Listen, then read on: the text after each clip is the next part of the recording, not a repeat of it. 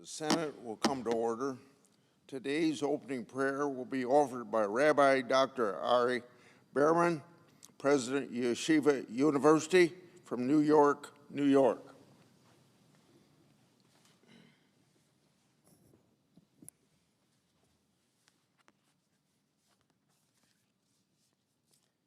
Let us pray. Almighty God, bless our chosen leaders, these devoted senators, with values and vision to guide America toward its purpose, born in liberty, driven by service, called to greatness. Our merciful Father, there is a hunger in this land, not for power, but for purpose, not to take, but to give. We are seekers, Lord, yearning for meaning. We all ask ourselves, why am I here? What is my purpose? Guide us, Lord, with the clarity to hear your call and the courage to live our answer. As with King David of old, renew within our senators the heart and spirit to unite our nation, to rise to this moment, to seize this great awakening, so that we each can reach our most noble selves. May this upcoming Jewish New Year bring prosperity to our neighbors and our nation, peace to Israel and to all places torn by war, freedom for the hostages and all who are held in captivity. May we each know the feeling of your love and your blessing. May this be thy will, and let us say, Amen.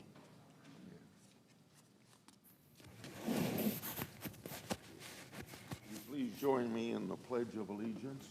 I pledge allegiance to the flag of the United States of America and to the republic for which it stands, one nation under God, indivisible, with liberty and justice for all.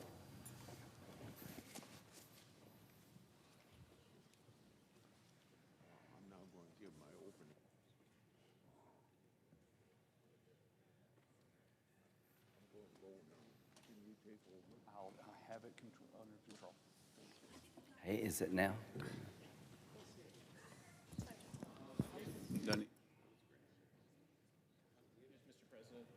Mr. President? Senator from South Carolina is recognized. Thank you, Mr. President. It's my honor to introduce Rabbi Berman, who just gave the prayer.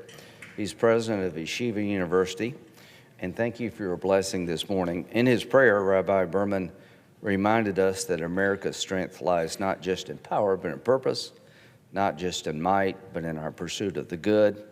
He has lived that principle. He is a global faith leader, distinguished scholar, educational visionary, who is shaping contemporary discourse at the intersection of faith, ethics, and higher education. As the 5th president of Yeshiva University, he has redefined the role of faith-based universities in the United States. He gave the benediction at President Trump's inauguration. Yeshiva University, for more than a century, has been contributing to the common good and advancing the cause of faith with purpose. It is one of the flagship universities in the entire world for the Jewish faith, and he's broadened his aperture there to bring us all together. Finally, I want to recognize Anita Sucker. You said, why are we here? I'm here because Anita said I needed to be here to recognize Rabbi Berman. Anita is a fellow South Carolinian. She's a trustee at Yeshiva University, and she has contributed to our state, to the values of service and education that bind us together. So Anita called me about you, and she was dead right, and welcome and well done. God bless you. I yield.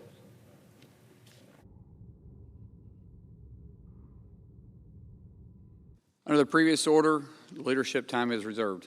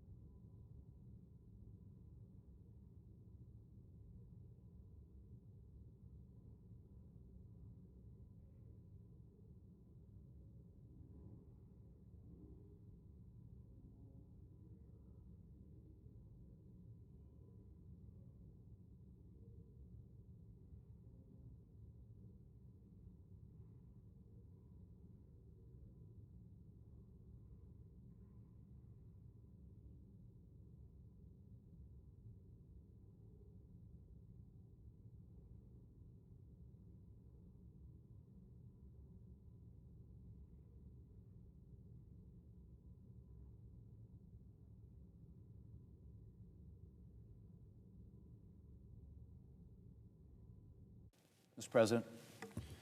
Leader is recognized. Thank you, Mr. President. Mr. President, as expected, there's been some Democrat commentary on the process I initiated Monday, a process to restore Senate precedent and codify in Senate rules what was once understood to be standard practice, and that is the Senate acting expeditiously on presidential nominees to allow a president to get his team in place. Now, I will say that the commentary has felt somewhat muted so far, and I suspect that is because Democrats know they don't have a leg to stand on here. After years of partisanship and slowly eroding the confirmation process, they finally went all in and broke it. And they have to know that. And so it's no surprise that they aren't exactly able to mount a compelling defense of their position or a compelling attack on Republicans' move to fix the Senate. On top of that, I suspect it's even possible that some Democrats are secretly relieved that we're restoring Senate precedent. After all, I suspect Democrats would prefer not to reap what they've sowed this Congress.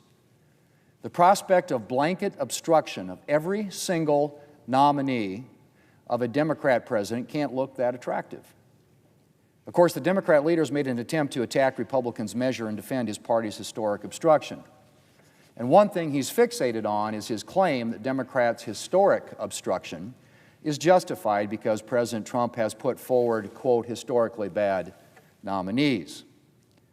But I'd just like to ask, Mr. President, if these nominees are as historically bad as the Democrat leader claims, why are Democrats voting for them in committee or on the Senate floor? Why have 62 of the 139 civilian nominees the Senate's confirmed so far been confirmed with Democrat support? Why are Trump nominees emerging from committee with bipartisan support? Is the Democrat leader suggesting that his own members are supporting historically bad nominees? On Monday, the Senate Judiciary Committee chairman came down to the floor and asked for unanimous consent to confirm a nominee for U.S. Attorney who was reported from committee by voice vote and who has the support of the 2 Democrat senators from his state. Is this a Democrat leader suggesting that the senior Democrat from Minnesota and the junior Democrat from Minnesota are conspiring with President Trump to put in place historically bad nominees? Mr. President, I completely respect Democrats' right to dislike some, or for that matter, many, of President Trump's nominees, and to oppose nominees that they consider to be historically bad. I've opposed more than one Democrat nominee in my time here. But let's get real here. This obstruction is not about historically bad nominees. The scores of nominees who've emerged from committee with bipartisan support are not historically bad. The U.S. Attorney candidate from Minnesota, supported by the senior Democrat senator from Minnesota and the junior Democrat senator from Minnesota, is not a historically bad nominee. And the only reason the Democrat leader objected to his confirmation by voice vote Monday, along with the confirmation of a Trump nominee who had previously been nominated by President Biden, is petty partisanship. Petty partisanship that is well on its way to turning the Senate from a legislative body into, in the words of the senior Democrat from Minnesota, and I quote, a full-time employment agency, end quote. Mr. President, before I close, I also want to mention one other complaint from the Democrat leader yesterday, and that is his claim that Republicans' attempt to restore Senate precedent on an en bloc consideration of nominees is somehow going to eliminate transparency. To hear the Democrat leader tell it, you'd think the Senate was going to start approving nominees in the dead of night behind closed doors in the Capitol basement. I didn't notice the Democrat leader objecting to a lack of transparency when we approved packages of Biden nominees, some of which probably did happen in the dark of night, albeit in the full light of the C-SPAN cameras. And of course, I should also mention that before any floor consideration, all of these nominees will have gone through the committee process, which will have provided still another forum for members to air concerns. Mr. President, the amendment to the rules Republicans are proposing is an idea with bipartisan pedigree. It would restore Senate precedent. And it would restore sanity to a confirmation process that Democrats and Republicans alike have complained is broken. Now, despite their historic blockade, I think a lot of my Democrat colleagues are well aware that we can't continue as we are. And so I say to those colleagues, many of whom I know do care about this institution, join us. Let's protect decades of Senate precedent on confirmations and get this institution fully functioning again.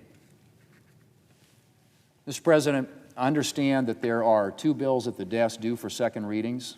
The leader is correct. The clerk will read the titles of the bills for the second time. S2748, a bill to establish a program to beautify the District of Columbia and so forth and for other purposes. H.R. 4553, an act making appropriations for energy and water development and related agencies for the fiscal year ending September 30, 2026, and for other purposes.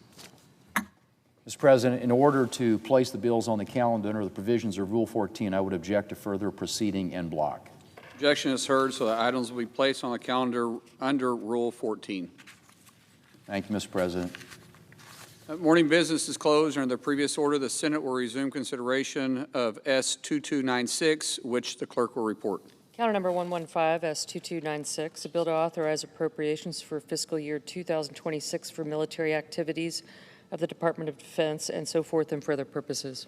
Mr. President, I suggest the absence of quorum. Without objection, clerk will call the roll. Ms. Alsobrooks.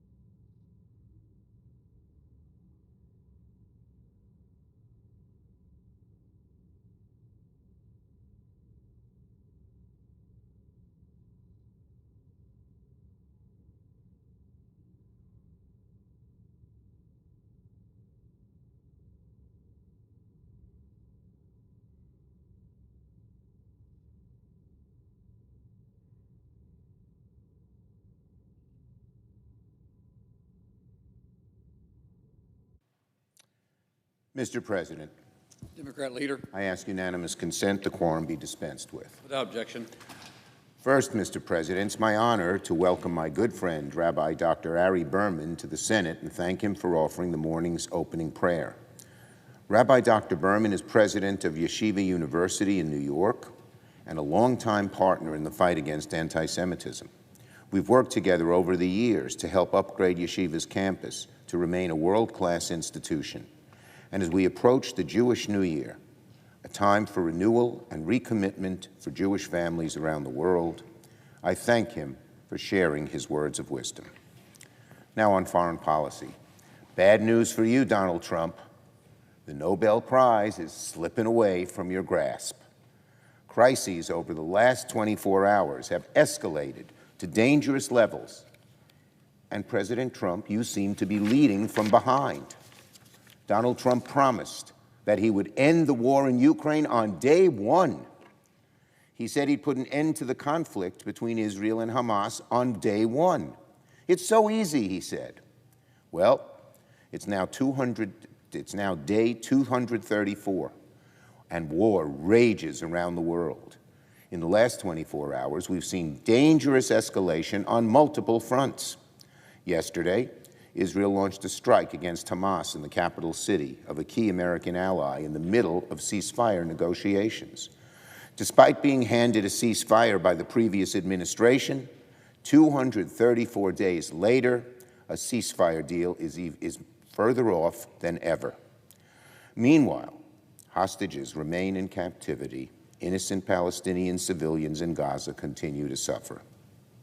In Europe, Vladimir Putin sent drones into Poland, a NATO ally, which required NATO military action to shoot down those drones. What was the point, President Trump, of your meeting in Alaska?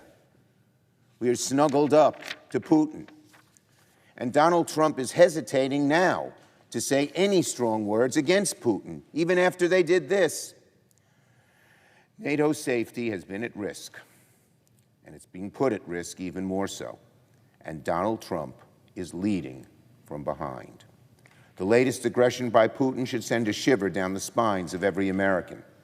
I warned of this scenario as the Senate debated sending more military support to Ukraine, and I warned at that point that any division, any hesitation of our resolve against Putin would be taken by him as weakness.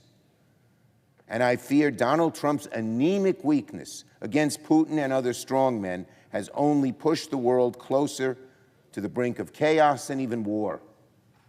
People don't take him seriously. People don't take Trump seriously on the world stage. That's great danger to the United States and to peace, because he bluffs and backs off. He sucks up to people, and then he doesn't do anything when they hurt him and hurt us. I warn all senators, history will not look kindly upon us if we stand back as Donald Trump acquiesces to Putin and cements himself as a Neville Chamberlain of our time. Now on tariffs and the bad Trump economy. Yesterday, the Supreme Court agreed to hear arguments on the legality of Donald Trump's tariffs as soon as next month. Legally, there is no doubt the Supreme Court should strike down Donald Trump's tariffs decisively. That's the role that the court should play, and we hope our Supreme Court justices realize that. They're not there just to serve Donald Trump.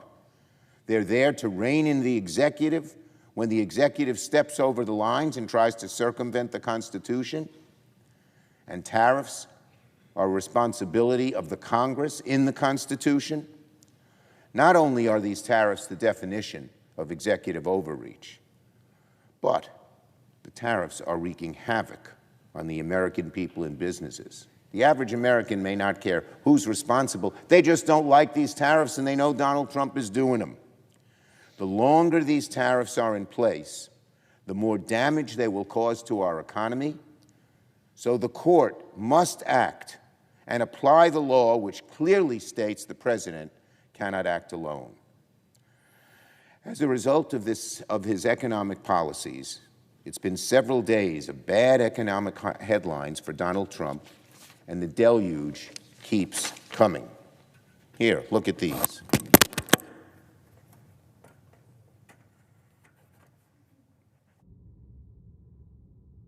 Look at these, folks.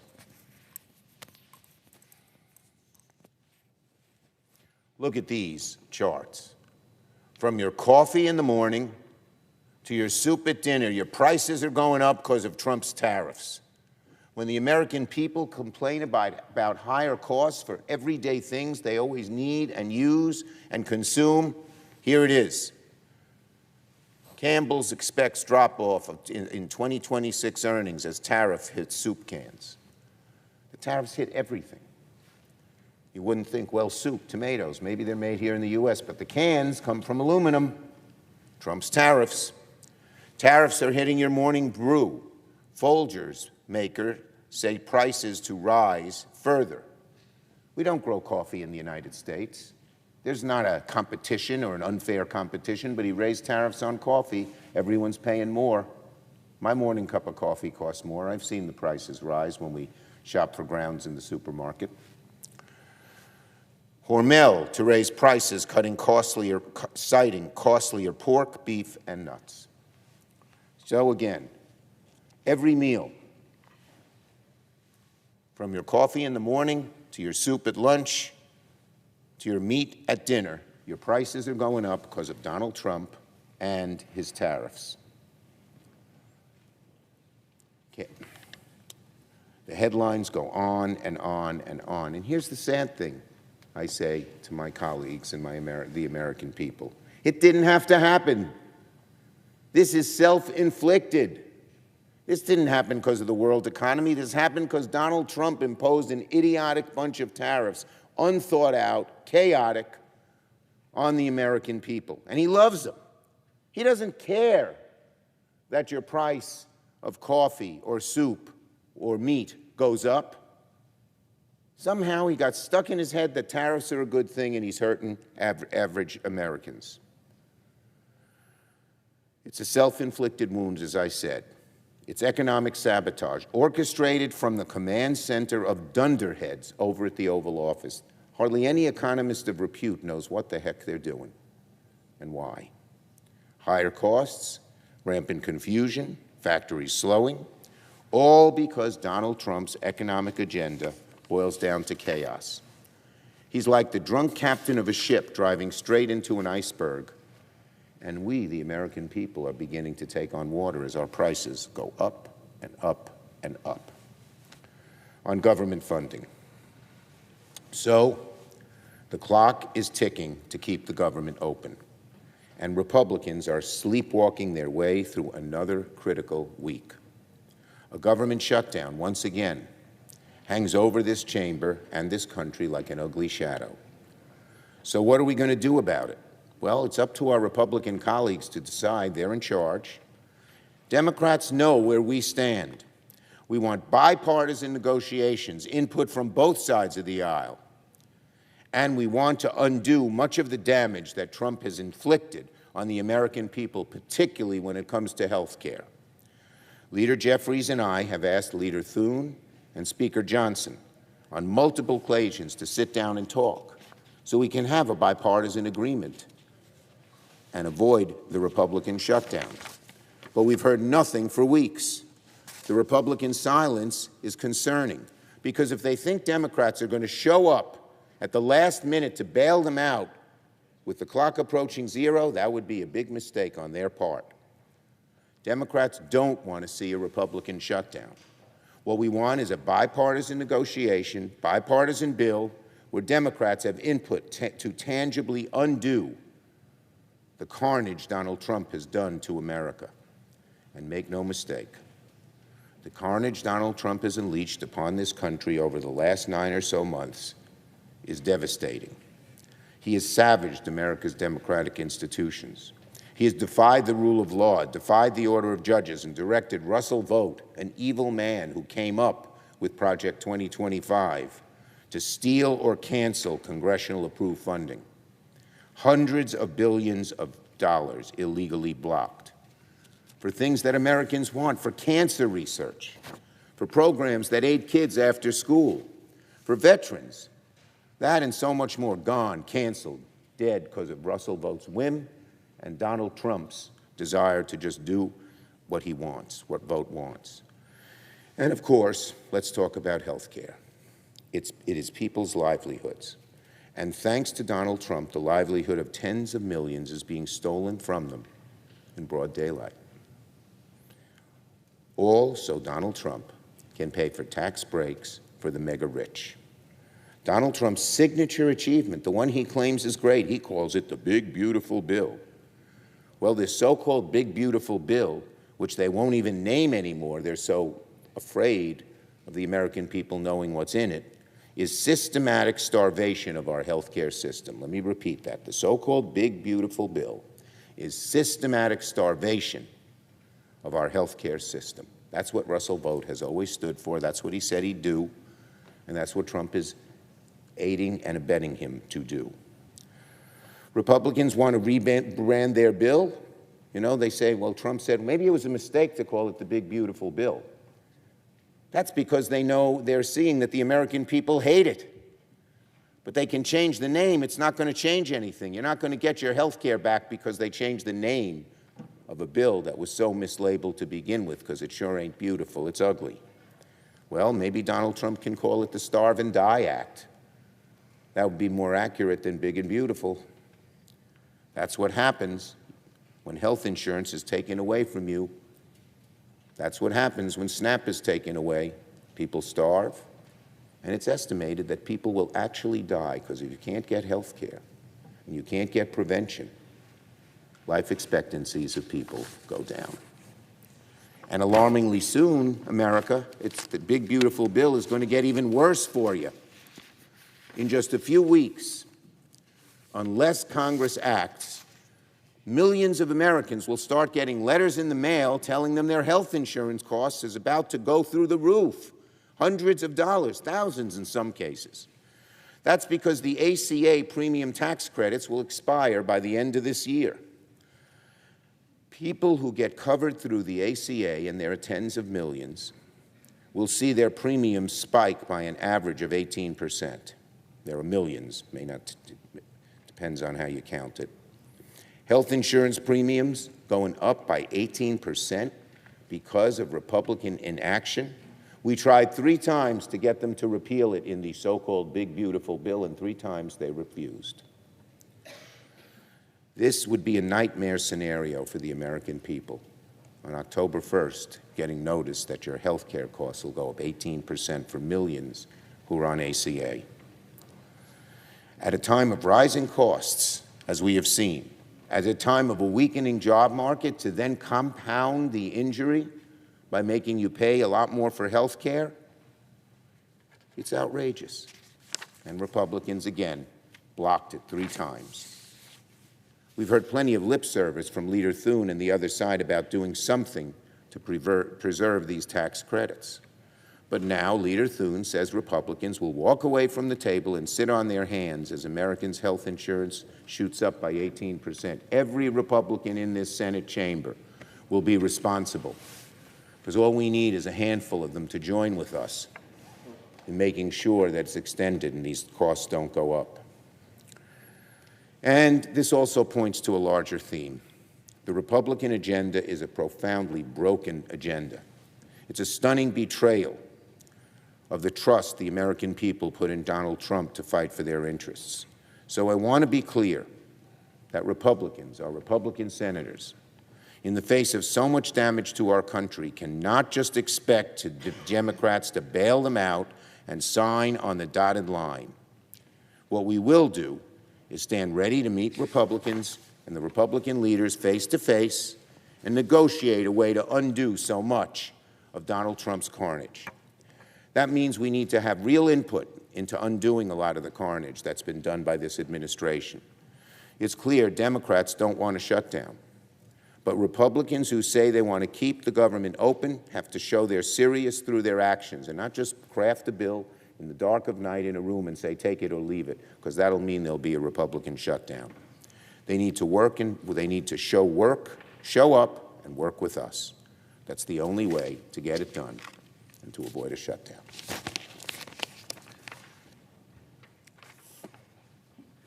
Mr. President,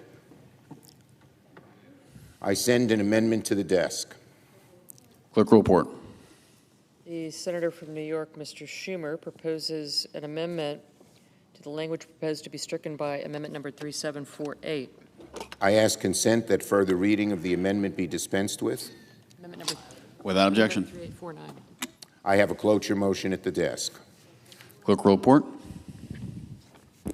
Cloture motion, we, the undersigned senators, in accordance with the provisions of Rule 22 of the Standing Rules of the Senate, do hereby move to bring to a closed debate on the Schumer Amendment number I ask 3849 to 2296 to authorize appropriations, so forth, for other purposes, signed by 18 senators as follows. I ask consent the reading of the names be waived. I Without objection. suggest the absence of a quorum. Clerk will call the roll. Ms. Alsobrooks.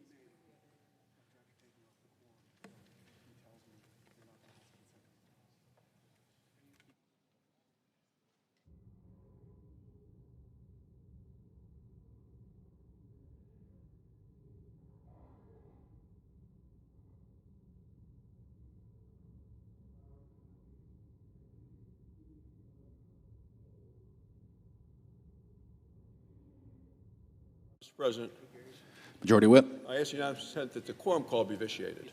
Without objection. Thank you, Mr. President.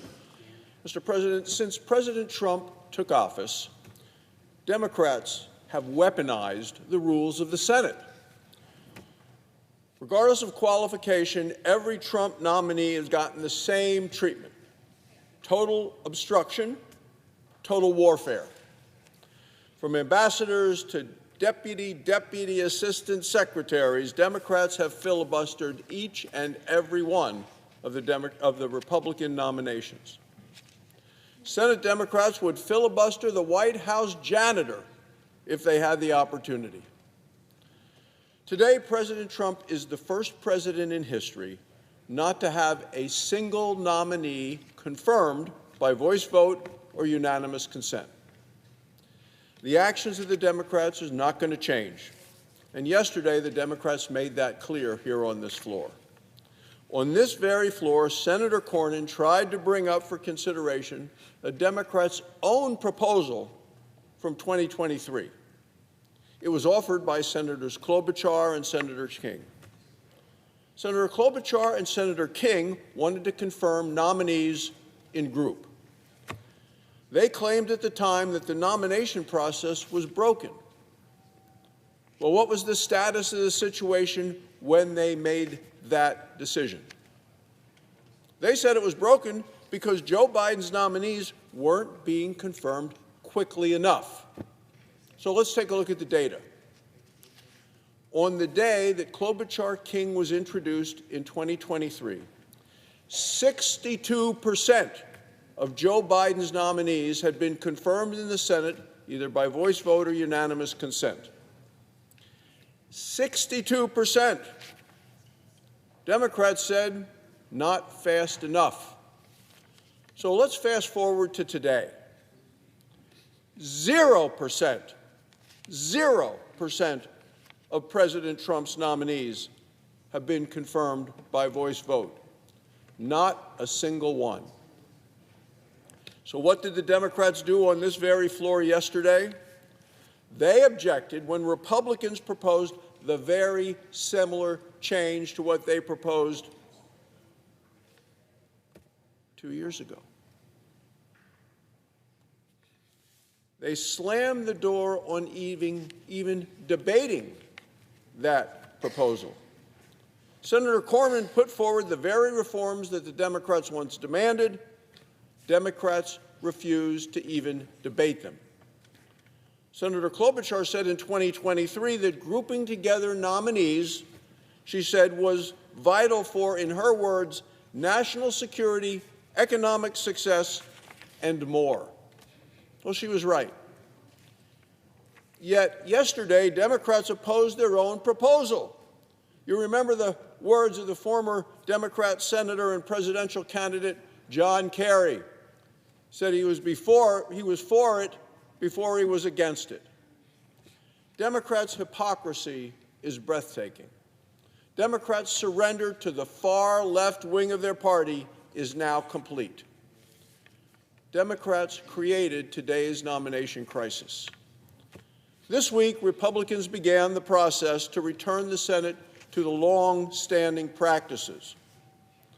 The Senate has a history of allowing these sub-cabinet nominees to be confirmed in groups. The resolution that we have today formalizes what both parties have always done until now. Senate Republicans are building on the Klobuchar-King proposal. Republicans are simply updating it to reflect Democrats' unprecedented obstruction. Unlike the Democrats' previous version, the Republican plan is more limited. Democrats wanted to group together and confirm lifetime judicial appointments. The Republican plan doesn't include judges. Our proposal deals only with sub-cabinet nominees and sub-cabinet nominees only. Not judges, not cabinet secretaries. Those nominees will still be considered individually, many of them requiring up to 30 hours of debate. Now, modern presidents have over 1,000 positions that need to be filled, put on the job. This includes deputy secretaries, undersecretaries, assistant secretaries, deputy assistant secretaries, ambassadors, and others. Those positions keep the government running. Those nominees will now be confirmed in groups, just like they were for every president before President Trump. Every committee hearing and every markup will still happen. Every FBI background check will still occur. Every ethics review will still happen. Every nominee will still appear in front of the committees. Every nominee will still be questioned by senators, and every nominee will still be subject to a vote in the committee. In other words, scrutiny will continue. What will end is Senator Schumer's ongoing, endless obstruction. The floor here is for final action. It's not for endless obstruction. To my Senate colleagues who participated in this blockade, let me say this. You've had your chance to be reasonable. You've had a chance to work together, work with us. You have chosen obstruction instead. You demanded change at a time when 62% of Joe Biden's nominees were confirmed by voice vote. Yet you now reject the very changes that you once championed now that a different president, President Trump, is getting 0 nominees confirmed by voice vote or unanimous consent.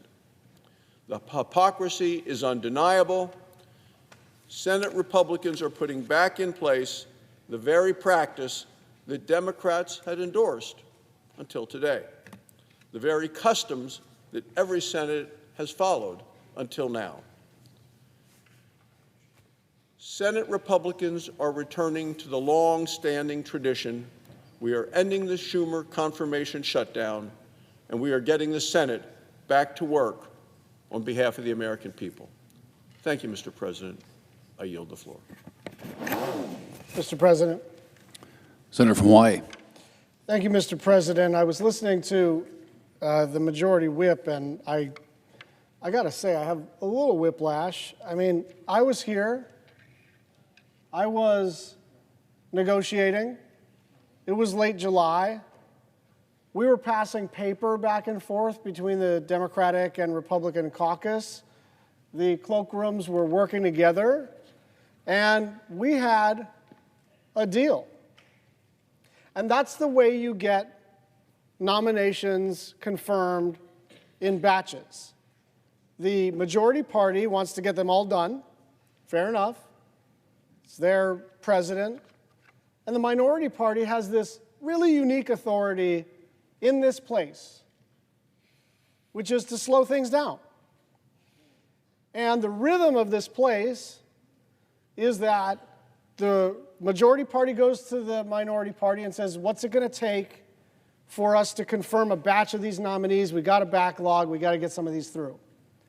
And so there are a couple of ways that that normally happens. First of all, you pair Democrats and Republicans together so that each party is getting a little bit of what they need. The problem with pairing in the Trump era, and it's different from Trump 1.0, is that President Trump hasn't even nominated Democrats to commissions like the SEC, the FTC, the FEC, the CFPB. All of those agencies usually have Democrats and Republicans nominated, and then they kind of languish on the floor until we cut a deal and we confirm them all. We had no deal space because there were no Democrats to deal out. And, by the way, many Republicans with whom I talked said, yeah, that's a fair point. Let me go and talk to the chief of staff of the president. Let me go talk to the White House team. We should get you some Democrats so that we can do some nominations in what they call the wrap-up script, right? The second thing is on the ambassadorships. Usually we are able to confirm a bunch of the career State Department officials, people who work in the Foreign Service who are not political at all. And then it's the donors and the friends of the president and the kind of like, I think the whole process, frankly, of how we decide our ambassadorships is totally bananas. But both parties do this, where donors and friends of the president are the political nominees for ambassadorships. Okay? So those are the ones that we usually require a vote on. And the civil servants, the long time, some charge d'affaires for Mozambique or whatever it is, like, we're not going to fight over that, and we just confirm them. The problem is there were like fewer than 5 career State Department people nominated to these positions, and so again, not a lot of deal space. But still, we found 35 that we were willing to do in exchange for things, and we did not ask for anything that was unreasonable in the sense of something that would be objected to by large numbers of Republicans. This was NIH funding and releasing funds for, even when we did that rescissions package, now about 6 weeks ago on the foreign aid stuff, there were a couple of categories of foreign aid that everybody said they liked. And so we just said, why don't you release the previously authorized and appropriated funding, because people are literally dying around the world. And you guys say UNICEF, PEPFAR, the World Food Program, you're still for that. You didn't like the stuff happening at USAID, but there are categories of foreign aid that you are still in favor of. So we found these relatively small, discrete things that everybody in this place, maybe 95 of us, are in favor of in exchange for 35 nominees. Great. Looks like we've got a deal. We're trending towards a deal. Donald Trump gets on the phone with the leadership of the United States Senate and says, everybody go home. Everybody go home. And so the reason we don't have all of these nominees confirmed is the lack of the ability to conduct business in the United States Senate. And there are a lot of talented legislators, but what they have done is remove their frontal lobe and just substituted Donald Trump's judgment for their own. And so they don't want to cut deals with Democrats anymore. And that, that goes for the big, beautiful bill. That goes for their approach to appropriations. That goes to their approach for basically everything. And so it's true that we put some sand in the gears on purpose. That is what minority parties are supposed to do. That is how the United States Senate is supposed to work. And the way you untangle that is through the hard work of negotiating across the aisle, and they just didn't want to do it.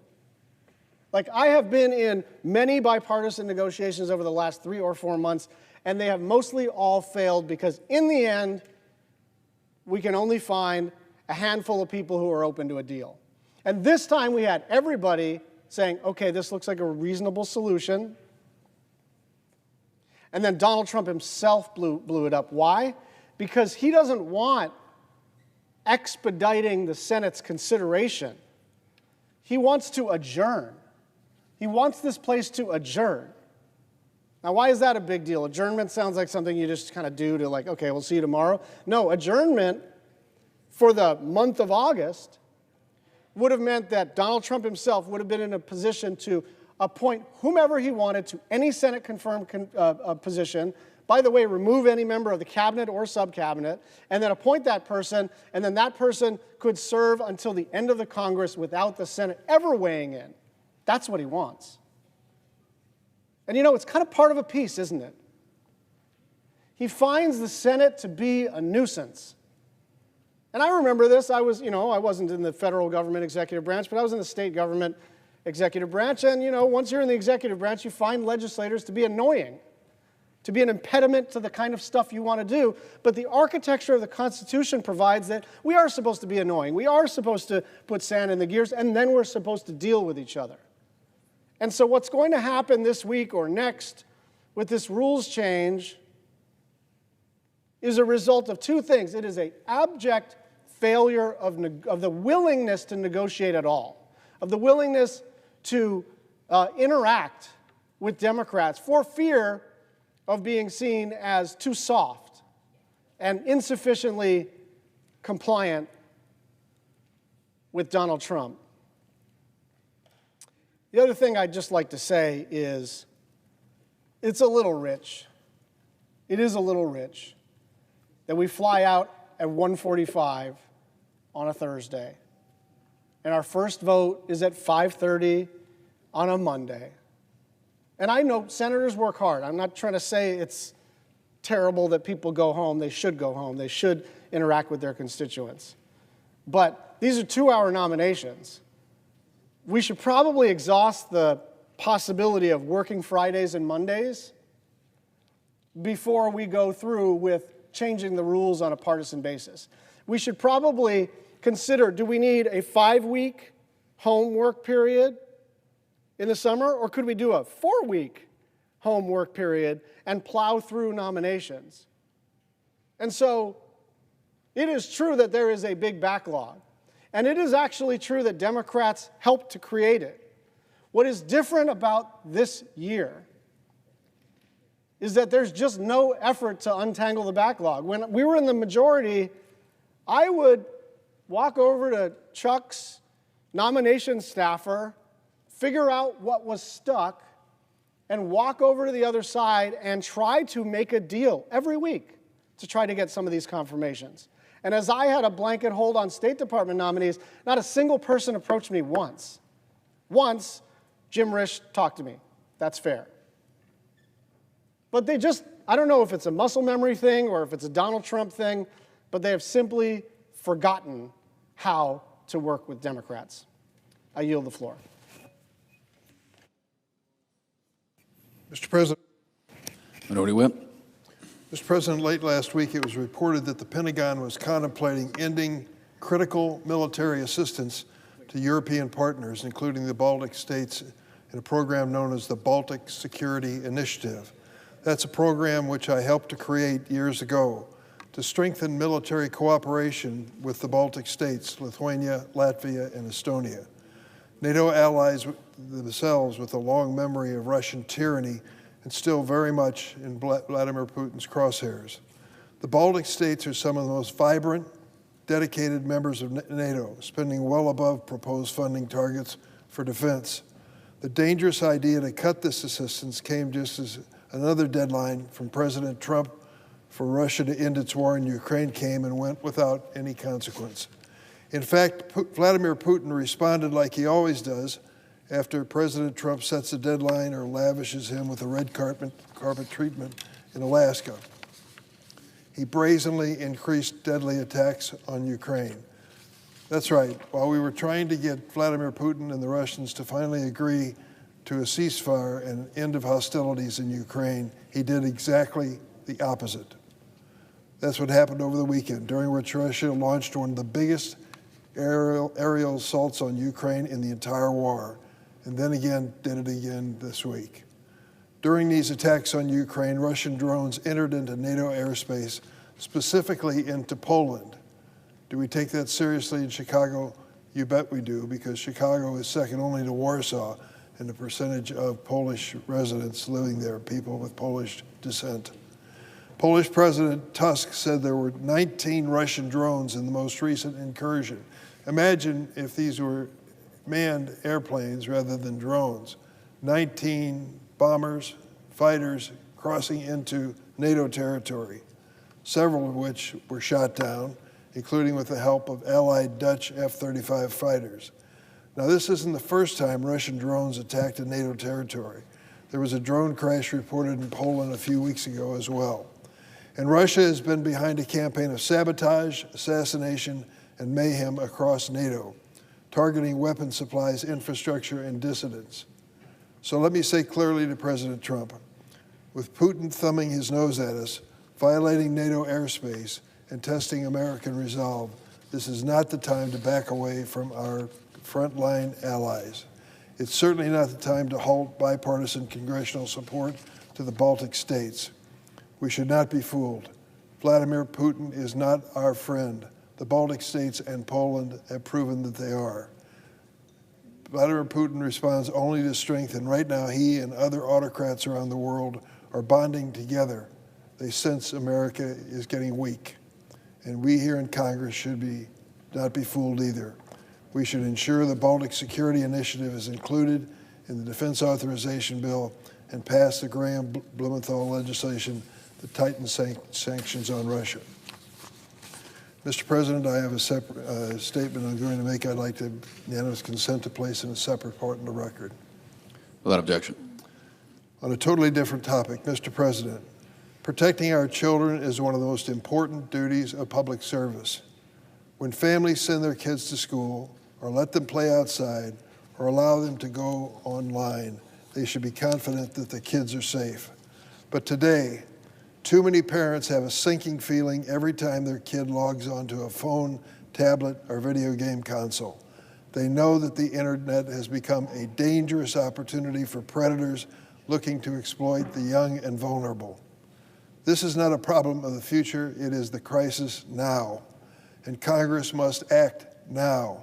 In 2014, the National Center for Missing and Exploited Children, known as NCMEC, received approximately 1.1 million cyber tips about child sexual abuse material known as CSAM.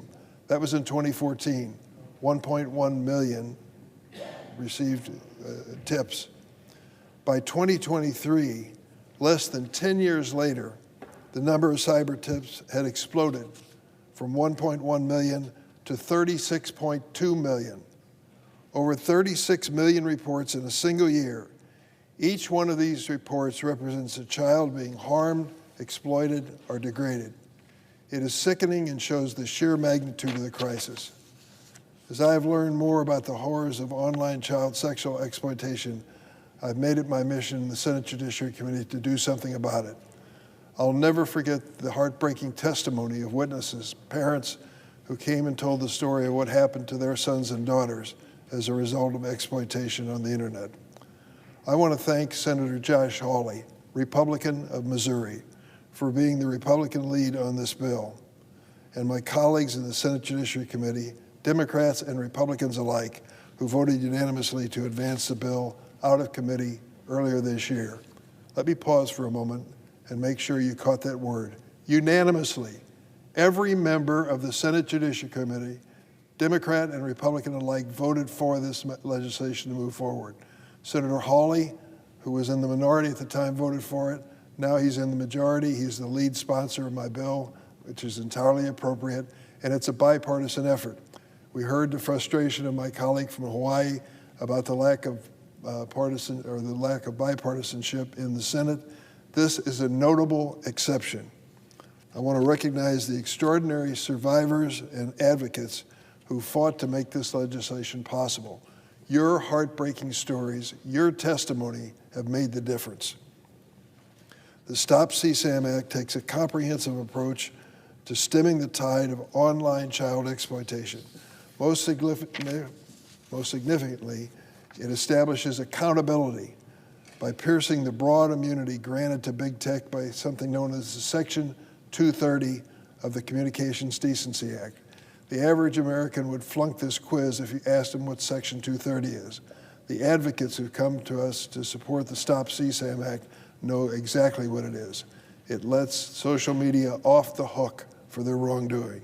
For too long, courts have read Section 230 so broadly that it has allowed companies hosting, promoting, even profiting from CSAM to be shielded from any responsibility or accountability. That's right, they can do the wrong thing and never pay a price because of Section 230. The Stop CSAM Act changes it. It opens the courthouse doors to survivors and families. I can think of no other single thing that we could do which would be more effective. If these social media platforms can ignore parents and ignore the exploited young people and go about their business, they'll have a second thought on the subject if they face the possibility of going to court.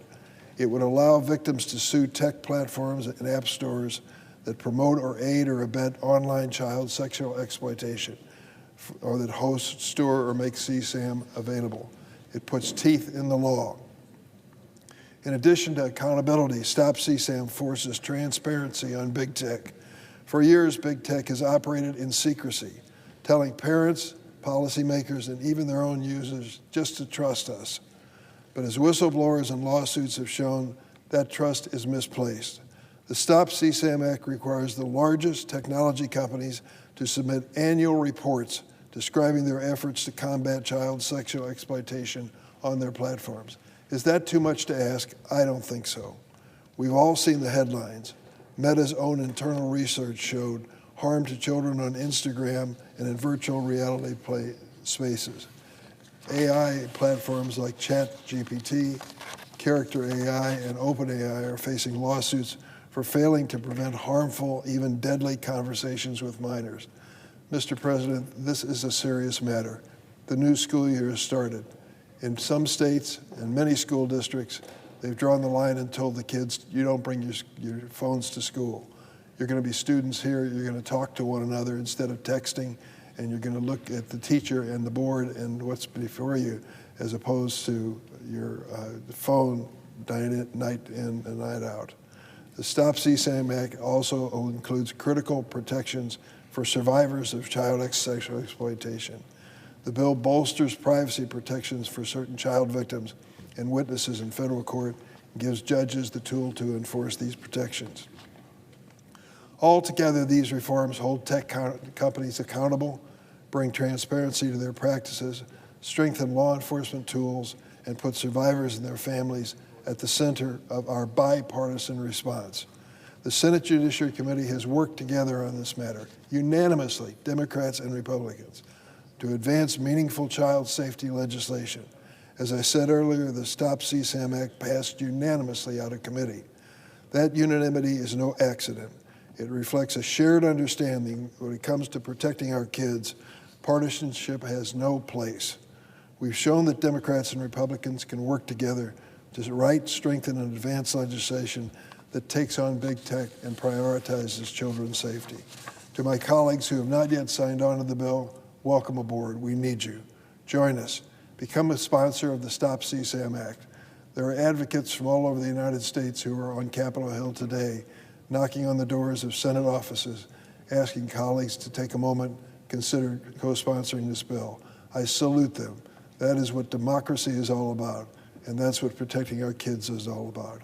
The Judiciary Committee has done its job. The families in our state are watching. Survivors are waiting. Advocates are working day and night to protect kids at home and worldwide. It's time for the Senate to act.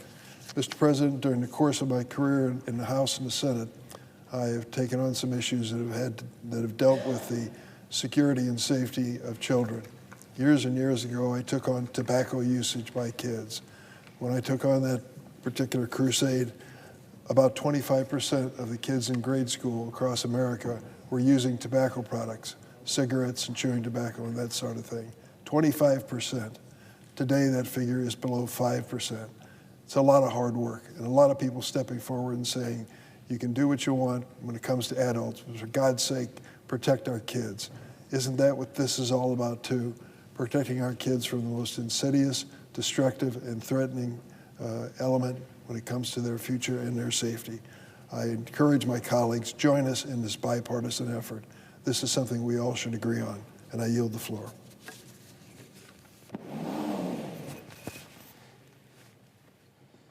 Mr. President, I ask you, Mr. President.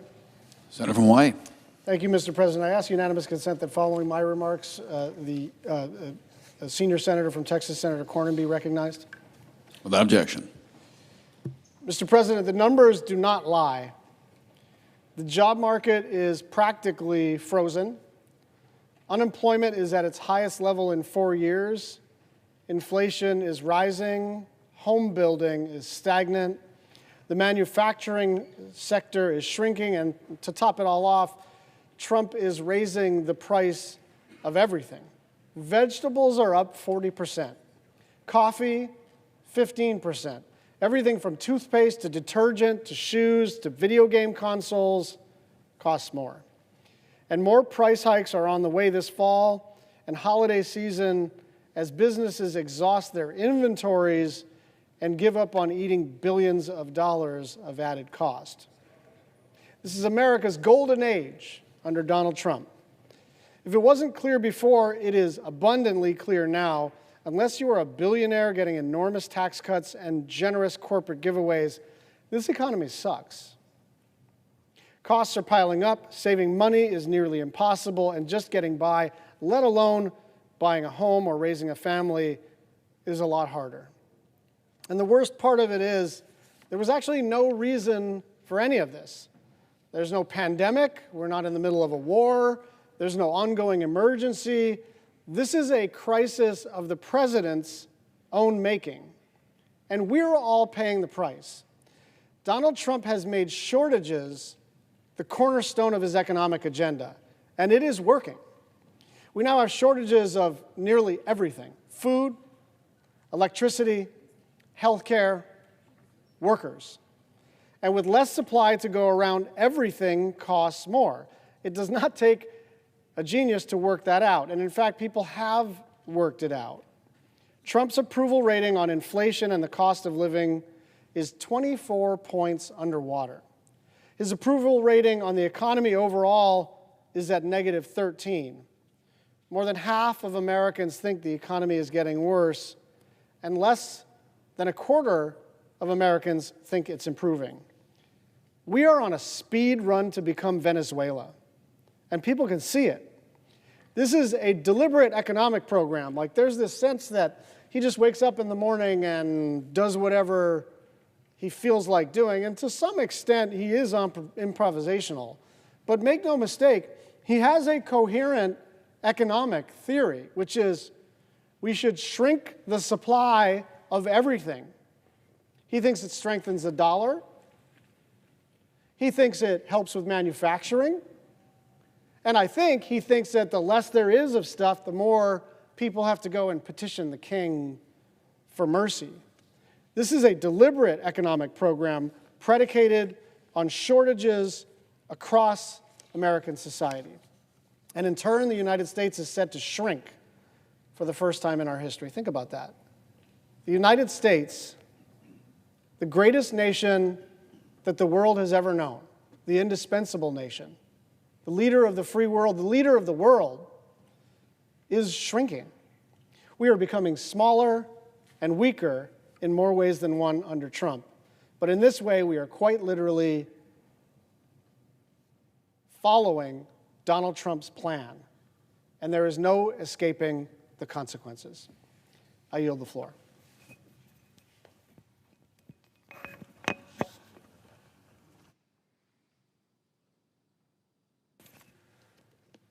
Mr. President. Senator from Texas.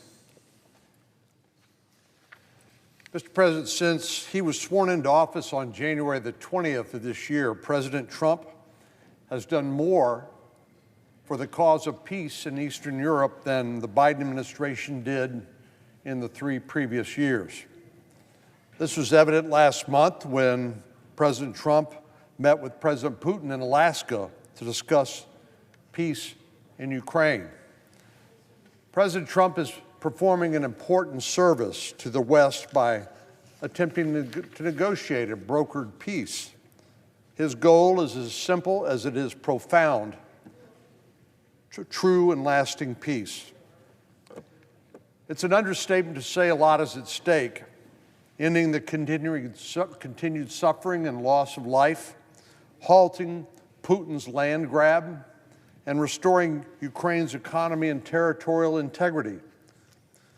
And while Putin has suggested that peace would ultimately equate with victory for Russia, I suggest that this war has resulted in nothing less than a strategic loss for Russia and the Russian people. There seems to be a prevailing narrative that Putin is winning and Ukraine is losing, and that the purpose of ending this war is simply to mitigate further damage to Ukraine while appeasing the aggressor, Russia. But if we consider all that's happened in the last 2.5 years, a much different picture becomes apparent. Not only has Russia failed to achieve its operational objectives, it's also suffered significant strategic setbacks that will impact that country for years to come. In February of 2022, Russia invaded Ukraine with the goal of marching to Kyiv and reestablishing Ukraine as part of Russia, restoring that part of the Soviet Union, so to speak. Putin, at first, very nearly succeeded. The Russian army came within miles of Kyiv, but then what happened?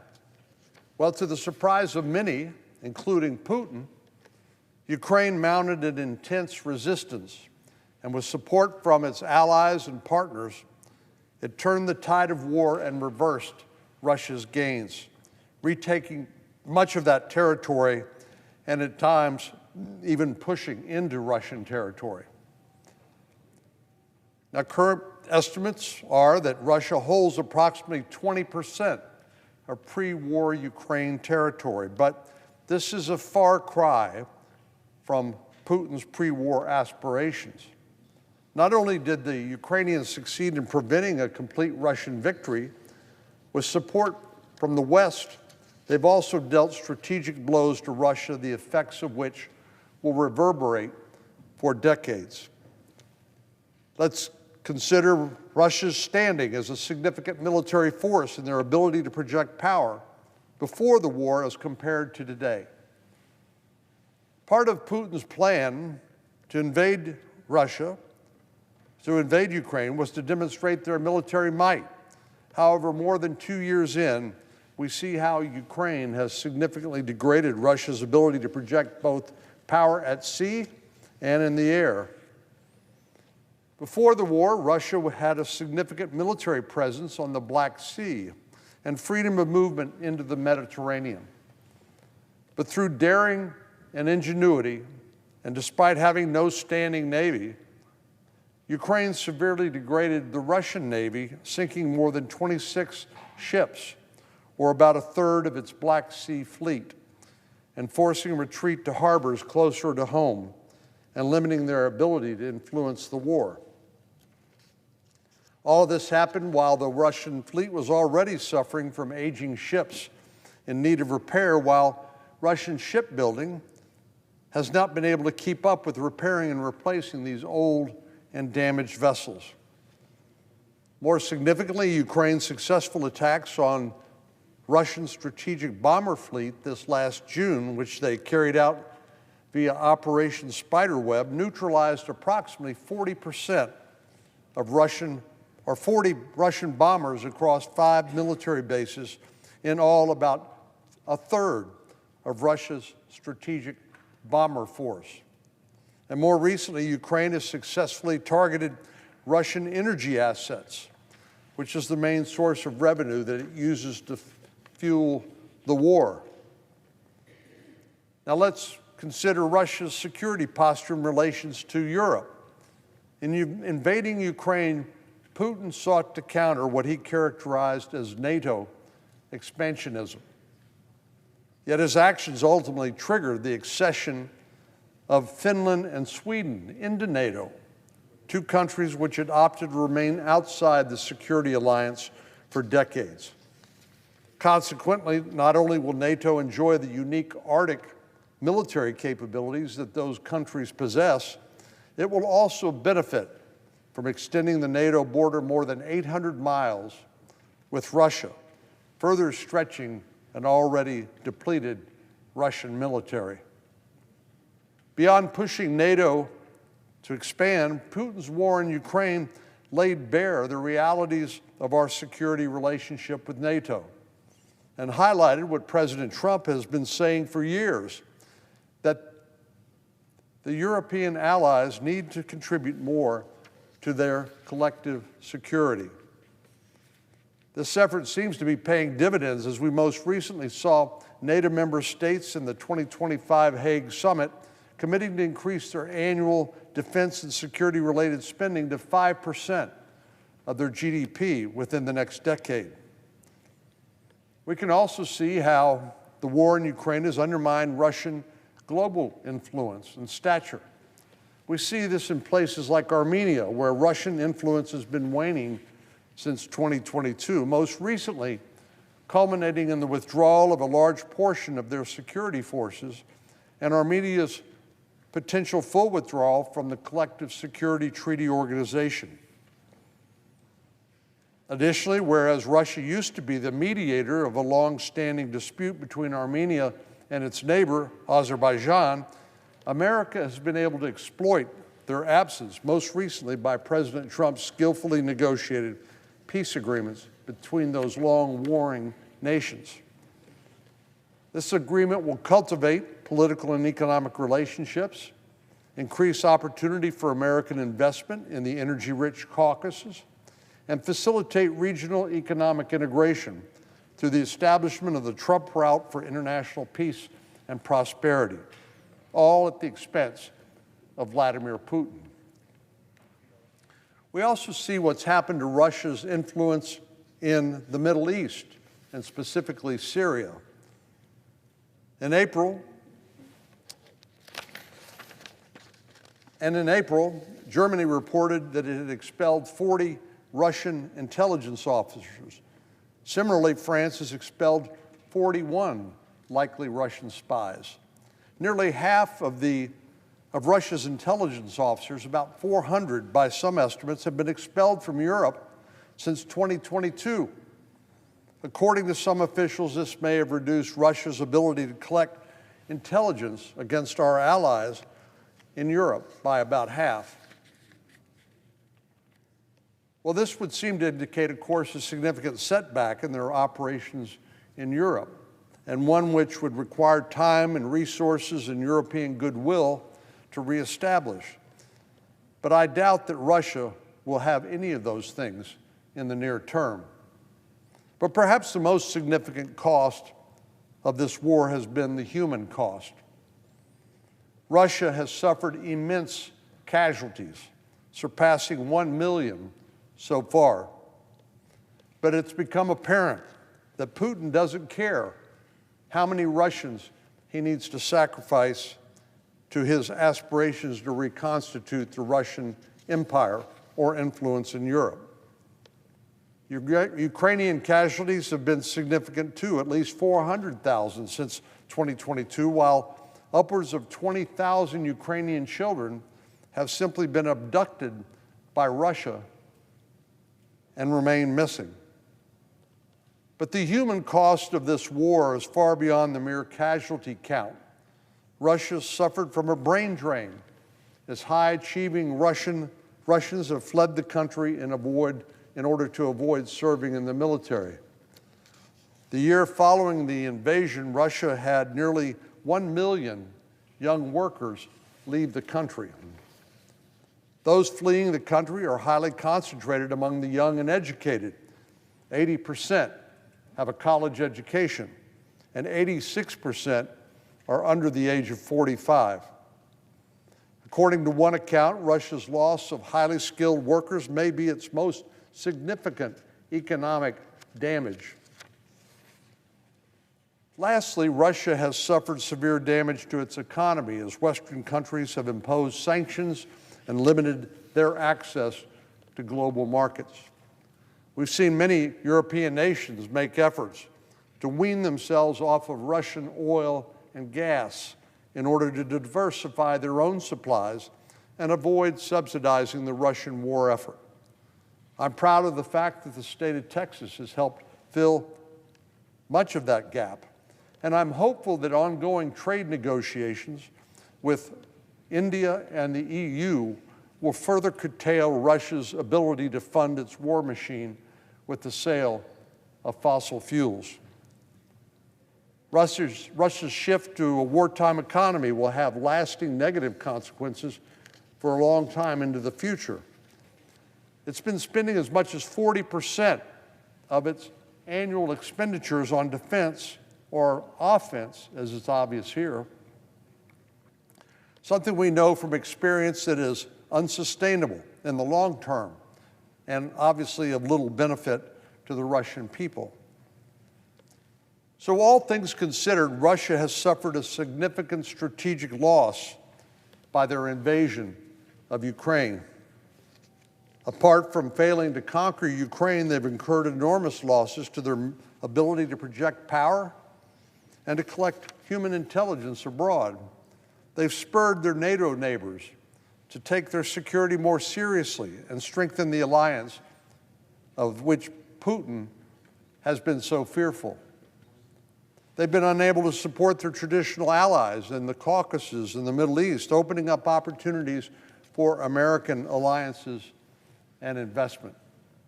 And they've suffered tremendous human and financial costs that will endure for years beyond any forthcoming peace.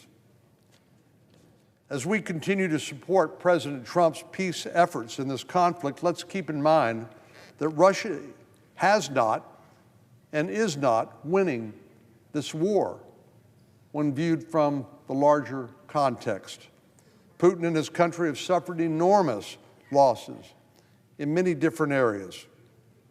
But it's clear that Putin's motivation is not driven by a sober cost-benefit analysis, but rather by delusions of grandeur and reestablishment of the Russian Empire.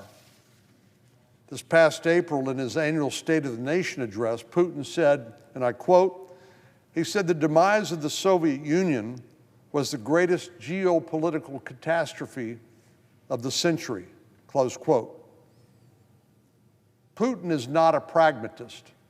He's not moved by cost-benefit. He's not moved by the loss of 1 million Russian casualties. The best way to bring Putin to the negotiating table with a sincere desire to end this war is by making clear that he has not and cannot win this war. We and our allies need to continue to impose greater costs in the form of additional punishing sanctions, especially on their oil production, which largely finances, as I said, the Russian war machine.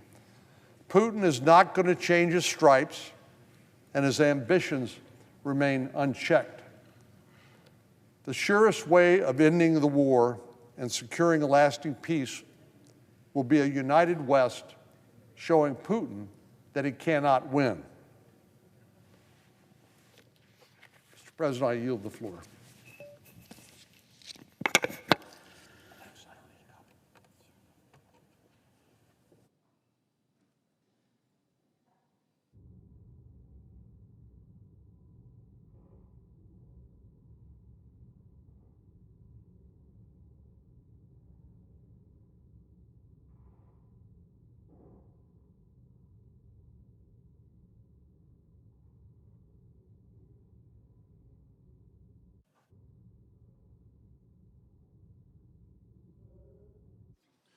Senator from Hawaii. I sent an amendment to amendment number 3849 to the desk. The clerk will report. The senator from Hawaii, Mr. Schatz, proposes an amendment number 3854 to amendment number 3849. I suggest the absence of a quorum. Clerk, call the roll. Ms. Also Brooks.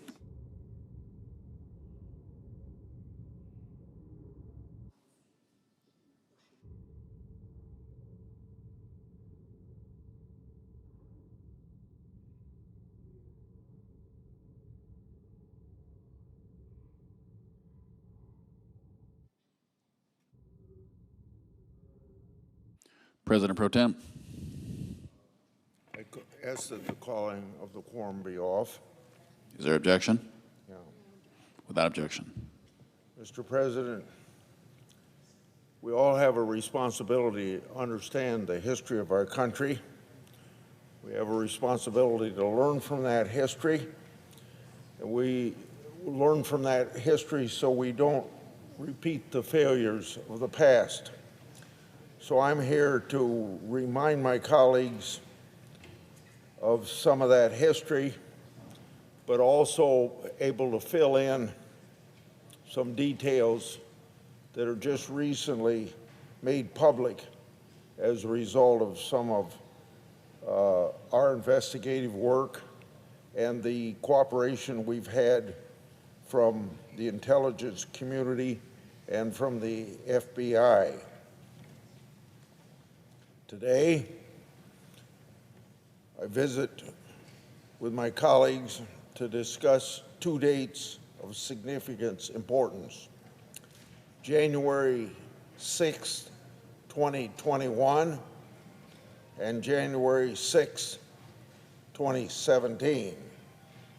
And most of my remarks are about that date in 2017. Regarding the 2021 date, it was a dark day in American history. The violence against our Capitol and law enforcement was, as we all know, a great national disgrace. First Amendment activity turned into something else. The latter date, January 6, 2017, is a date many in this country may not be important that we remember it. It's a day that signifies a much larger systemic attack on our republic. On that date, as the Obama administration planned its exit from its presidency of 8 years, final traps against the incoming first Trump administration. To fully understand January 2017, we must revisit March and July 2016. But one could argue that it all started June 16th, 2015, when Trump declared his candidacy. Around March or July of 2016, the FBI received particular intelligence information. Notably, July 2016 is the very same month that FBI Director Comey opened the discredited Crossfire Hurricane investigation. That intelligence information consisted of reports that the Clinton campaign, with Hillary Clinton's approval, created a plan to falsely tie Trump to Russia. That information was made public this year, Clinton Annex. The Clinton Annex showed the FBI had evidence necessary to do a complete investigation into Hillary Clinton, and the FBI failed to look at it, at that very evidence, and perhaps they intentionally decided not to follow up. So the FBI swept the evidence against Clinton under the rug as they planned to advance the crossfire hurricane against Trump. Regarding the intelligence about the Clinton campaign's plan to falsely tie Trump to Russia, the Durham Annex notes that, quote, FBI was fully alerted to the possibility that at least some of the information it received about the Trump campaign might have its origin either with the Clinton campaign or its supporters, or alternately was the product of Russian disinformation, end of quote. The Durham Annex concludes in part that, quote, despite this awareness, the FBI appears to have dismissed the intelligence information as not credible without any investigative steps actually having been taken to either corroborate or disprove the allegations. In other words, the FBI could do, and that is follow up on the facts. So just as the Clinton Annex, where Comey's FBI didn't investigate evidence that might have been bad for Clinton, the Durham Annex shows Comey, FBI, didn't investigate intelligence that the Clinton team wanted to falsely tie to Russia to destroy his candidacy in favor of her candidacy. I refer to the Durham and the Clinton annexes because they were just recently declassified, so this information is available. So folks, that is what I just described as a cover-up. So the question, what was the main purpose of the cover-up? The answer, weaponize the federal government to destroy Trump's candidacy and presidency to favor Clinton. You see, Clinton, to the people in this August 2016, President Obama and Vice President Biden met with 3 high-level people, or probably more than 3, but the 3 that I name are CIA Director Brennan, Director of National Intelligence Clapper, and FBI Director Comey. They discussed the intelligence relating to the Clinton plan. They were aware of the possibility that the Clinton campaign had dirty tricks up their sleeve designed to impact the election. Question, let me ask. So did that stop the Obama administration's effort against Trump? Well, we know now that it did not. Then on December the 9th, 2016, so this is after Trump had been elected, President Obama's national security team gathered. That meeting included Director of National Intelligence Clapper, CIA Director Brennan, FBI Deputy Director McCabe, National Security Advisor Susan Rice, Secretary of State Kerry, Attorney General Lynch, and others. After that meeting, Clapper's office transmitted an email to the intelligence community leaders titled, quote, President of the United States, tasking on Russia election meddling, end of quote.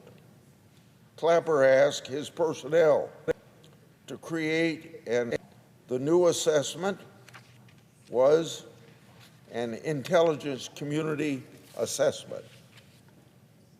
Per the good investigative work of the House Intelligence Committee's report, quote, unlike routine intelligence community analysis, the intelligence community assessment was a high-profile product ordered by the President, directed by senior intelligence community heads, and created by just 5 analysts using one principal director.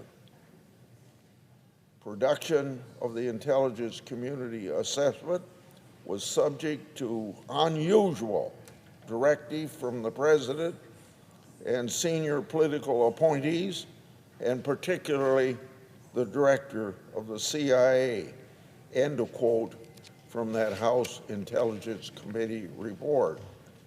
Again, a question. Why go through all this effort to create a new product? Well, according to the good work of Tulsi Gabbard in the House Intelligence Committee, CIA officials didn't have credible and verified information showing Putin wanted to get Trump elected. And the intelligence at the time showed that Putin withheld information that would have been damaging to Clinton and therefore would have helped Trump. Obviously, these fixers would not do anything to hurt Clinton. So, the Obama administration needed their fixers. On December 22, 2016, National Security Agency Director emailed Brennan, Clapper, and Comey. That email noted that the National Security Agency didn't have enough time to review the intelligence for purposes of the new intelligence community assessment Obama ordered. So they wanted to get it done very, very quickly. So this is how Clapper responded to the National Security Agency. Quote, we may have to compromise our normal modalities, end of quote, and that, quote, more time is not negotiable, and this is one project, continuing to quote, this is one project that has to be team sport. In other words, we need this very quickly. Don't go through the normal process. You see here, the deep state wanted a new intelligence product created from the top down, not from the bottom up, as is usually done, and they wanted it done so badly that they were willing to cut corners, even if it put the country into chaos. What was this new product? It was the December 30th, 2016 Intelligence Community Assessment tying Trump to Putin. It stated in part, quote, we assess Putin and the Russian government aspired to help President-elect Trump discrediting Secretary Clinton and publicly contrasting her unfavorably to him meeting Trump, end of quote. In their partisan Reich, and it was a Reich, that intelligence product was published on the date that I previously referred to, that is a date ought to be remembered, January 6, 2017. That same day, then, Director of the FBI, Comey, briefed President that we call that famous Steele dossier. The new intelligence assessment said Putin favored Trump over Hillary Clinton, even though earlier intelligence had shown Russia simply wanted to cause political chaos in the United States, and it didn't matter whether that president was a Clinton or a Trump. The new intelligence assessment is exactly what the Durham Annex and the Clinton campaign wanted to accomplish. The Durham Annex also noted existing intelligence products, said the Clinton campaign believed elements of the Obama administration would help them achieve their political ends against Trump. Based on the available evidence, there is no doubt the new intelligence assessment was a political hit job that had been ordered by President Obama. And let me remind folks that Senator Johnson and I got Annex A to the new intelligence assessment declassified way back in 2020. Annex A was a summary of discredited Steele dossier. Comey and Brennan worked hard to make sure it was included, even though it was unverified and didn't meet the standard for inclusion. Now, how convenient do you see that is for them? Now, this next part is very important. In 2020, Senator Johnson and I publicly released additional information that we'd been able to get declassified. That declassified information showed that the Russians knew of the Steele dossier at least as early as July in Crossfire Hurricane.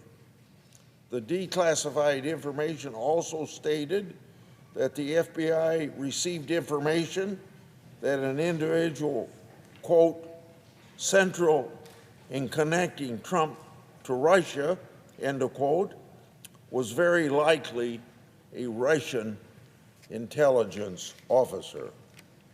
The declassified information also showed that the FBI received an intelligence report on January 12, 2017, warning of false information in the dossier, and that the material was, quote, part of Russian disinformation campaign to denigrate U.S. foreign relations, end of quote. On the very same day, January 12, 2017, the FISA warrant on Carter Page, which used the discredited dossier, was renewed for the first time. The Steele dossier served as a gift to the Russians, a vehicle to pack false information in the hopes the Obama administration and Comey would fall for it, hook, line, and sinker. Or Obama and his minions saw the obvious and proceeded anyway, believing nobody would ever get all this information declassified for public to see. In any event, with all these red lights flashing stop, the Obama administration went full speed ahead. And even with Trump as president, Comey gleefully ran every stop sign. The Comey FBI still used the discredited Steele dossier to get a FISA warrant and multiple renewals on Carter Page. And the political hit job continued with the Mueller special counsel investigation. Now, with the public having seen all this declassified information kept in the dark, for all of 10 years, there's no doubt that Mueller investigation or review was totally unnecessary. As this continued to evolve, the Mueller fiasco was just the deep state trying to get another hit job on Trump. Then, the Biden administration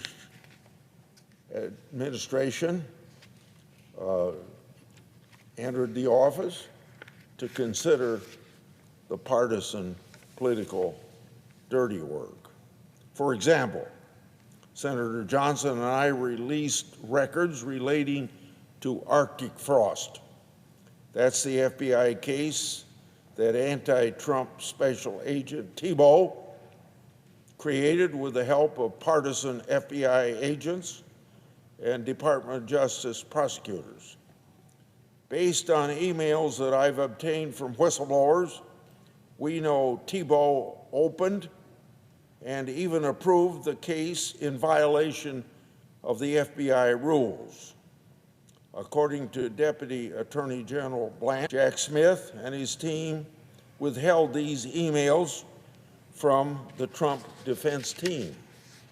Arctic Frost conveniently became one of Jack Smith's cases against Trump, and it was politically infected from the very start.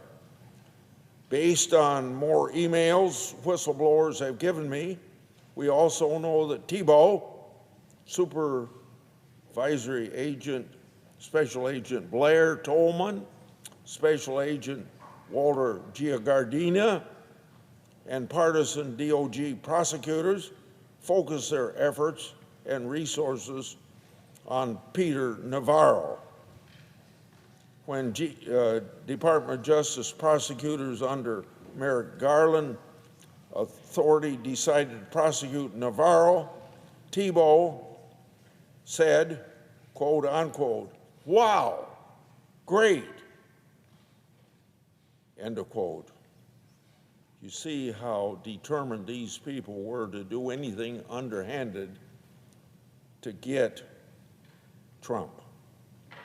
From the time then candidate Trump came down the escalator in 2015 to this very day, it's been a decade of political weaponization of law enforcement and intelligence community activities. The examples I've given today are that, examples. I could speak for days on end about my investigative work, what it's uncovered over the years, and the fact that political bias has so deeply infected this country's law enforcement and intelligence community agencies. What that's all added up to, it ought to shake everyone in this country to their very core. If the government, including the Department of Justice so-called Public Integrity Unit and an elite FBI public corruption squad, can do that to the President of the United States, just imagine what the government can do to you, the very citizens of this country, if it decides to give you its full and undivided attention. January 6, 2021 was a single day, a day that we shouldn't forget. January 6, 2017 was a day that was meant to topple a presidency. And it should certainly outweigh January 6, where a ragtag mob stormed the Capitol with zero chances of succeeding. To be intellectually honest and fair, we can't ignore the decade of weaponization and intelligence community agencies against Republicans. not just the president. What's so disgusting about Obama and Biden administration's partisan conduct that I've just told you about is that its personnel didn't care about the long-lasting damage to this great nation, including eroding trust in American institutions. And the partisan media went right along, no questions asked. And those journalists in this town and around the country are supposed to be policing the political system to make sure that everything is above board. And they didn't do it in this case, and they aren't doing it today either. In this case, no questions were asked.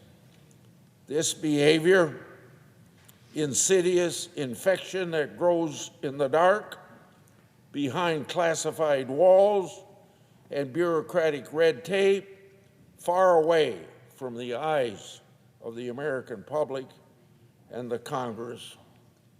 And all this behavior was paid for by the taxpayers of this country.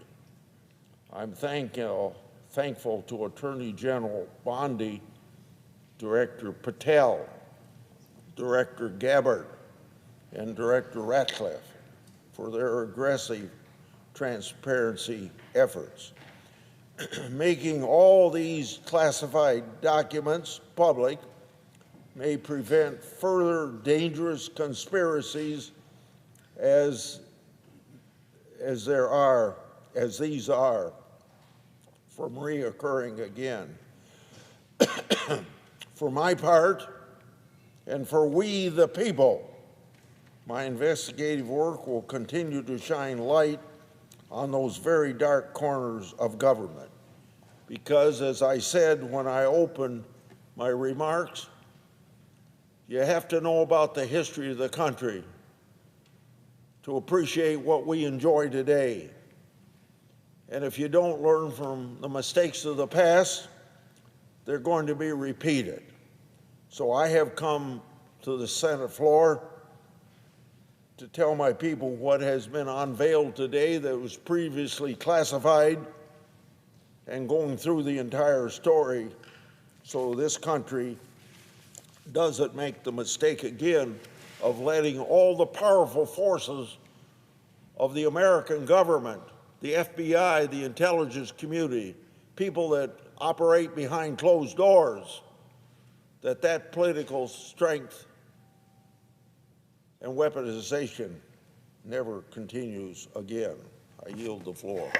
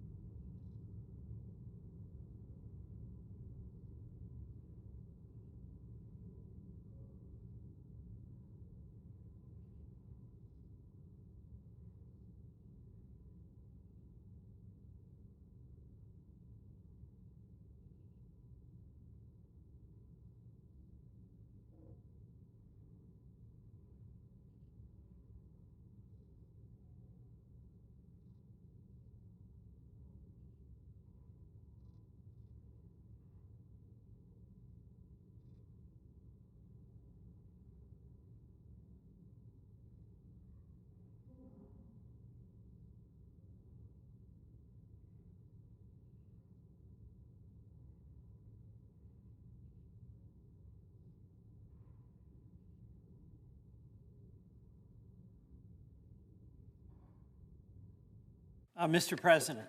Senator from Vermont. Thank you, Mr. President. Mr. President, we are 9 months into the second Trump administration, and there are two dynamics that have become very painfully clear. One is the arbitrary use and abuse of power by the executive, and two, the regrettable passivity of the United States Senate. It's a dangerous combination. An executive who is doing much more than he has the legal power to do, and a United States Senate not doing what it is constitutionally required to do. The two very explicit examples of executive overreach are tariffs and budgets.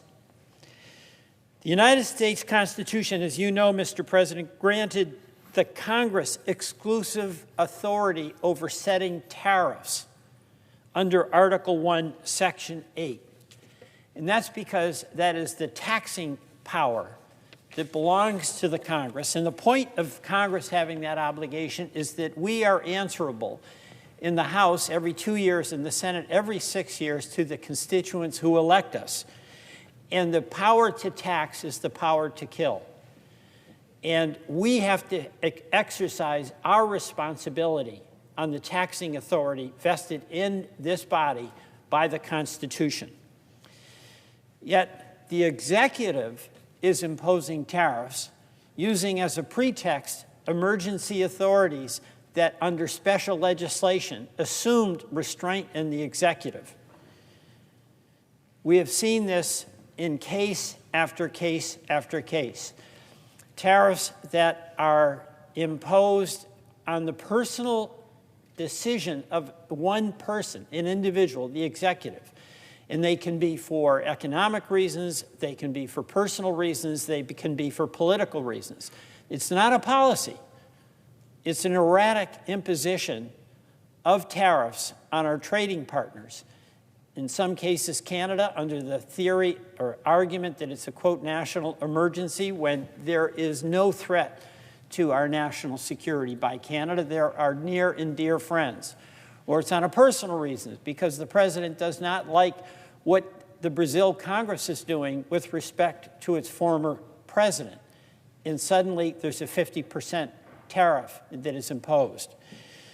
This is a tax, and as a tax, it is our obligation to be the ones that decide if, when, whether, and how a tariff will be imposed. This should not be something that we look the other way when the executive takes that constitutional responsibility that only we have. The second area of executive overreach is in the budget. The power of the purse, that belongs to the Congress of the United States. Again, our framers saw that the Congress would be the closest to the people that we represent. We would be the ones who would be making decisions about meeting their needs through the taxing and spending power vested in us. But what we now have is a situation where budgets that have been passed on a bipartisan basis by this Congress are being changed or ignored by the executive. We've seen this year a rolling rescission and a rolling shutdown where funds that were appropriated by Congress are not being spent by the executive, with no explanation other than he has the power to not write the check. That is not how the Congress and the executive are supposed to work. Congress sets the budget, we're the appropriators, and then the president implements that. Right now, there's $410 billion in funds that have been frozen by the Trump administration. And it's funds that are really important to our communities, that bipartisan votes authorized. $3.8 billion, for instance, to support local police, victims of crime, and other criminal justice programs. $1.5 billion to help U.S. farmers, to help feed hungry people around the world through the Food for Peace program. $220 million in funding to create regional tech hubs to strengthen the U.S. economic and national security. These are future-looking investments to bolster our higher education system and critical manufacturing supply. $109 million to support new and beginning farmers, veterans, and farmers historically left behind.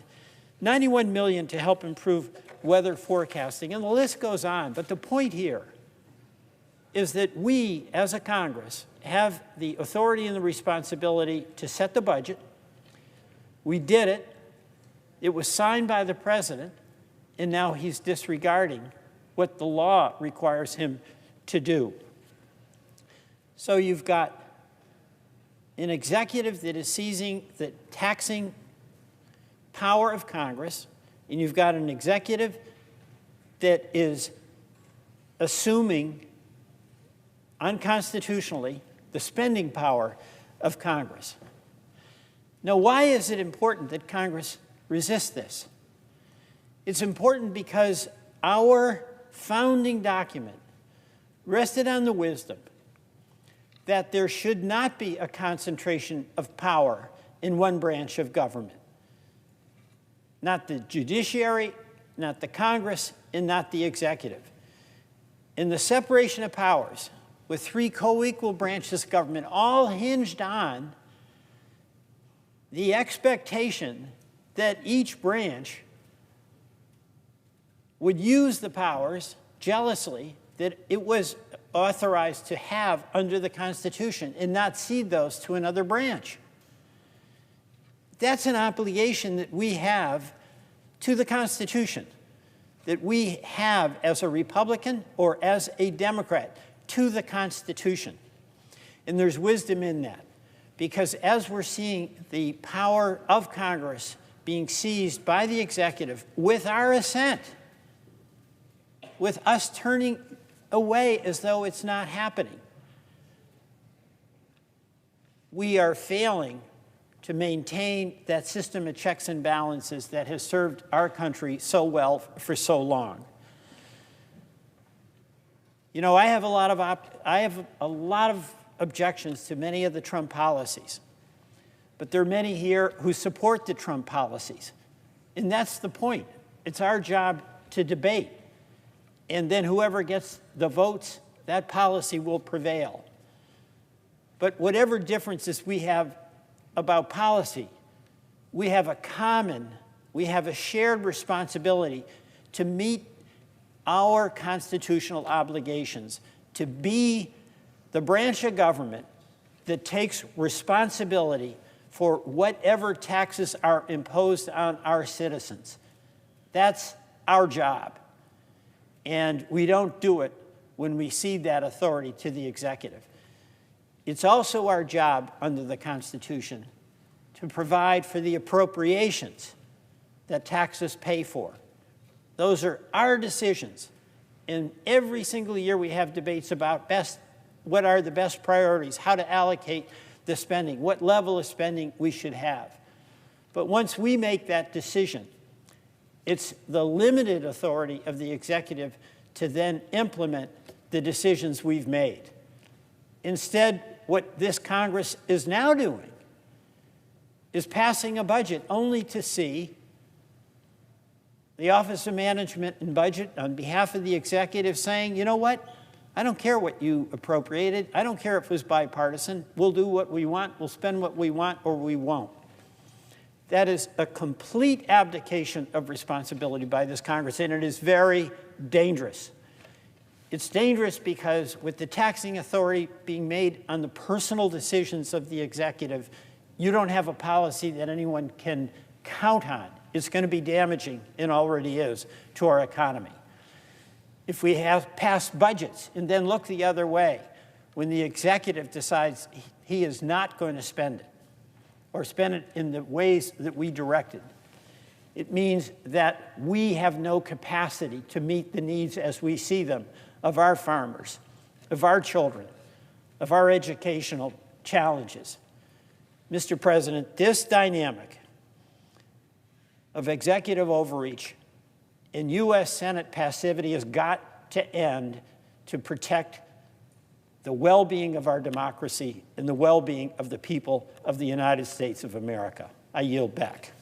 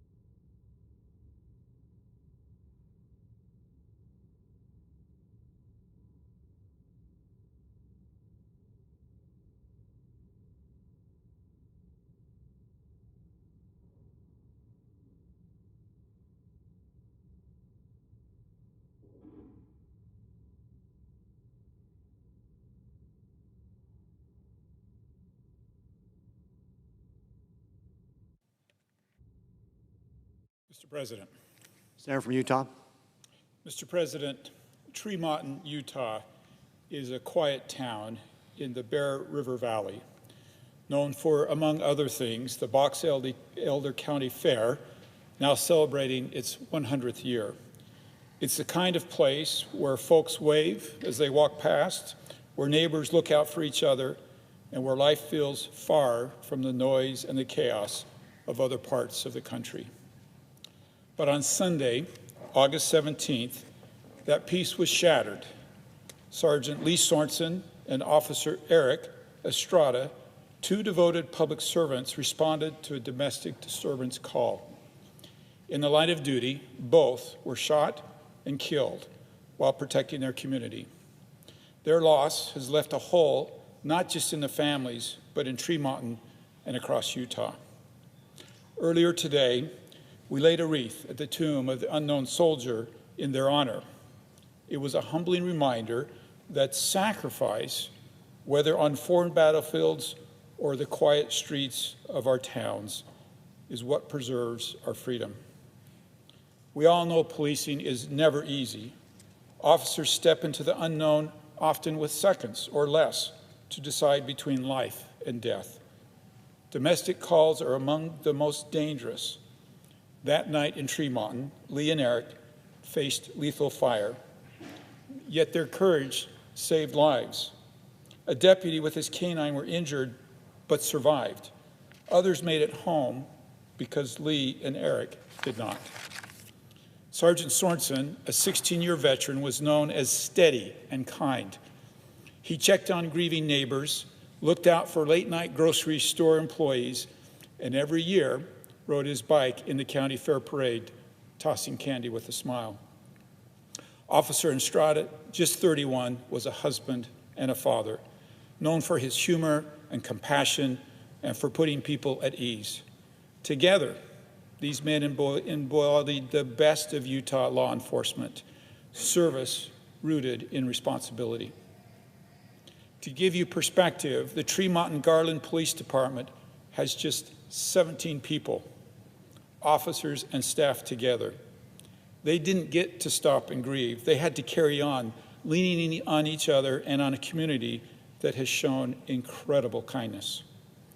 At their funeral, thousands lined the streets in the rain. Blue ribbons appeared on homes and storefronts, and money was raised for their family. That is Utah at its best. Neighbors locking arms and lifting one another. Mr. President, Utah has always honored sacrifice. My pioneer ancestors climbed Ensign Peak in 1847. They looked out over a barren desert and imagined what could be. A thriving home built on faith, family, and community. They didn't have much, but they had courage. They knew the future would demand hardship and unity. Sergeant Sorensen and Officers Estrada carried that same pioneer spirit. They stood watch so others could rest. They chose duty over comfort. They walked into danger so others could walk in peace.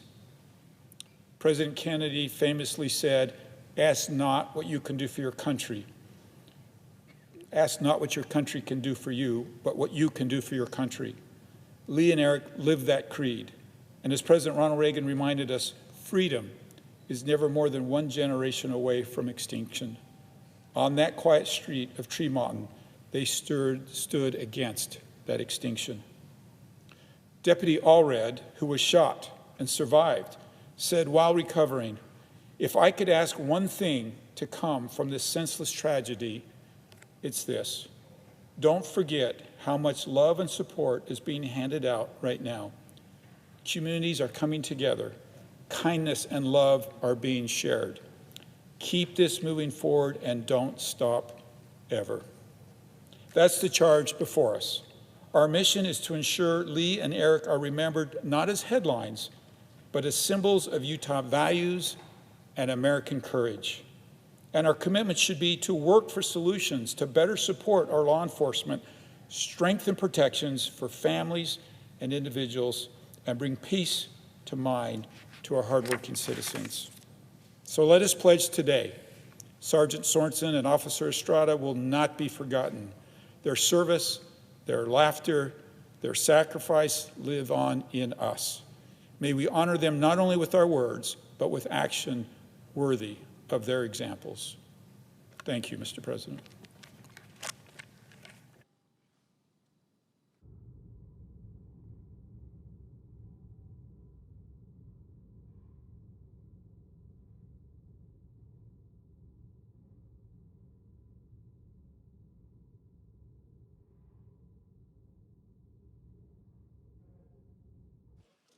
Senator from Vermont.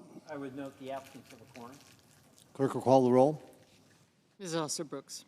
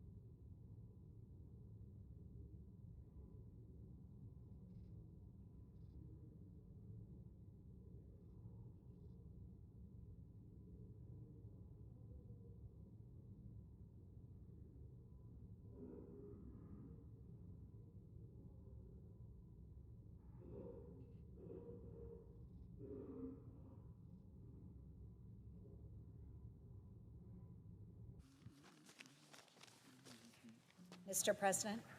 Senator from Iowa. Mr. President, I ask unanimous consent to use a prop. Senate is in quorum call. I ask that we vitiate with a quorum call. Without objection. Thank you. Mr. President, I ask unanimous consent to use a prop. Without objection. Thank you, Mr. President. Mr. President, I rise today to raise an alarming issue. The Chinese Communist Party is stealing sensitive intellectual property developed using your tax dollars. We are all too familiar with the threat of Chinese espionage.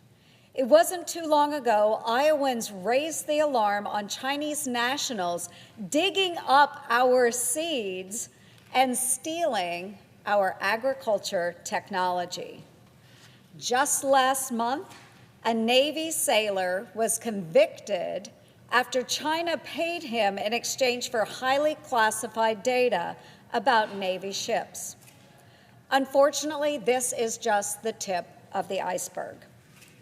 Loopholes in the Small Business Innovation Research and Small Business Technology Transfer programs, which help develop critical technology supporting America's national security, are being exploited by China and other foreign adversaries to steal sensitive technology.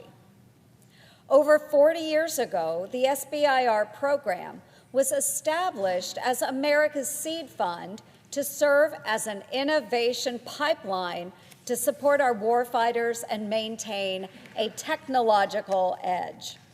While the program has seen its fair share of successes, we must be honest that how it currently operates is benefiting China at the expense of our warfighters. This summer, I released a report exposing that hundreds of millions of dollars of technology funded by your taxes through the Pentagon's SBIR program are vulnerable to Chinese espionage. My report found that in 2023 and 2024, 835 applications for SBIR, STTR funding were flagged for having foreign risks. Yet only 303 were denied for their ties to adversaries. Even worse, a lack of foreign due diligence standards across government has opened the door for exploitation. Some agencies denied 100% of flagged applications, while other agencies only denied 1%. Even one case is too many. I shared my report with the Pentagon and asked them to investigate further. The Pentagon agreed with me that there are significant threats to our national security that must be addressed.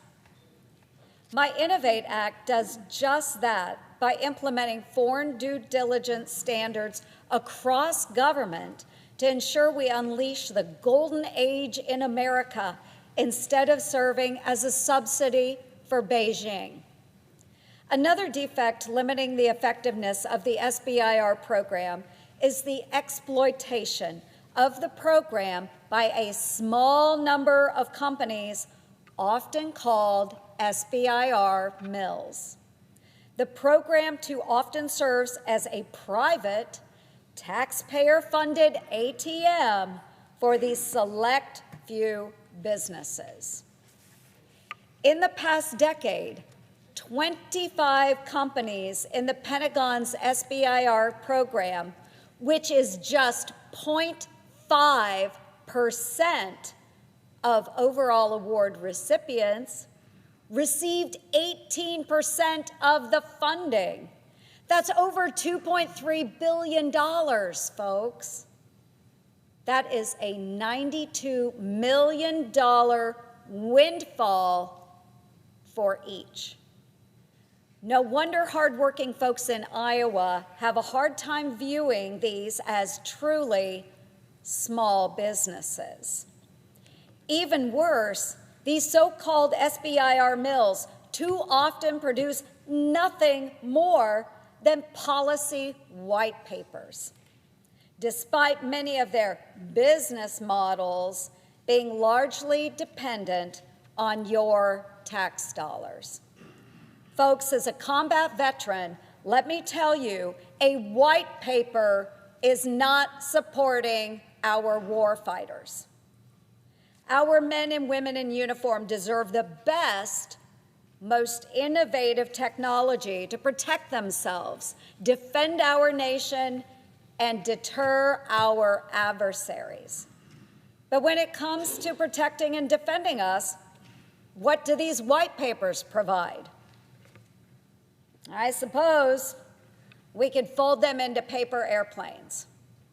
I can't throw it on the floor of the Senate, but you get the drift. Okay? We need to strengthen the program to ensure that SBIR serves a greater role than producing a paper army. The Innovate Act fixes these egregious misuses of taxpayer funds and ensures award dollars go to the best and the brightest entrepreneurs, not grant writers who have learned how to game the system on the taxpayer's dime. My bill will reorient SBIR to its original purpose, providing merit-based support for American innovators. It course corrects the program back to helping true American startups get off the ground. It streamlines the proposal process and establishes a new Phase 1A award to attract new entrants with strong commercialization potential. Lastly, the Innovate Act allows new strategic breakthrough awards of up to $30 million at the Pentagon, DOE, NASA, HHS, and NSF. These awards with required matching funds will move our most promising technologies out of the lab and into production for our warfighters, scientists, and other medical professionals. Time is of the essence. The United States cannot and should not delay these reforms any longer. No more waste. No more giveaways to Beijing. Every dollar must advance innovation that keeps America strong and secure. We must act now to ensure maximum impact of every dollar invested, to secure our edge against our adversaries, and unleash a new golden age for America's small, resourceful innovators. Small businesses everywhere are excited about the Innovate Act and stand ready to deliver the technologies of tomorrow. Let's make that happen. I seek unanimous consent to pass the Innovate Act. Thank you. And with that, Mr. President, I ask unanimous consent that the Senate proceed to the immediate consideration of my bill, which is at the desk. Further, I ask that the bill be considered read a third time and passed, and that the motion to reconsider be considered made and laid upon the table. Is there objection? Yep. Mr. President, reserving the right to object. Senator from Massachusetts. Thank you, Mr. President. Mr. President, I thank you. Unfortunately, I cannot support the senator from Iowa's proposed legislation. I agree that we must reauthorize the Small Business Innovation Research and Small Business Technology Transfer programs before their authorization expires at the end of this month. However, the legislation proposed by the senator from Iowa would decimate American innovation conducted by small businesses and make wholesale changes to the law without proper data, full information, or appropriate vetting. I am opposed to this bill because, one, the best research proposals will not be funded. Two, technologies like the world's smallest heart pump, oxygen delivery systems for military submarines, and technology to improve radiation threat detection in public spaces would not exist if the senator's legislation was the law. Three, Successful, innovative small businesses will be punished solely because they are successful in the program. 4, small businesses will avoid pursuing the riskier, more cutting-edge ideas that keeps American innovation at the forefront, ahead of our rivals in the world. 5, agencies will no longer be able to fund technology that aids their mission if that technology comes from a successful small business. And this is only a fraction of the concerns that not only I have, but the SBIR and STTR communities have raised with me. These programs have gone above and beyond the expectations of those who enacted it. Since the program was established, more than 30,000 small businesses have provided $70 billion in research and development to the United States government. For every SBIR dollar spent, the program returns anywhere from $22 to $33 in economic benefits.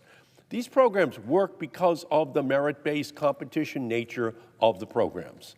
Darwinian, paranoia-inducing competition. That's what wins.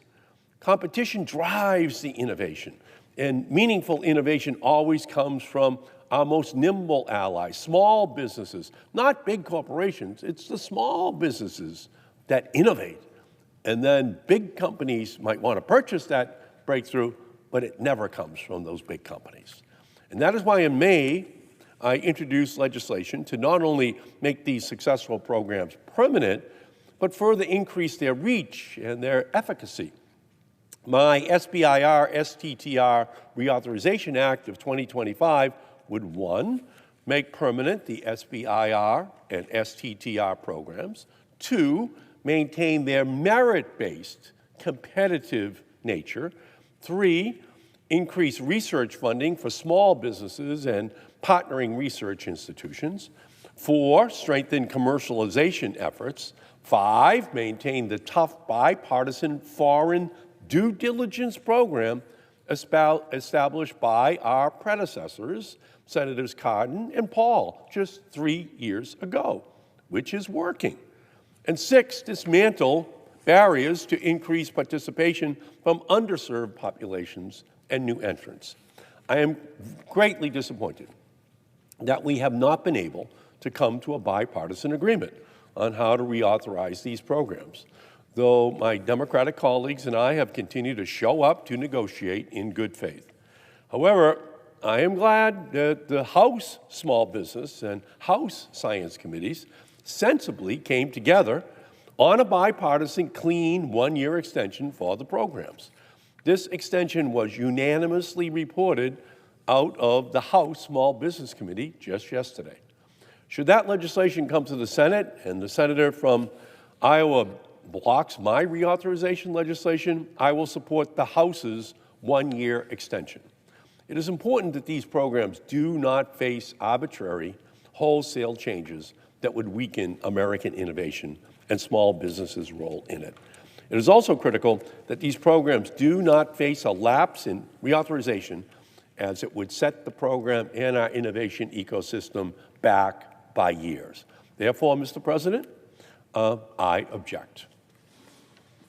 The objection is heard.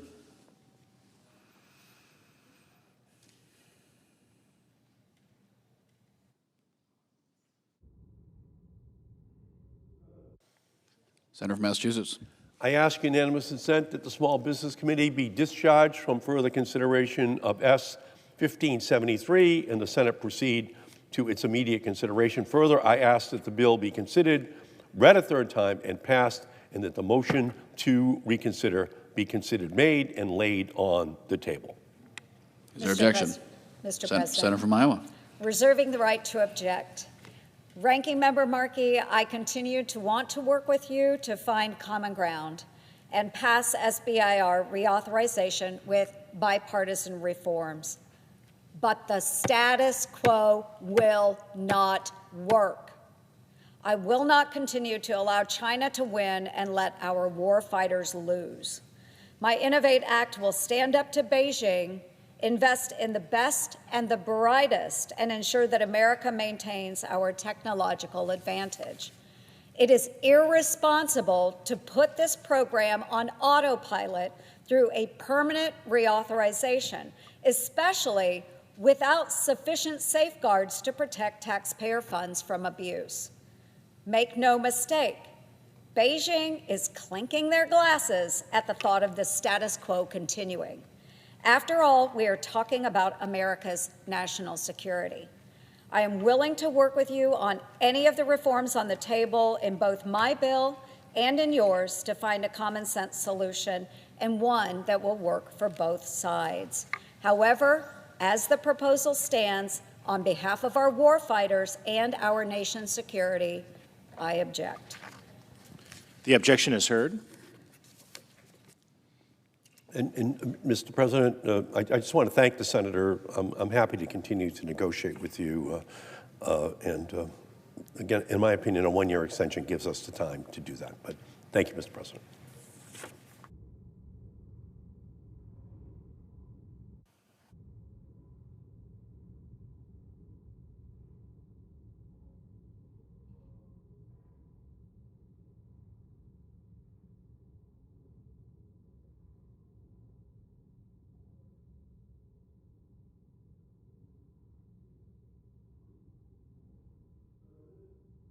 The senator from Massachusetts. I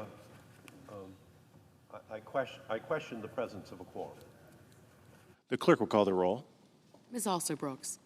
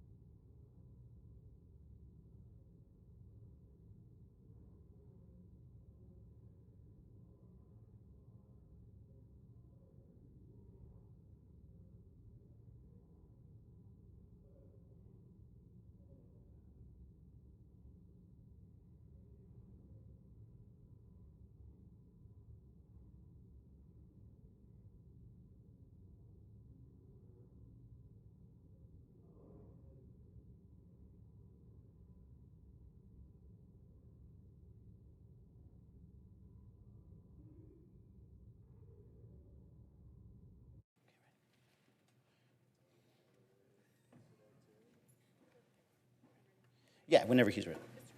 Yeah. Mr. President. Senator from Arizona. I ask unanimous consent the quorum call be dispensed with. Without objection. Mr. President, Ashley Babbitt was a traitor. She was a traitor to this country. She was part of a violent mob that tried to overthrow our democracy.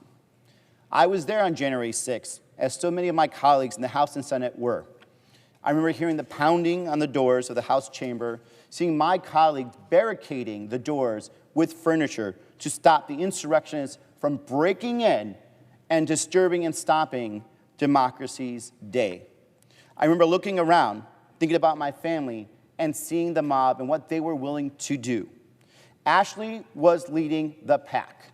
She carried a Paraforce knife, a weapon. She pushed to the front of the crowd, ignored repeated orders from Capitol Police to stop, and she pushed through a locked door and barricaded door, and she was part of the mob that smashed through the windows in the Speaker's lobby.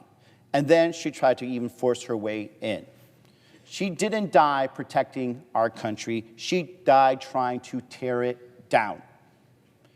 Military honors are sacred. They are reserved for the men and women who swore an oath to support and defend the Constitution and the rule of law, and actually live up to it. To give them to Babbitt would be a spit in the face to all of them, and to every veteran who died defending this country. I took that very same oath 25 years ago when I joined the United States Marine Corps.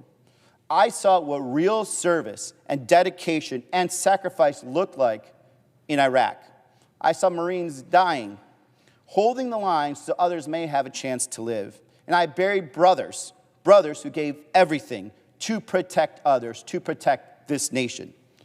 To pretend that Ashley Babbitt deserves the same honors is not only a betrayal of their service, of the oath that they had, but it's also a betrayal of all the oaths that we have all sworn, and is a desecration of the sacrifices our fallen service members have made. Those who served are expected to uphold our oath and military standards even after we are done with our service. If you violate the law and betray the oath, you forfeit honors. Ashley Babbitt knew what she was doing when she stormed the Capitol, and she knew it was illegal. She wasn't a martyr. She was and is a traitor. She voluntarily broke into the Capitol armed with a weapon. That's a clear violation of the law and the oath she swore to uphold during and after service. If we equate the January 6th insurrection with genuine sacrifice, then we cheapen everything our service members have fought and died for. We tell people that trying to kill fellow Americans inside the Capitol is no different than dying on the battlefield protecting them. We erode the trust Americans have in our military, and we feed the lie that January 6th was anything more than an act of treason. And that is why I'm outraged that the Air Force plans to grant military funeral honors to Ashley Babbitt, the traitor. She did not die protecting Americans. She died betraying the Constitution of the United States.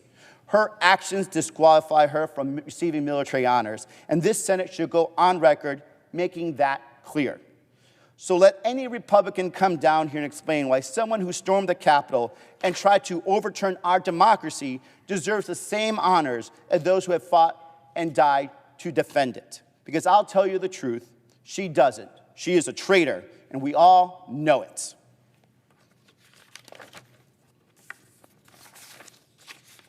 I ask unanimous consent. The Senate proceed to consideration of S.R. 32, submitted earlier today. Further, I ask unanimous consent that the resolution be agreed to, the preamble agreed to, and the motions to consider be considered made and laid upon the table with no intervening action or debate. Is there an objection?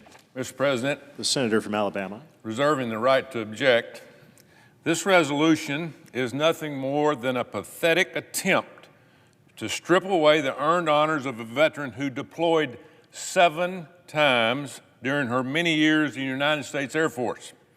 Ashley Babbitt earned these funeral honors through her service to this nation.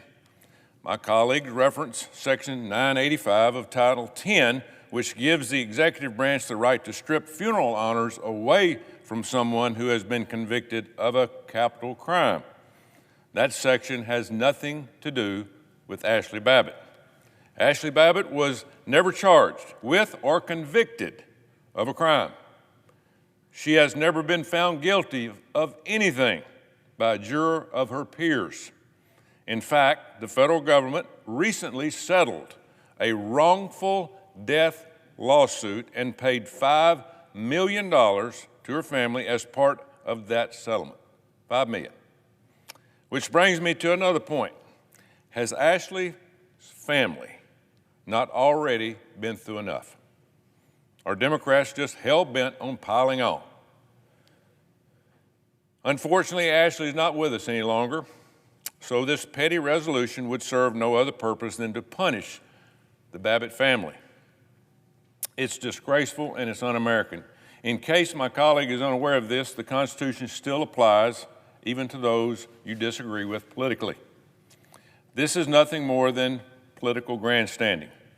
I ask my colleague, where are the resolutions calling to revoke the honors from veterans involved in the 2020 Black Lives Matter riots after George Floyd? How about the ones that participated in a 6-month siege of a federal courthouse in Portland, Oregon? Or the ones who attacked the White House in May of 2020, injuring more than 60 Secret Service agents? They don't exist because it doesn't fit the narrative from the senator from Arizona.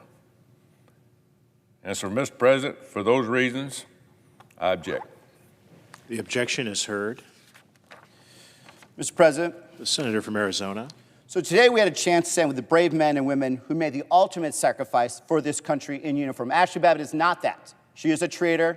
She will be a traitor. And she died a traitor. And let the halls remember that here. My colleague from across the aisle refused to do that. Instead, he stands with the traitors of January 6th. He's trying to say that an insurrectionist who broke into the Capitol with a knife deserves the same honor as the men and women who gave their lives for this country on the battlefield. It doesn't matter how many times she went. It doesn't matter how many times she was deployed. Benedict Arnold was one of the best generals we had until he betrayed us during the American Revolutionary War. He was still a traitor. Ashley Babbitt is a traitor. Ashley Babbitt's actions on January 6th are about as dishonorable as it gets. Giving her honors undermines the Constitution, and it undermines the real sacrifice of millions of veterans who defend our country. My colleague just set a dangerous precedent today. He is standing with the traitors of January 6th. You do not deserve that, America. The veterans of this country do not deserve that. I yield back.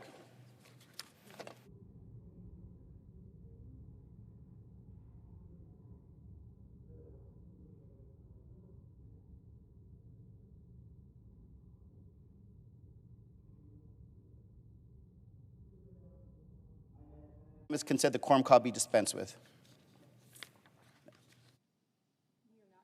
We are not in a quorum call.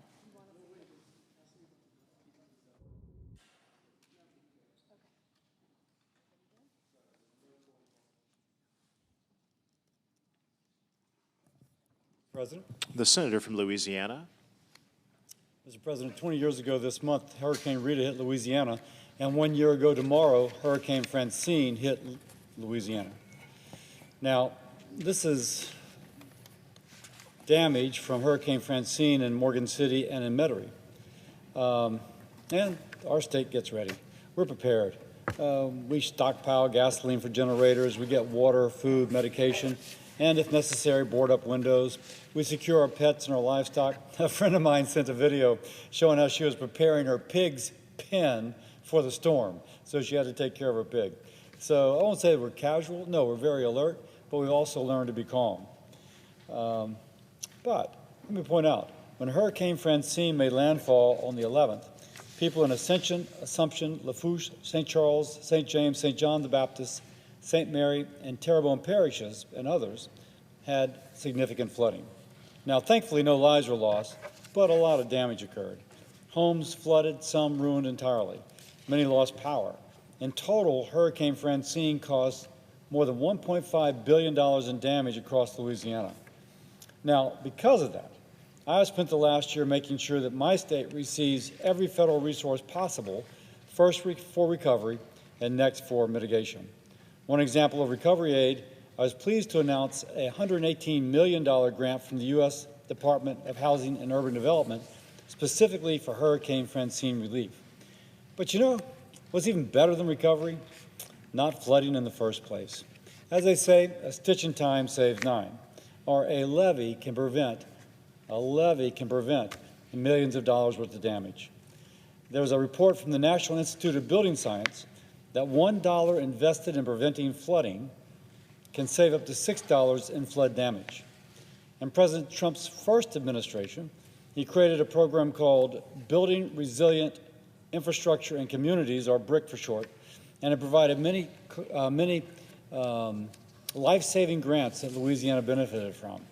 Now, this administration, second Trump, has held up some of the money, but I've been assured by OMB Director Russ Vought that they're going to release those funds. Through the Infrastructure Investment and Jobs Act, I've secured over $10 billion for Louisiana, and a lot of that has been for flood mitigation. And just weeks after Hurricane Francine announced a separate grant of $206 million for elevating flood-prone homes in Orleans, Calcasieu, East Baton Rouge, and Lafayette parishes, and a lot in between.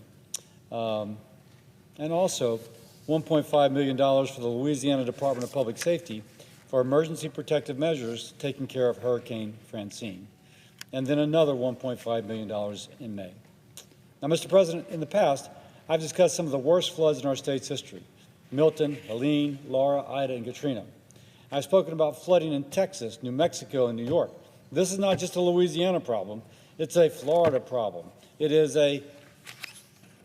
from this you can see, a national problem, with the dark yellow being states that have had significant flooding, over $1 billion in National Flood Insurance Program claims, with the lighter tan states being those that had over $50 million in claims. So every flood is a little bit different, but the message I always emphasize is the same. Americans need stability, and right now that stability is being threatened. The National Flood Insurance Program, also called NFIP, has provided Americans with access to affordable flood insurance for the last 50 years. Now, as we go now towards a government shutdown, if Congress doesn't act, if the government is not funded, the National Flood Insurance Program lapses, leaving the nearly 500,000 Louisianians and over 5 million Americans without coverage. Now, hurricane season won't be over for 2 more months. Where does that leave the elderly folks in Calcasieu Parish, or the young couple buying their first home in St. Charles Parish, or the single mom in St. Bernard Parish providing for her child, living paycheck to paycheck? We cannot let a congressional funding fight keep them from receiving the coverage they need. And by the way, even if Congress averts a shutdown, we're not yet in the clear, we need a long-term solution. Congress has already passed 33 short-term extensions in the last 10 years. 33. Sounds kind of like a Saturday Night Live skit. So, Mr. President, I think we can all agree that a program which has been extended 33 times is worth reauthorizing long term. And don't you think that Congress should protect a program helping millions of Americans from California through New Mexico all the way up to New York, and of course including my home state of Louisiana? Now, I haven't spoken to every single homeowner in America or Louisiana enrolled in the NFIP, but I can imagine they're all wondering, why can't government get its act together? It's irresponsible for Congress to continue to make families hold their breath and hope the rug will not be pulled out from beneath them. That's a pattern that should end. To do so, we must be sure that the government is funded so that NFIP survives September. We then need to pass a long-term extension so that NFIP policyholders can rely on the program to do what it's supposed to do, provide stability. Let's keep the National Flood Insurance Program alive, and then let's keep it strong, reliable, and worthy of the trust that millions of American families place in it every day. Mr. President, in this, we've talked about recovery from hurricanes. We've talked about how to prevent flooding, which is to say, make it so that you don't have to recover because you've already built resiliency. And we've talked about the work that must be done for those on the National Flood Insurance Program. And right now, with that promise of protection hanging in the balance, I'm calling once more for stability, for certainty. A program that millions rely on, and 500,000 in Louisiana alone, should not be held hostage by short-term funding battles. We've seen what happens when the water rises. We've seen the damage. We've seen the need. Let's act now so that when the next storm comes, families don't have to wonder whether their coverage will be there. And with that, I yield.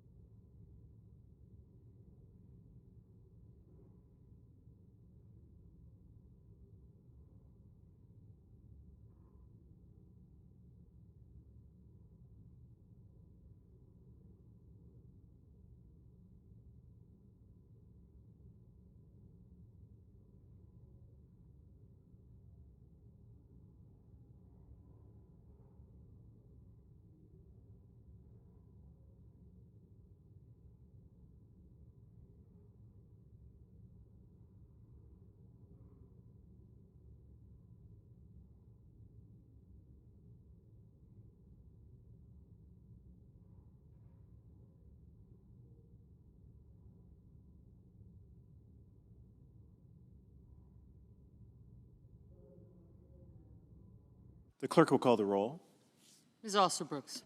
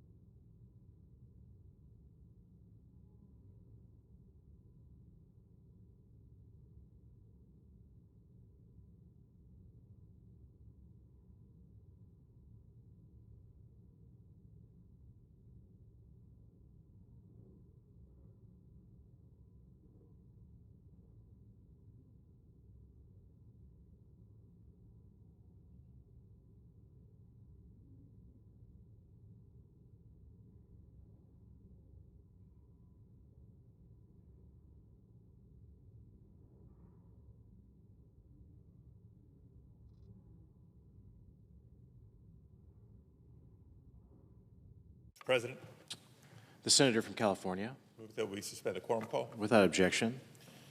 Mr. President, last year, Senate Democrats presented to Senate Republicans a proposal meant to fix some of the partisan gridlock that slowed down the confirmation process for both parties over the years. I rise to speak to it because of the pending action that Senate Republicans have teed up to change the rules or utilize the nuclear option to set a new precedent for how nominees are considered and or confirmed in this body. And so it's not a new conversation, not a new effort that has come up just overnight. There have been efforts over the years to revisit this, including last year by Senate Democrats. And I referenced that proposal from last year because it was intentional. It was presented at a time when nobody knew who would be elected President of the United States.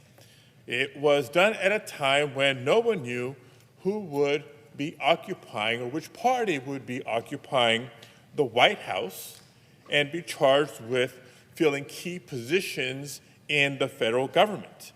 It was done at a time when we were not sure who would be in the majority of this body.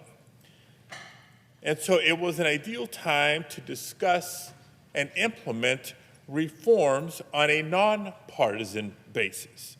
It was a chance for the two sides to come together in a bipartisan fashion and negotiate a change to the Senate rules at a 67-vote threshold for the purpose of improving the process, improving the Senate as an institution. Now, Democrats proposed ideas out of the interest of fairness, of reform, and of making this institution work better. Unfortunately, at the time, my understanding is the Republican response was basically, no, we're not really interested. They wouldn't play ball. They didn't want to be part of the solution because they were busy at the time obstructing Democratic nominees. Now, fast forward to today, we know that Donald Trump is in the White House. Not only is he in the White House, he is nominating historically underqualified nominees, political hitmen, loyalists, and extremists. And surprise, surprise, guess who all of a sudden has changed their tune? Not only do Senate Republicans now want to revisit the nominations process and the confirmation process, they're doing it in a way that can have them very, very quickly confirm unlimited numbers of these nominees. And they're doing so in a way without trying, not even trying to build bipartisan support for these changes. They're threatening to go nuclear once again and only require a 50-vote threshold. So you have to wonder why. Maybe because they want to hide some of Donald Trump's most controversial nominees. Just look at who they've worked so quickly to confirm over the last several months. Let me give a couple of examples of the kind of Republican nominees who could have qualified for mass consideration with hardly any oversight under this new proposed process. Nominees like Kash Patel, a conspiracy theorist who made a target list of Trump's perceived enemies, who's now been elevated to serve as director of the FBI. Dan Bongino, a far-right podcaster turned Epstein apologist, confirmed as deputy director of the FBI. Todd Blanche, Trump's personal criminal defense lawyer, who represented him when he was convicted of concealing hush money payments to Stormy Daniels, he's now the deputy attorney general. And by the way, paid recently a very high-profile visit to a certain Ghislaine Maxwell in federal prison. for her role in the whole Epstein saga. Russell Vought, the architect of a scheme to steal hundreds of billions of dollars from the American people and illegally stop funding critical housing and food assistance programs, he's now returned as OMB director. The same Russell Vought who has publicly said and advocated for less bipartisan actions when it comes to appropriations and more partisan determinations on our federal government's spending plan. E.J. Antoni, slated to replace the head of the Bureau of Labor Statistics, who Trump fired after he didn't like the July jobs numbers. Someone who has a history of making sexually degrading attacks, homophobic remarks, promoting conspiracy theories, and lobbing crude insults at anyone critical of the president. Look, there's dozens more nominees coming before the Senate who repeatedly denied the legitimacy of the 2020 election in order to please Trump. And it doesn't stop there. Now, many of these nominees have also committed to dismantling the very departments, agencies, and programs that they're tapped to lead. And while we're not there yet, I might add that the next chair of the Federal Reserve will not be subject to the cabinet-level confirmation process either. Colleagues, this is not normal. And so that is the context for what we're debating. Not a truly bipartisan reform, but a Republican-engineered plan to ram through Trump's unfit nominees to implement an extreme agenda. And sadly, the truth is, it's not surprising, because time and time again under this president, especially this term, we've seen Republicans in Congress give up responsibility to serve as a check and a balance on the executive branch in order to please Donald Trump. In just about every way imaginable, Republicans are inventing new ways to cede power to Trump on appropriations, on tariffs, on oversight, on foreign policy. And today it's not just that they're ceding power to Trump, they're going nuclear for the third time since May, changing the rules of this body unilaterally to do it. Just as they did earlier this year when they revoked 3 of California's Clean Air Act waivers. And just like they did when they abused the Budget Act with magic math to take away health care from millions of people and give trillions in tax cuts to billionaires. In every instance, the arguments they made for going nuclear just don't pass muster. President Trump has actually seen more of his civilian, non-judicial nominees confirmed before the August recess in this term than he did in his first term.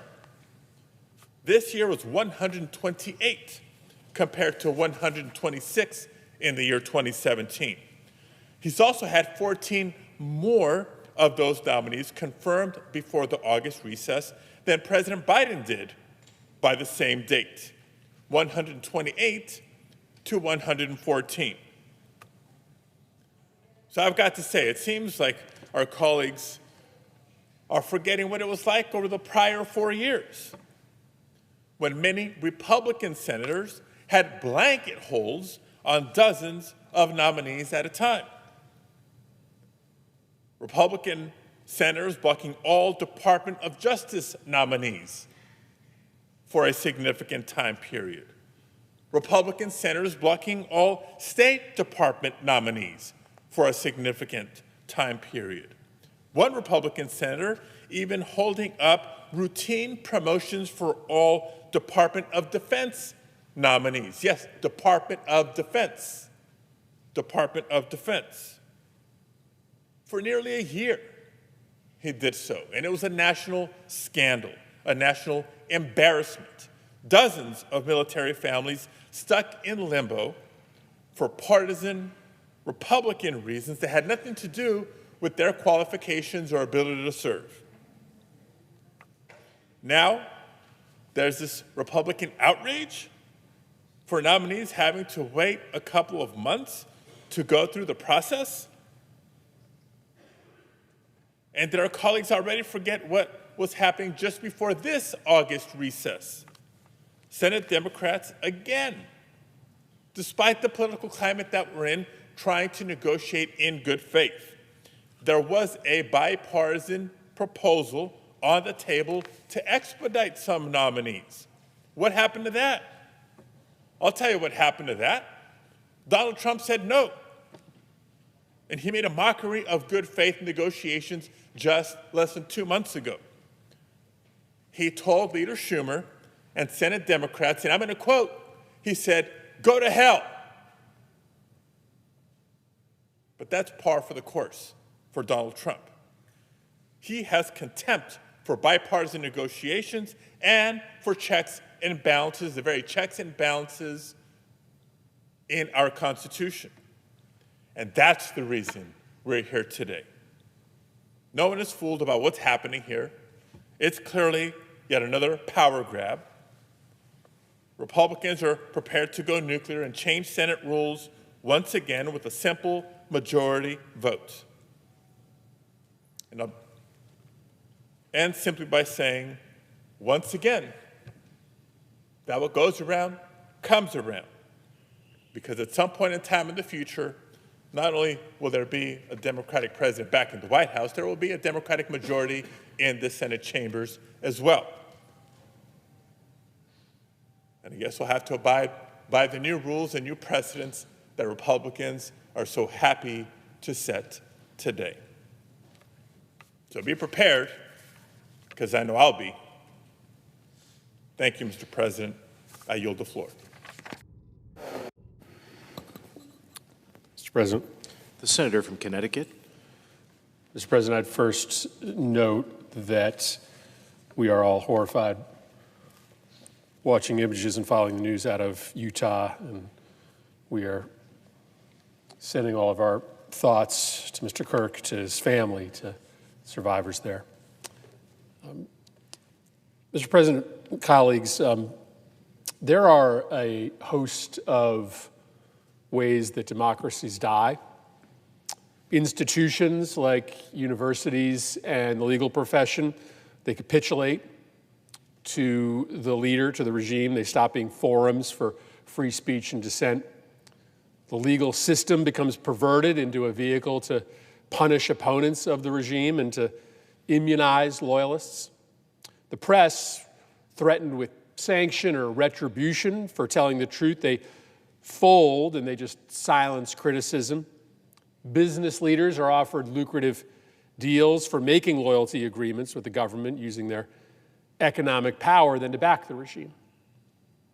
I wish this weren't true, but all of those things are happening in America today. It's why many of us come down to this floor fairly often to talk about our belief that we are sleepwalking into some version of, at best, deeply illiberal democracy where rights and dissent are functionally irrelevant, or at worst, authoritarianism, where political opposition just vanishes.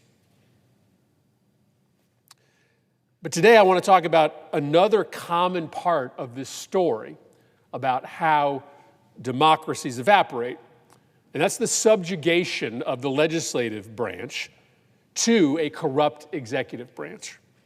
Put another way, in healthy democracies, the legislature or the parliament sees itself as a check on runaway executive power. It stands up regularly for its powers, its prerogatives, no matter who the president or the prime minister is. In a disappearing democracy, the legislature effectively operates as an arm of the executive, simply taking orders, including orders to wind down the independent power of the legislature. This is what is happening here, right now, in the United States Senate. One of the most important checks on executive power given to the Senate by the Constitution is the power of consent for nominees to high executive office. It prevents a president from installing in power unqualified or corrupt people. It allows the legislature, and through the legislature, the people, to make sure that the executive branch stays in its lane, executing the law, not making the law. Now, yesterday, we effectively gave that power up in an extraordinary way. Senate Republicans went nuclear. That means they used their majority power to change the rules of the Senate unilaterally without any Democratic support. So that now, in one single vote, the Senate can confirm 50 or 100 or 1,000 Trump nominees all at once. From the founding of our republic until yesterday, without unanimous consent, the Senate voted on one nominee at a time. Now the Senate can batch together dozens or hundreds of nominees in one vote, essentially obliterating our power of advice and consent. Now, Republicans say, well, this was originally a Democratic proposal, but that's not true.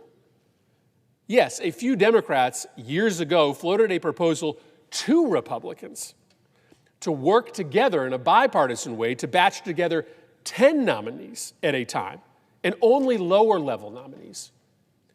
But this Republican rule, A, involved no consultation with Democrats, B, has no limit, either with respect to how many nominees are considered and seemingly what level of nominee. It would effectively allow, under the actual letter of the rule, for there to be one single vote on an entire slate of cabinet nominees. Now, I understand that the Republican leader will say that that is not the intent of the rule, but read the rule. And there will be pressure, increasing pressure, now that the rules are changed from the President of the United States to continue to open the aperture of what this rule allows. Now, I will concede that our nomination process is broken, and I'm totally open for reasonable proposals for reform. But this is not reasonable. What do I do as a senator if a batch of nominees arrives for a vote and I support 58 of them, but I don't support 2 of them? If I vote no, then I've voted against 58 qualified people. If I vote yes, then I've given my consent, possibly, for deeply dangerous people to staff key federal agencies. It makes no logical sense to do this, at the very least, in this open-ended way. But it does make sense if you put yesterday's decision in context. Because Senate Republicans increasingly view themselves as mere employees of their party's leader, Donald Trump. They will look the other way when he violates the law, and when he asks to consolidate power, his employees grant his request without thinking twice. Because this wasn't the first time congressional Republicans gladly gave up their power to make Trump's lawlessness easier. Trump has effectively seized the spending power from Congress. This is unforgivable because our founding fathers vested the spending power in Congress because they knew that a president with the unrestrained power of the purse could easily use that authority to seize full power of the government and wrest away from the people control of their government. Trump has frozen or canceled more than $400 billion in congressionally appropriated funding. Senate Republicans have done virtually nothing to counteract that extraordinary, unprecedented seizure of spending power. In fact, they've helped him take control of spending by supporting, for the first time in our nation's history, a partisan rescissions bill that canceled billions of dollars of spending that had been appropriated through a bipartisan vote. Congressional Republicans have also just frankly closed down any meaningful oversight of the corruption that's happening in the executive branch. Now, Republicans enthusiastically rooted through every corner of the Biden administration to find every morsel of alleged corruption that they could find, including harassing virtually every member of the Biden family to find facts to corroborate this bogus Fox News-driven Biden crime family narrative. Meanwhile, Donald Trump and his family have made $3.4 billion off of his presidency. The president is using White House resources, taxpayer-funded White House resources, to market a Trump crypto coin. He bullied a foreign government into giving him a private jet. His family is setting up companies as we speak to profit off government contracts. It's a massive growing corruption racket. But now all of a sudden, Republicans have no interest in oversight. One more example. Another power of the Constitution explicitly reserves for Congress is the power to declare war. The president cannot take military action overseas without Congress, and that's a really good thing.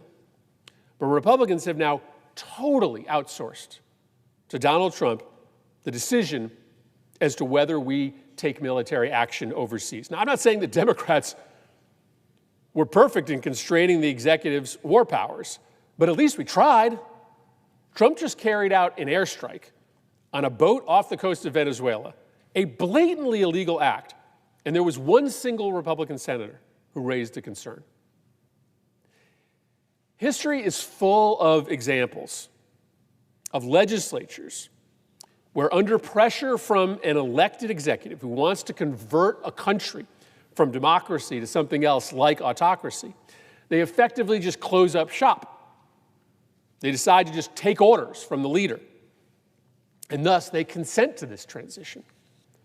Turkey is no longer a healthy democracy today because the parliament supported consolidating massive new powers in the presidency.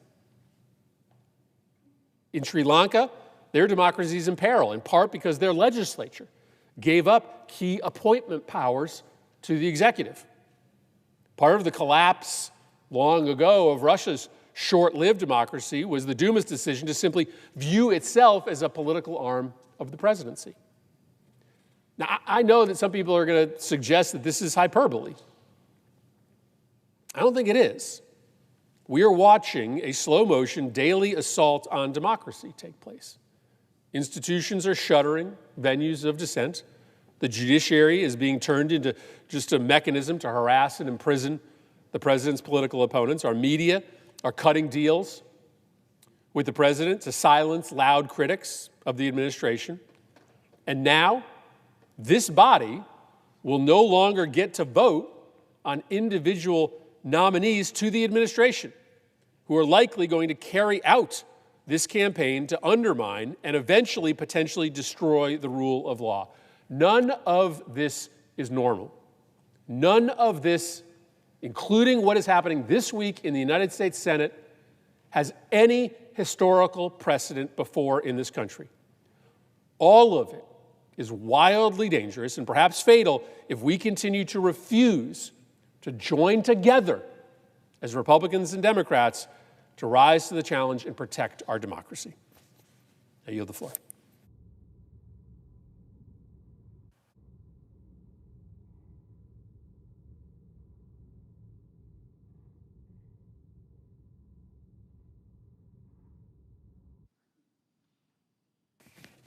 Mr. President. The Democratic whip. I want to thank the ranking member of the Rules Committee for organizing this floor block of speeches.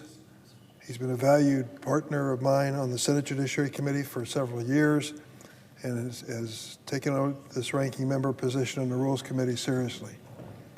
Leader Thune has set in motion a rules change that is going to fundamentally undermine the ability of the Senate to fulfill its constitutional responsibility of advise and consent. I hope my Republican friends, and I use that term specifically, I hope my friends will pause for a moment and think of a way that we might solve this problem and do it in a bipartisan fashion.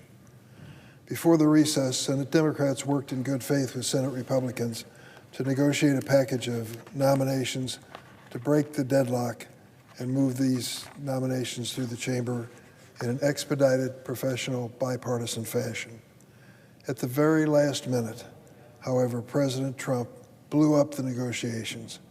Rather than stand up to him, Senate Republicans are now willing to give away the Senate's authority when it comes to advise and consent.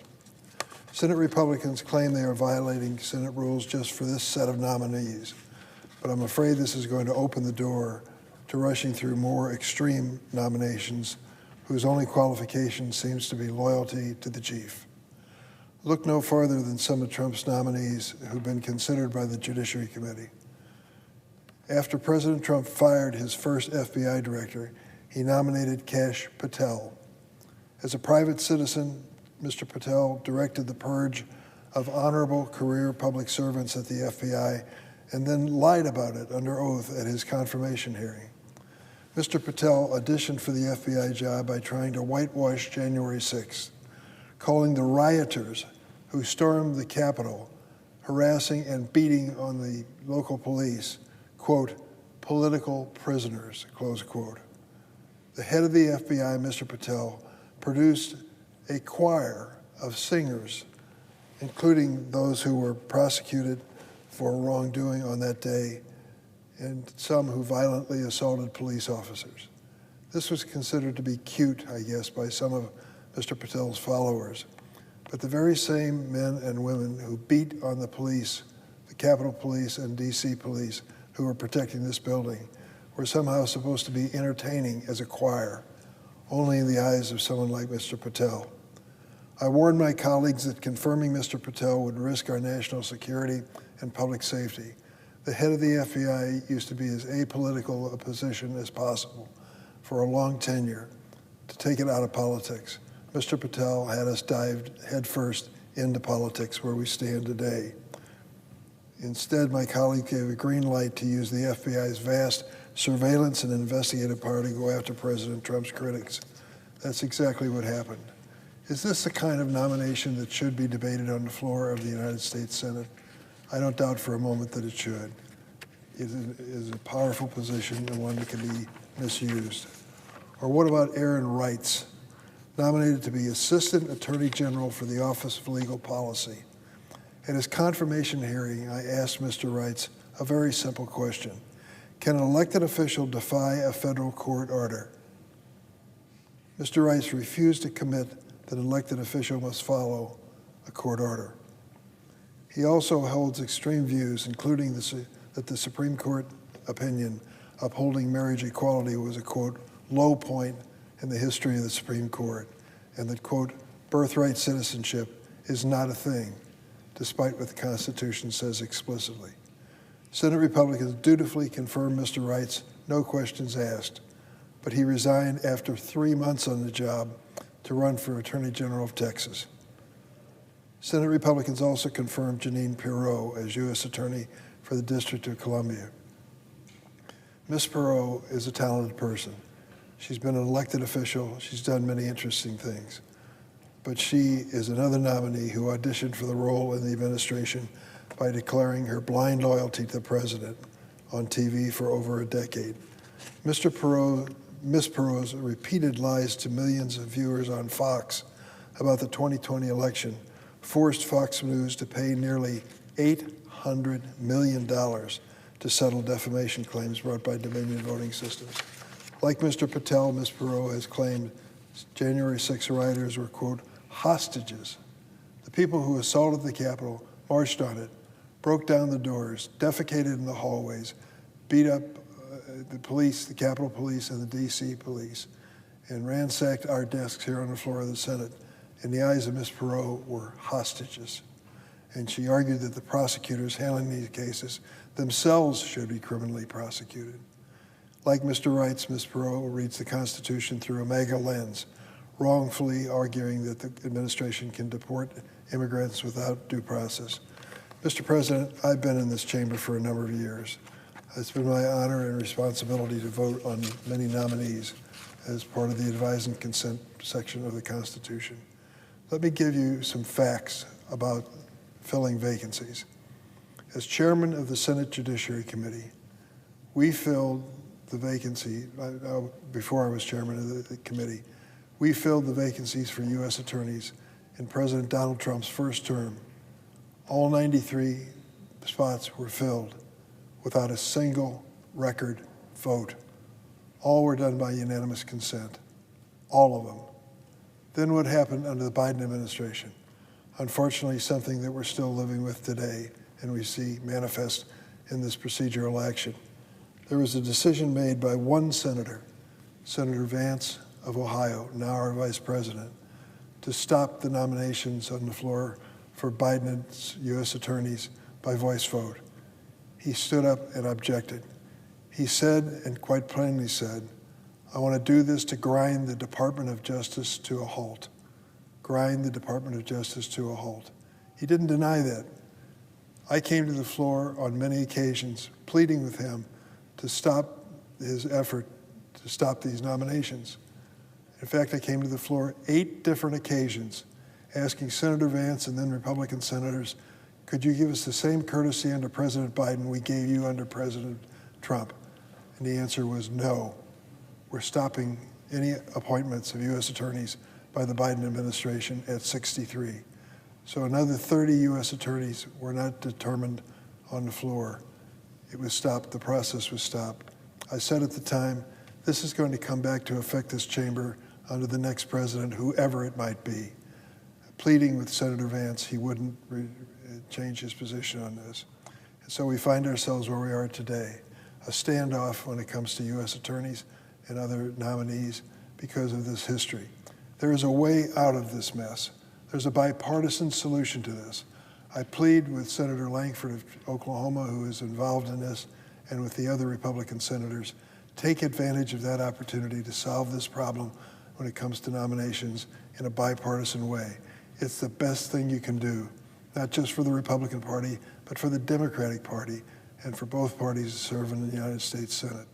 We have a right and a responsibility to ask hard questions of people who are accepting major responsibility in the federal government. There should never be an automatic approval. Questions should be asked, and they will be. If that questioning process is professionally done and honorably handled, we can use that to determine those rare cases where we need to have more time and an actual specific vote on a nominee. But to lump these nominees together into groups of 30, 40, and 50 and say to the members of the Senate, take it or leave it, is a dereliction of duty, an abdication of our constitutional responsibility. There's a way to do this that is going to help this chamber, and there's a way to do it which will be destructive. What has been proposed by the Republicans is destructive, but it can be improved, and I want to work with them in a good faith effort to do just that. So I thank my friend from California, the ranking member for the Rules Committee, for bringing us together and addressing an issue which goes to the heart of our responsibility in the Senate. I yield the floor.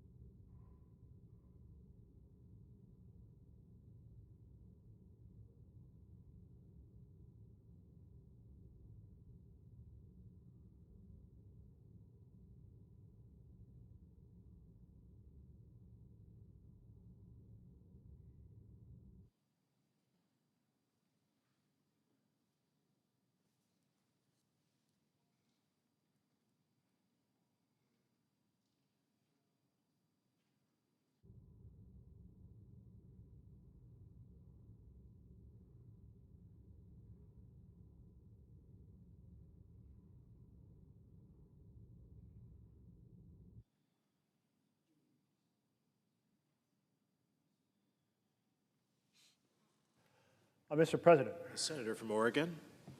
come to the floor to talk about the Senate process and specifically the challenge we have in exercising our constitutional responsibility to provide advice and consent on nominations.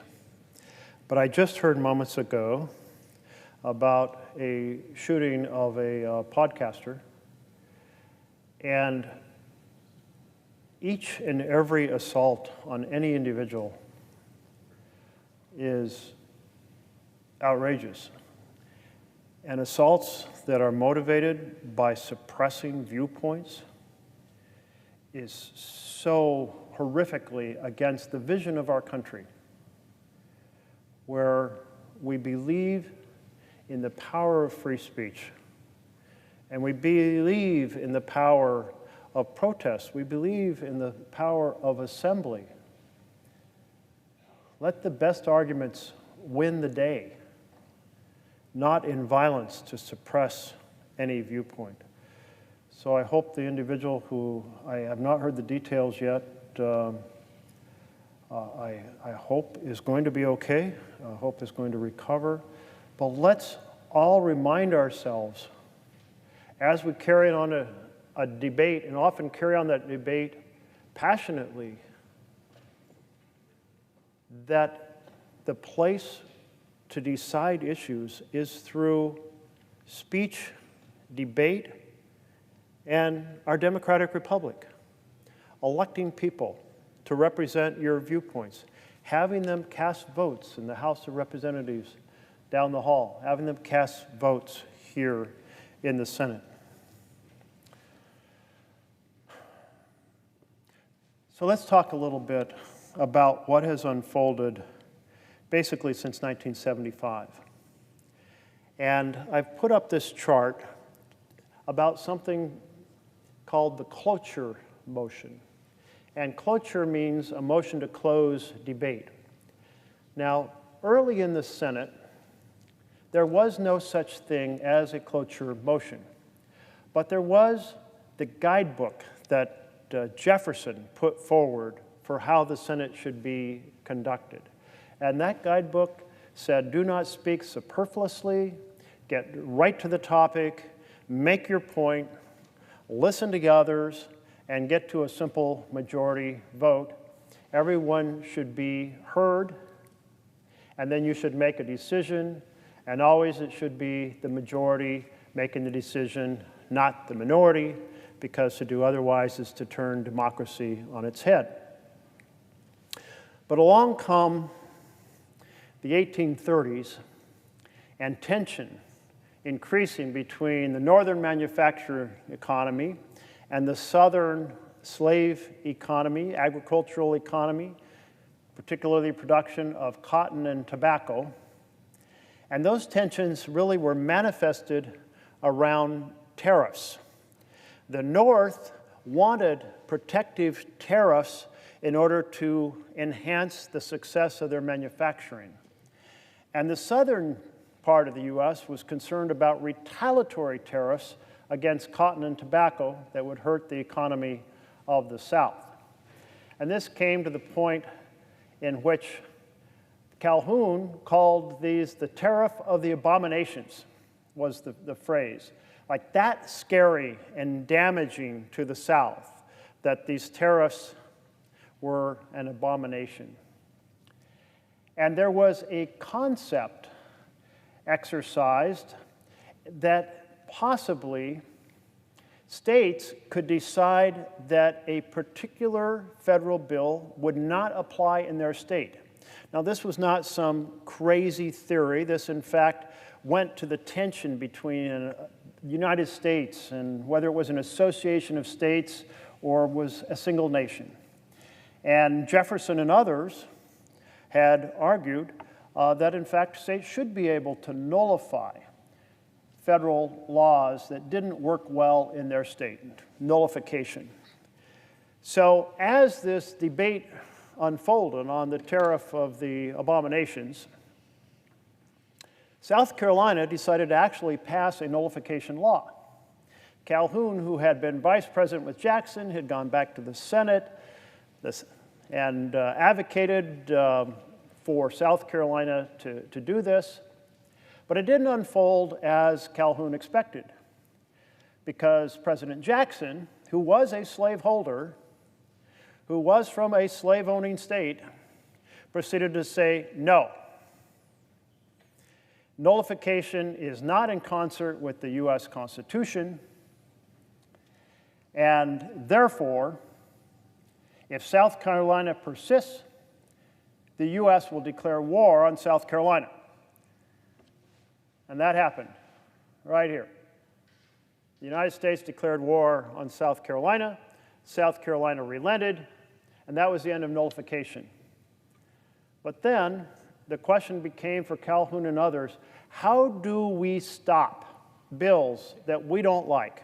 And in the beginning, the conversation was about tariff bills, but as it unfolded over time, it became about civil rights bills, because the South did not want Black Americans to be voting.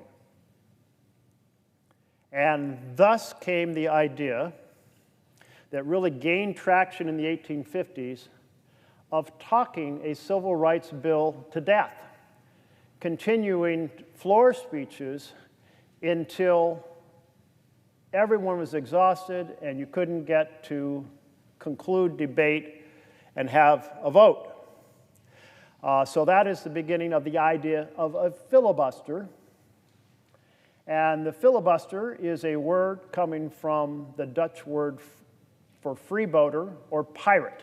So piracy overcame the Senate.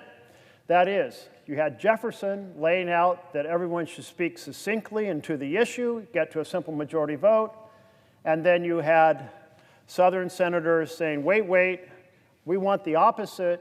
We want to celebrate lengthy speeches as a victory for free speech, the First Amendment, glorification of long speeches here in this as a way to stop bills from getting passed.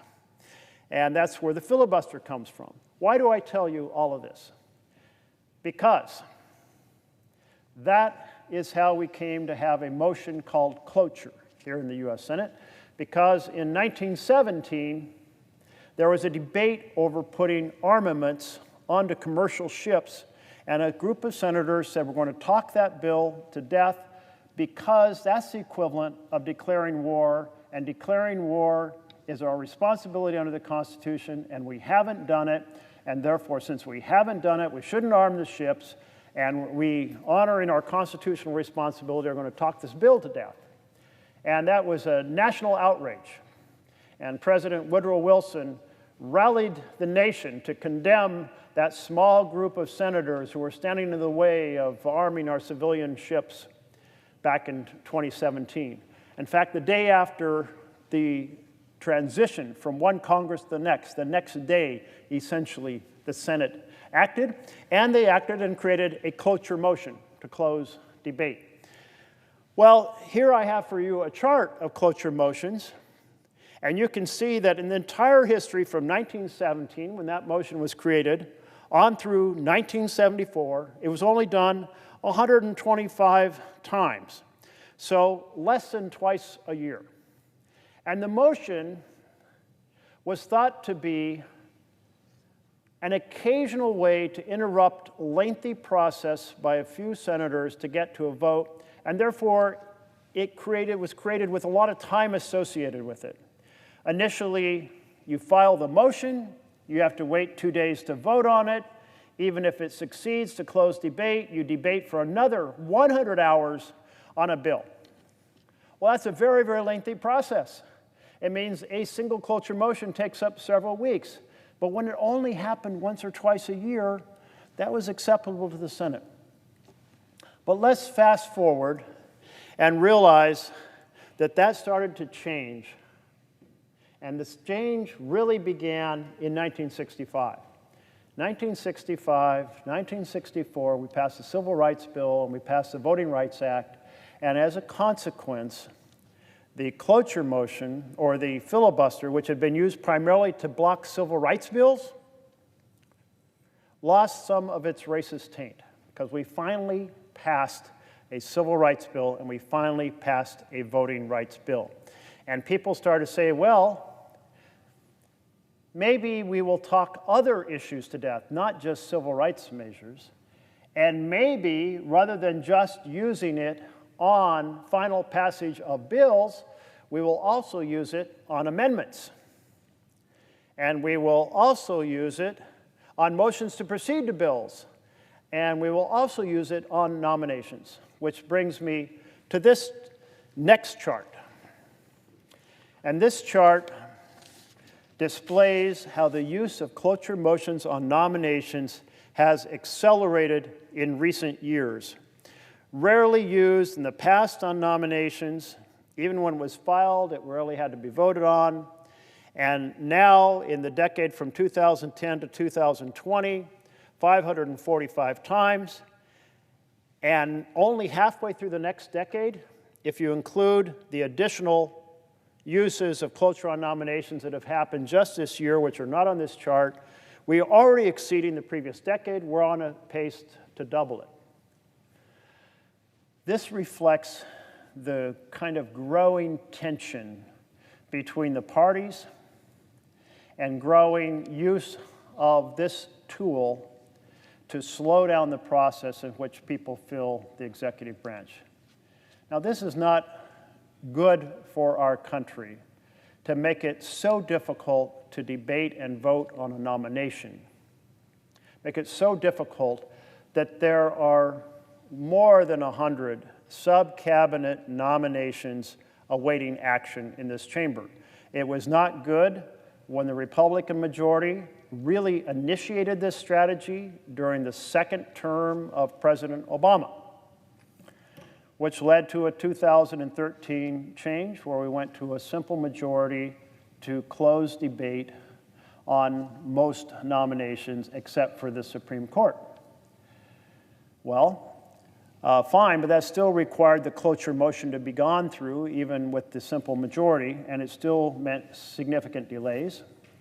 And that process kind of has just continued to increase in the tension between the parties. And now we have about 150 sub-cabinet nominations awaiting action on the floor, and dozens more that are likely to come out of committee in the next few weeks. And my Republican colleagues are saying this is unacceptable.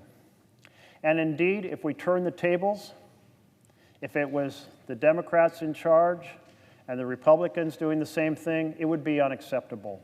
And we're spending way too much time in this chamber on nominations, way too much time that takes away from considering bipartisan bills, way too much time from addressing the fundamentals of health care and housing and education, investment in infrastructure, the creation of good-paying jobs, strategies to reduce pollution in our nation.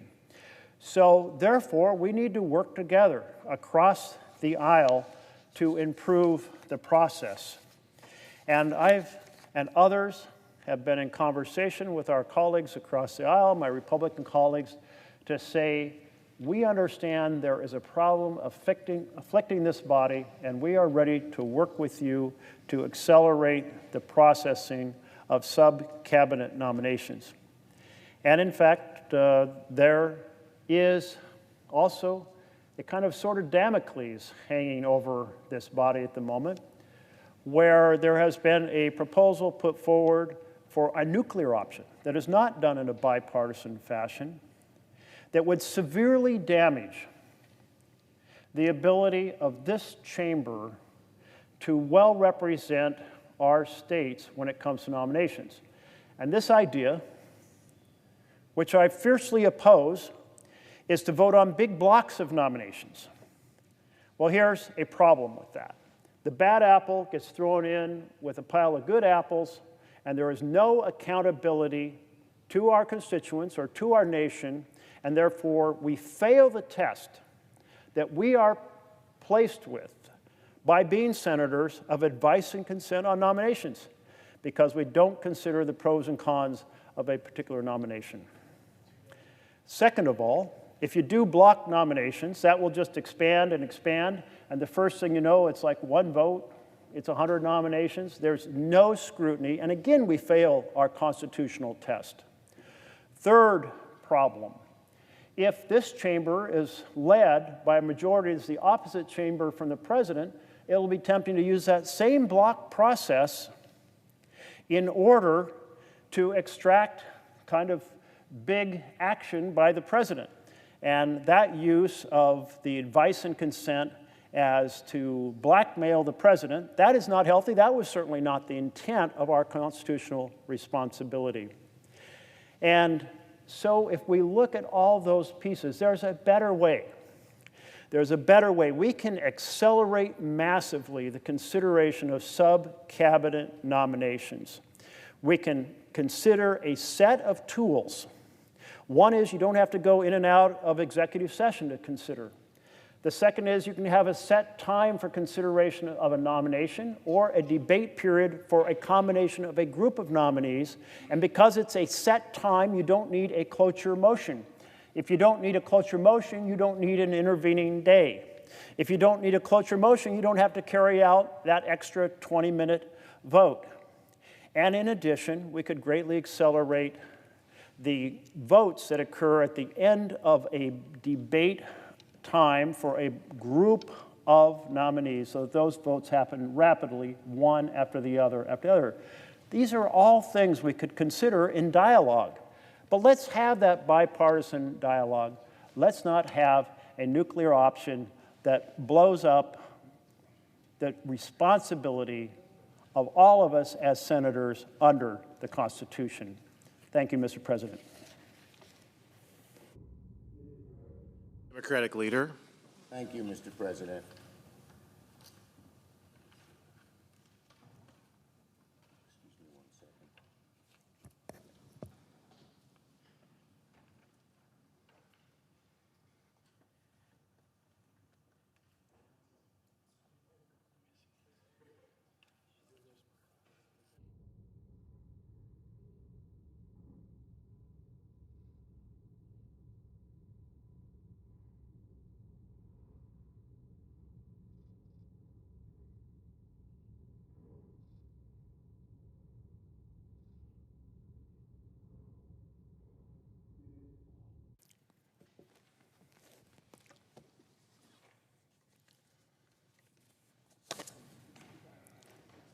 What's that?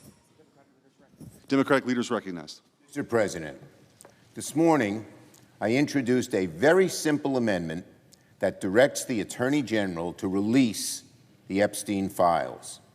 It's the same amendment as the one working its way in the House, and the same one that my good friend from Oregon, who just spoke on another issue, has been so active in championing. As soon as today, Republicans have a chance to take a step further in releasing the files, the same files that for years they have said they wanted released. If Republicans vote no, they'll be saying to the American people, you should not see the Epstein files. I asked my Republican colleagues, after all those years you spent calling for accountability, for transparency, for getting to the bottom of these awful crimes, why won't you vote yes? Let me remind my colleagues of the things they have said for themselves on the Epstein issue. After all, Leader McConnell said, quote, there's no question the accusations against Epstein are horrendous, and I think it's good news that they're being pursued further. That's what McConnell said. Whatever happened to that? The current majority leader, Senator Thune, said less than 2 months ago, yes, he said, we're all interested in making sure that justice is served and there is full disclosure and transparency. And what about Senator Blackburn, who said it's imperative we figure out who was involved with Jeffrey Epstein? That's the only way we're going to break apart this $150 billion a year human trafficking, sex trafficking ring. Or Senator Johnson, who said, the alleged victims are entitled to know what happened. The American people are entitled to know what happened. Well, I could not agree more with all of them. To my Republican colleagues, I say, to every senator, I say, This is your chance now. You can vote right now to give transparency to the American people and reveal the files, or you can vote to hide the very files you've claimed to desperately want released for years. The choice lies with our Republican colleagues today. If Republicans vote no, they'll be saying the American people should not see the Epstein files. I say to my Republican colleagues again, if you vote no, I say to every senator, if you vote no, you'll be saying the American people should not see the Epstein files, plain and simple. The American people deserve transparency. The American people are sick of Donald Trump's endless string of pathological lies and cover-ups when it comes to the Epstein files. Trump lied when he promised he'd release the Epstein files. Trump lied when he said the FBI never told him if his name was mentioned in the files. Trump lied when he said he never wrote that gross, salacious letter to Epstein on his 50th birthday. And he lied last week when he called the whole thing nothing but a Democratic hoax. It's not a hoax, it's real, and Americans want to get to the bottom of it. Americans want transparency. From Trump, we're hearing one brazen lie after the other. From Trump, we're hearing a massive cover-up. Americans are wondering, what the heck is Donald Trump hiding? Well, we can take back that veil. We can release those files, take a big step to releasing those files by voting yes on my amendment. It's clear Donald Trump can't be trusted to tell the truth to the American people, so it should be up to the Senate to do so. The Senate must force the issue. And I say to my Republican friends, as long as you keep voting no, America's going to lose trust in government and lose trust in you. I yield the floor and note the absence of a quorum. Clerk will call the roll. Ms. Also Brooks.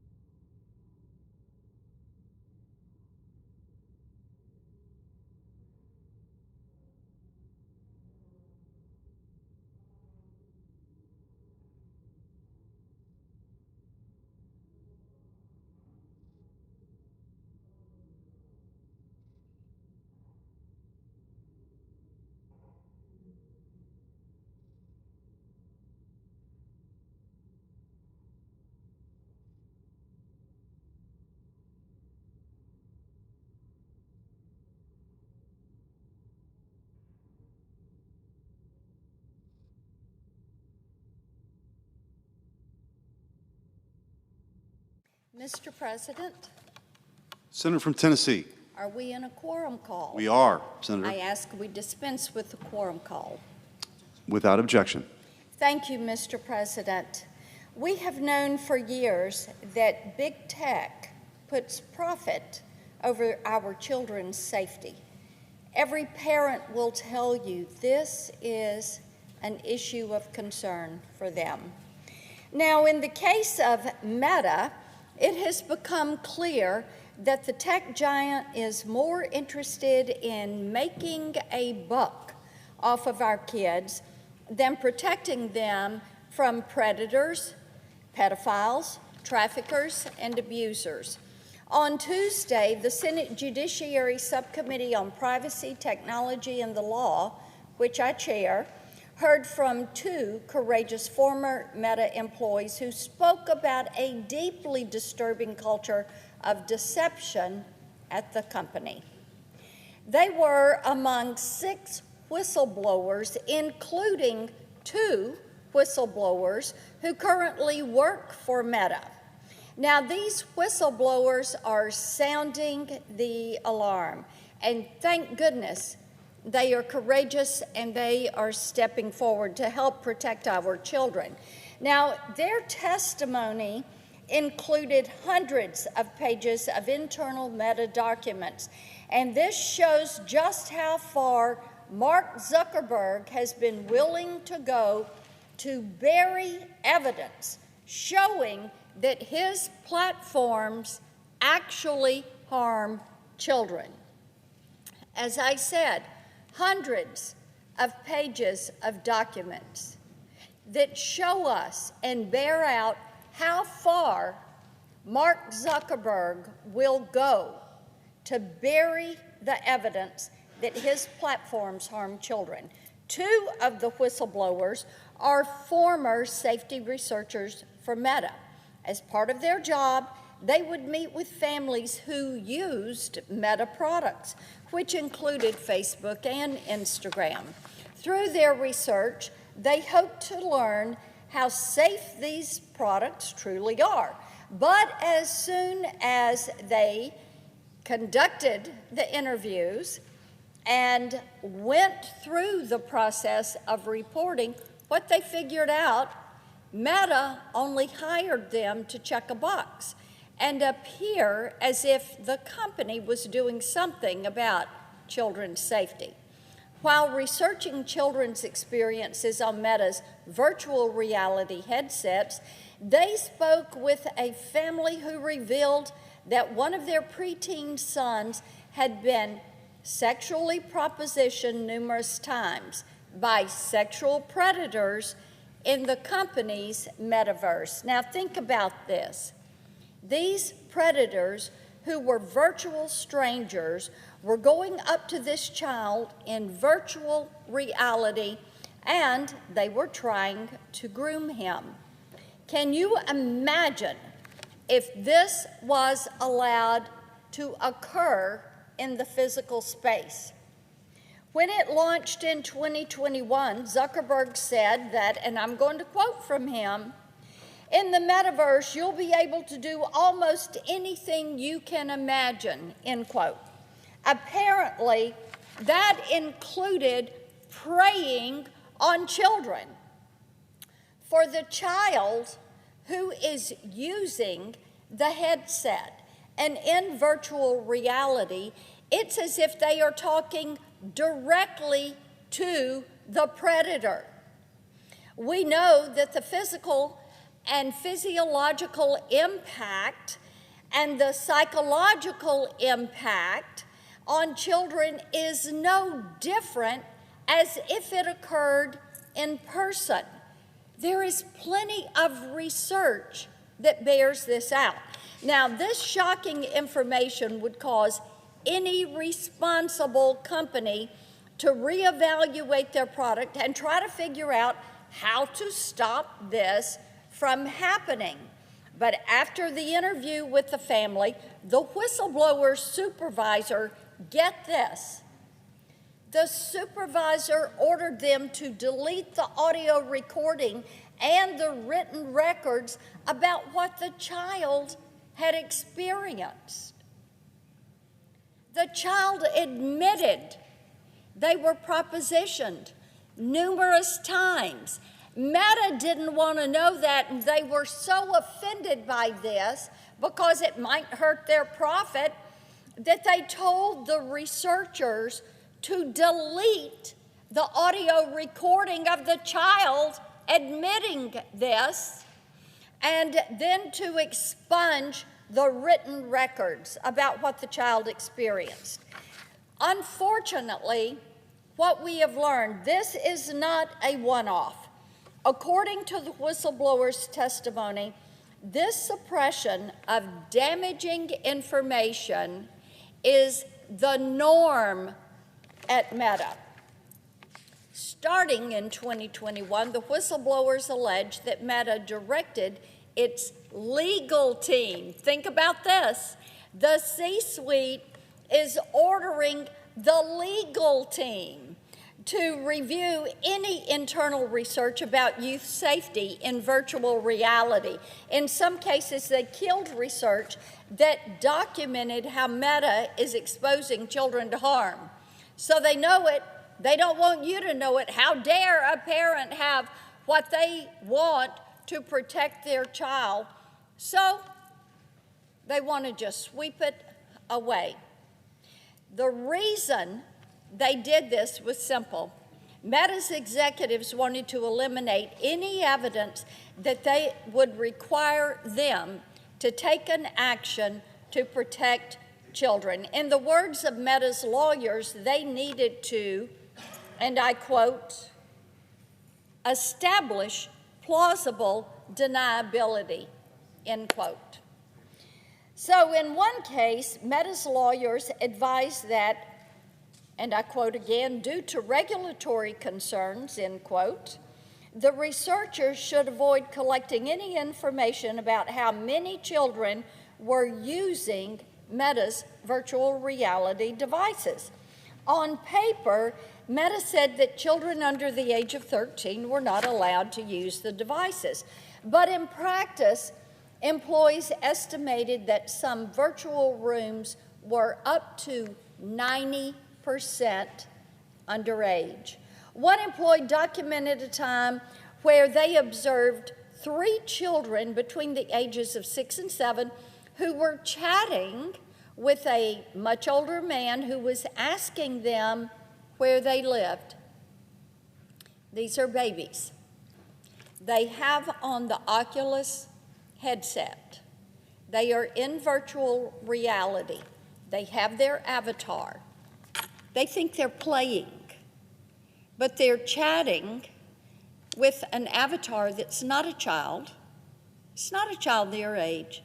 It is an avatar that is an older man, and he is trying to figure out where they lived. Now, the employee told Meta they knew that these were young children based on the sound of their voice. Yet, what did the company officials try to do? They tried to suppress this, to sweep it under the rug, to keep people from knowing this was happening. Meta executives told the researchers that they shouldn't refer to kids on the platform. Instead, they were told to refer to them as, get this, alleged minors with young-sounding voices who may be underage. Again, that is a direct quote. So let me ask you this. Does this sound like a company concerned about how its platforms expose children to predators and pedophiles? Or does it sound like a company that is doing everything possible to cover up this horrific abuse? With Meta and other tech platforms, we've seen this negligence over and over and over. Indeed, I have talked on this floor many times about this issue. Senator Blumenthal and I have talked tirelessly about this issue as we've held hearing after hearing. With their algorithms that the tech firms use, that Meta is using, what they are doing is creating what one of the researchers referred to as a playground for pedophiles. That's really sad. In the physical space, you'd be locked up for doing that.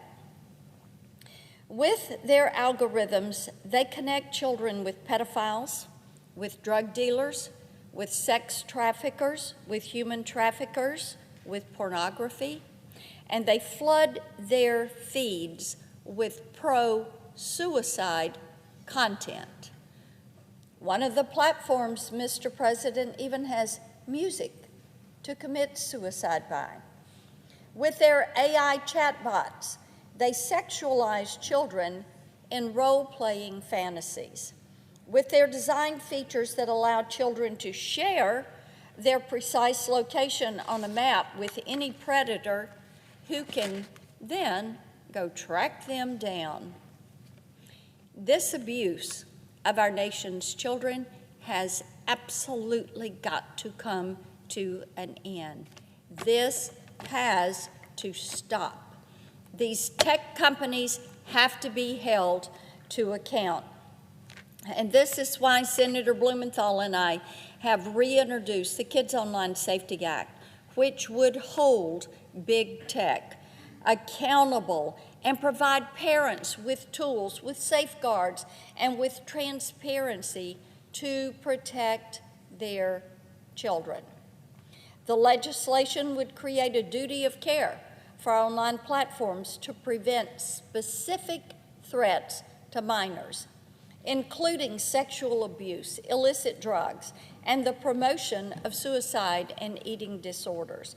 There's a reason this legislation was overwhelmingly bipartisan and received overwhelming bipartisan support. It passed out of the Senate last year on a 91-3 vote.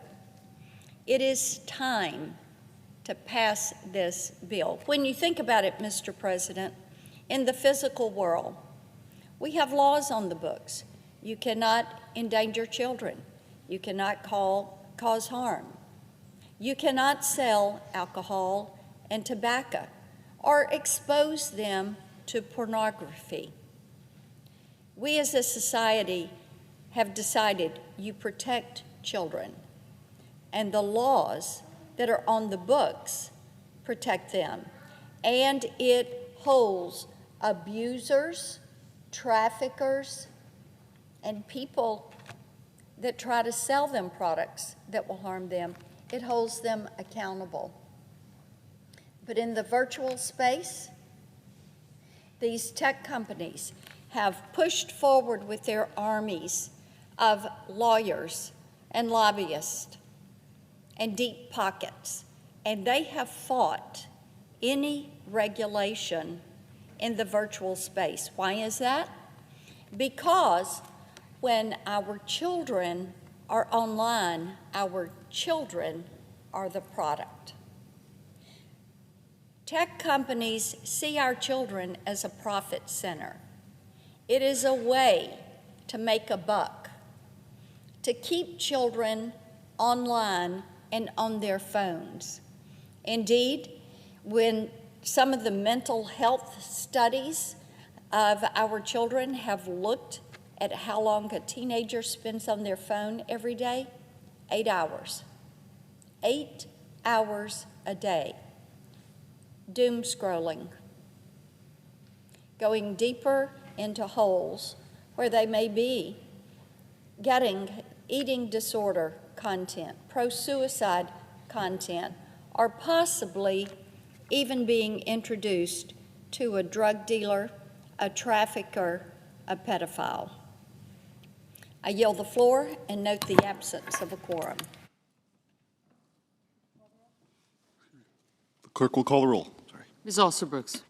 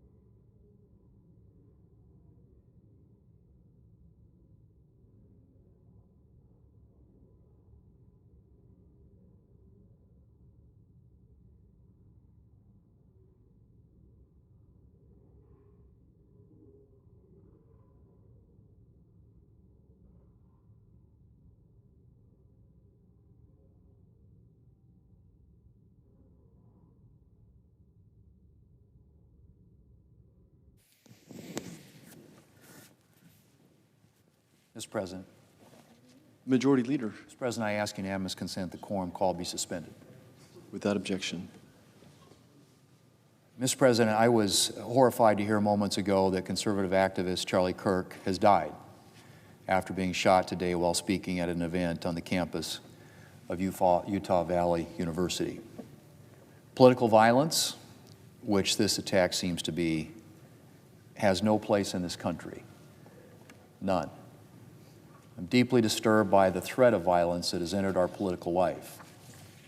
And I pray that we will remember that every person, no matter how vehement our disagreement with them, is a human being and a fellow American deserving of respect and protection. My prayers are with Charlie Kirk's wife and children and his whole family, with the doctors and nurses who cared for him, and with all those who were present at the shooting.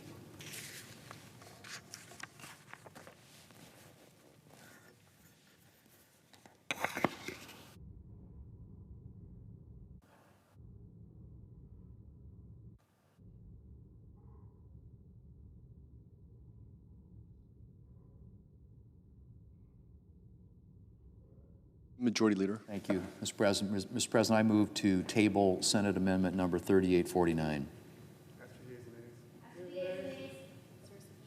Is there a sufficient second? There appears to be. The clerk will call the roll.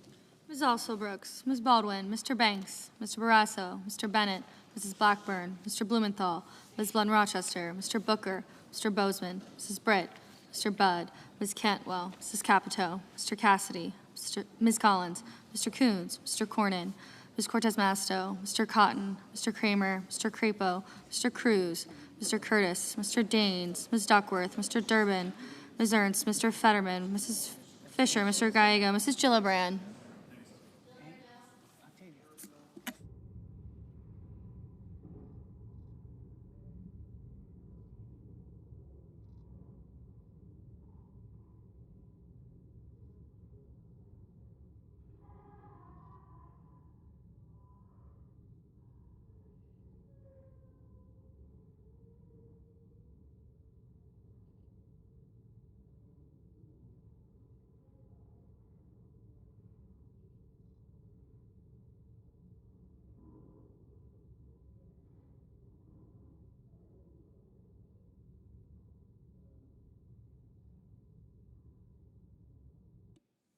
Mr. Graham, Mr. Grassley, Mr. Haggerty, Ms. Hassan, Mr. Hawley, Mr. Heinrich, Mr. Hickenlooper,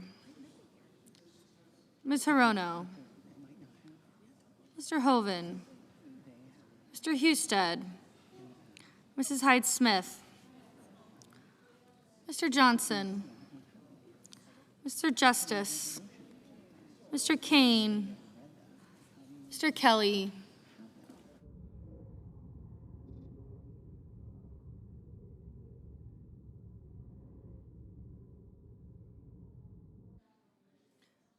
Mr. Kennedy,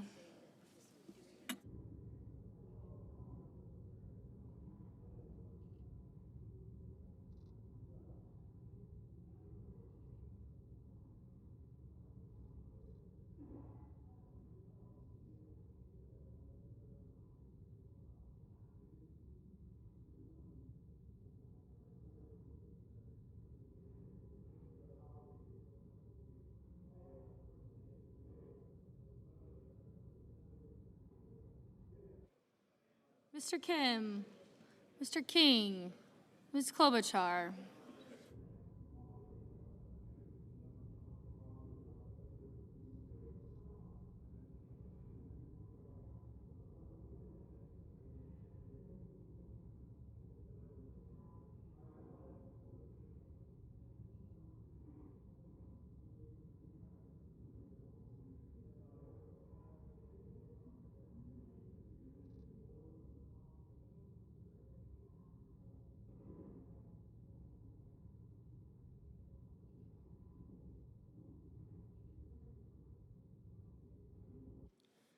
Mr. Langford, Mr. Lee, Mr. Lujan, Ms. Lummis, Mr. Markey, Mr. Marshall, Mr. McConnell, Mr. McCormick, Mr. Merkley,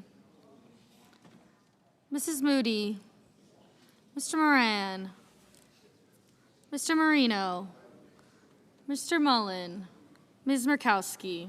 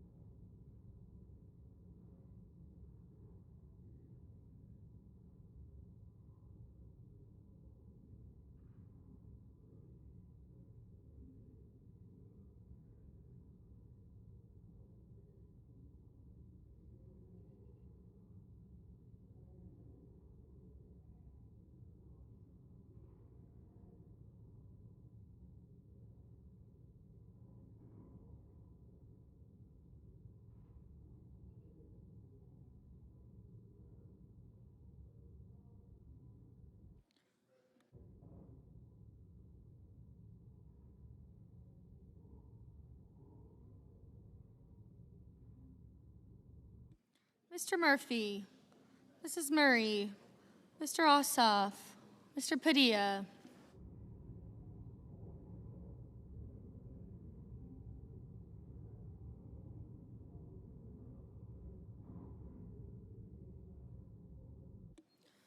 Mr. Paul, Mr. Peters, Mr. Reed, Mr. Ricketts, Mr. Risch, Ms. Rosen, Mr. Rounds, Mr. Sanders, Mr. Schatz, Mr. Schiff, Mr. Schmidt, Mr. Schumer, Mr. Scott of Florida, Mr. Scott of South Carolina, Mrs. Shaheen, Mr. Sheehy, Ms. Slotkin, Ms. Smith, Mr. Sullivan, Mr. Thune, Mr. Tillis, Mr. Tuberville, Mr. Van Hollen, Mr. Warner, Mr. Warnock.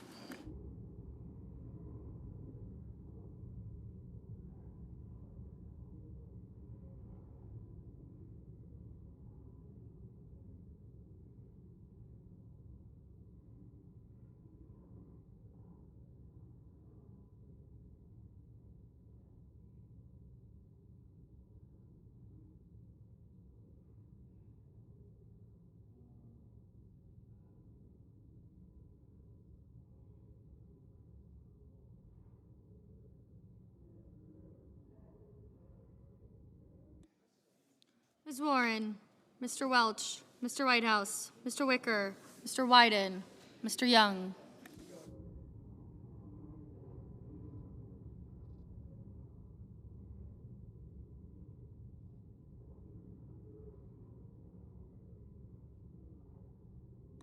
Senators voting in the affirmative: Barrasso, Collins, Cornyn, Cotton, Kramer, Crapo, Marshall, Thune, and Tillis. Senators voting in the negative: Durbin, Gallego, Gillibrand, Hassan, Heinrich, Klobuchar, Murray, Paul, Schatz, Schumer, Warren, and Wyden. Mr. Kelly. Mr. Kelly, no.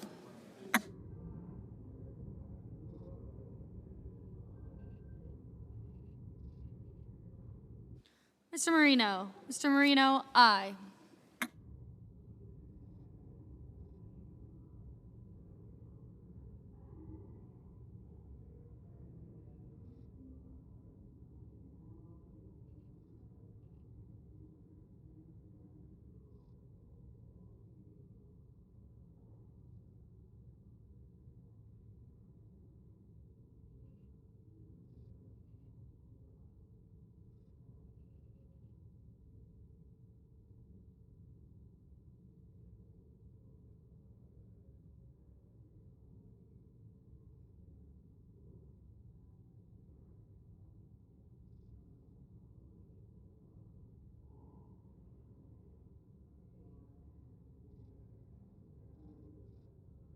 Mr. Husted. Mr. Husted, aye.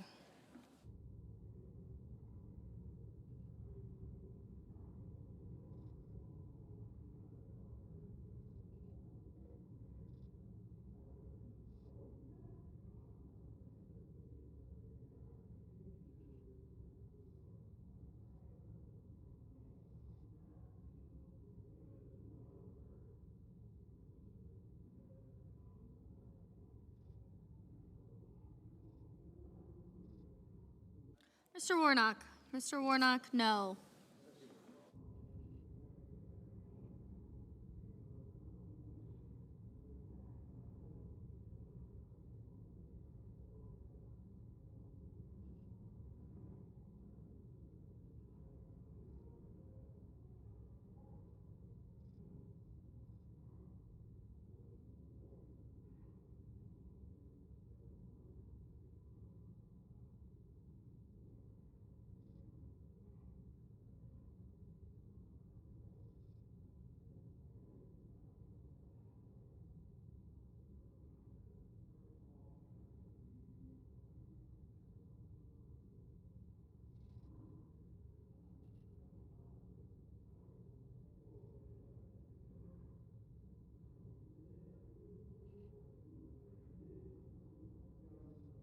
Mr. Fetterman. Mr. Fetterman, no. Mr. Johnson. Mr. Johnson, aye.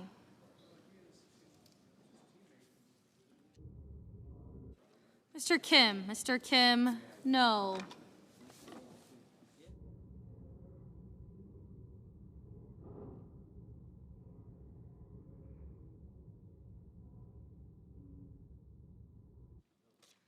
Mr. Reed. Mr. Reed, no. Mr. Cassidy. Mr. Cassidy, aye.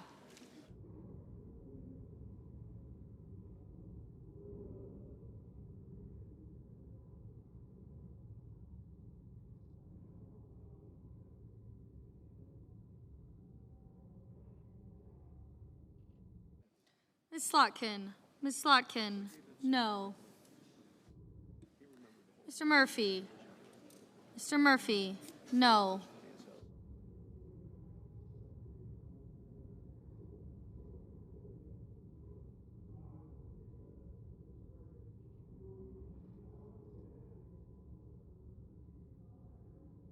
Mr. Van Hollen. Mr. Van Hollen, no. Mr. Hoven. Mr. Hoven, aye.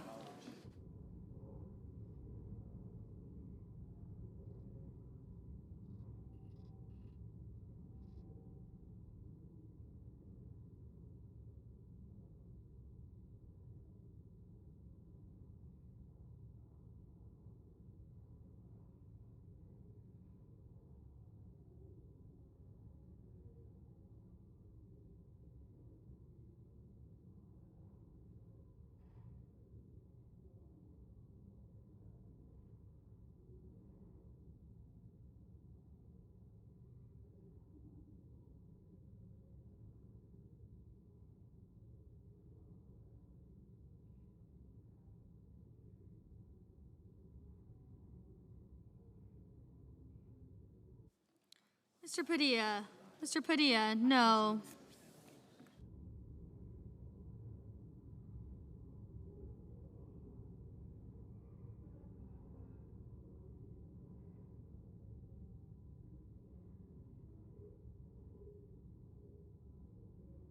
Ms. Smith. Ms. Smith, no. Mr. Schiff. Mr. Schiff, no.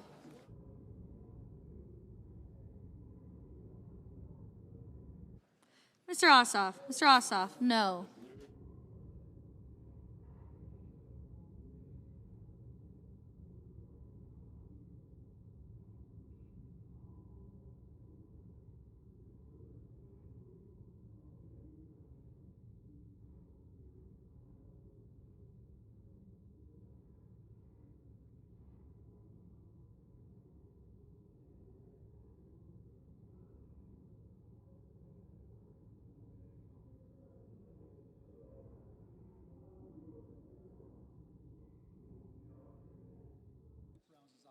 Mr. Rounds. Mr. Rounds, aye. Mr. Welch. Mr. Welch, no.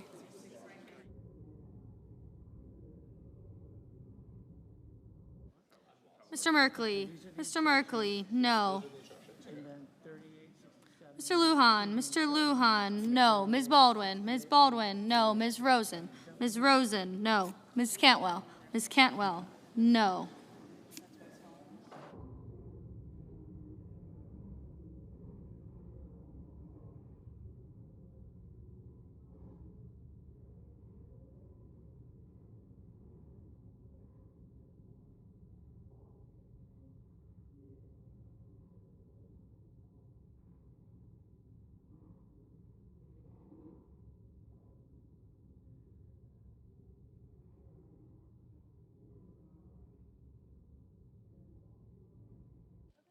Mrs. Moody. Mrs. Moody, aye.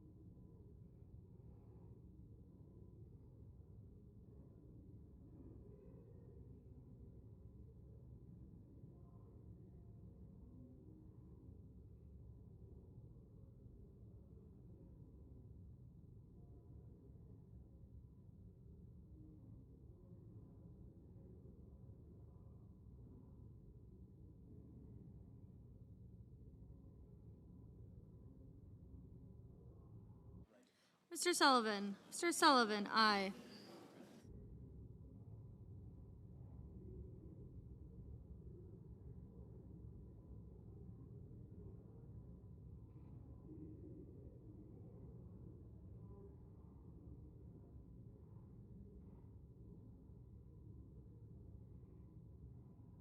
Mr. McCormick. Mr. McCormick, aye. Mr. Daines. Mr. Daines, aye. Mr. Wicker. Mr. Wicker, aye.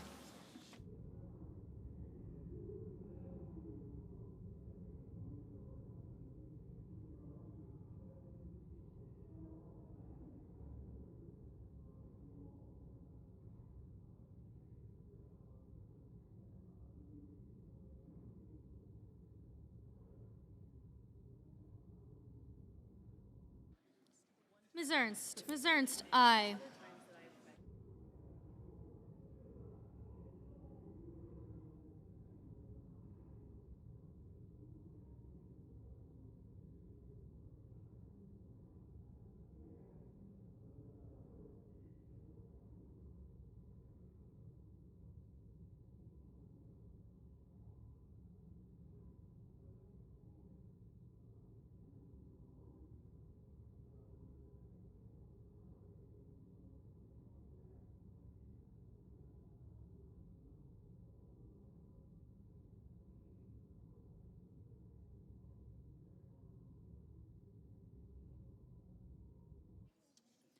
Mrs. Hyde-Smith. Mrs. Hyde-Smith, aye.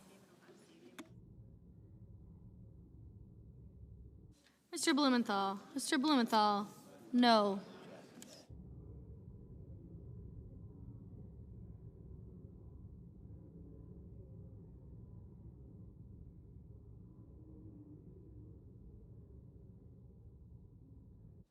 Mrs. Blackburn. Mrs. Blackburn, aye.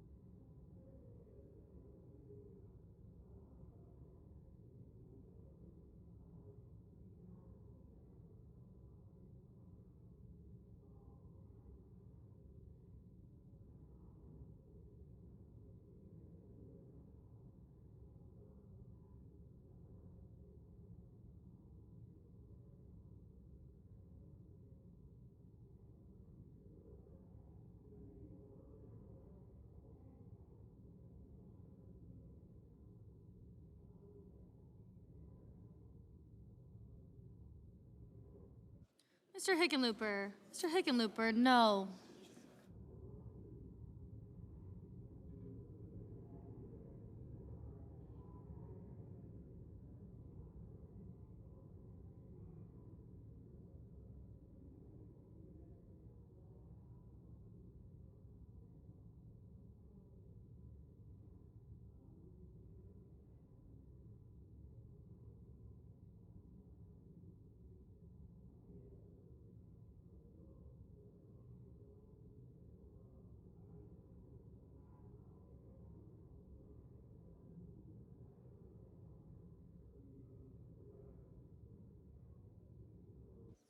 Mr. Peters. Mr. Peters, no.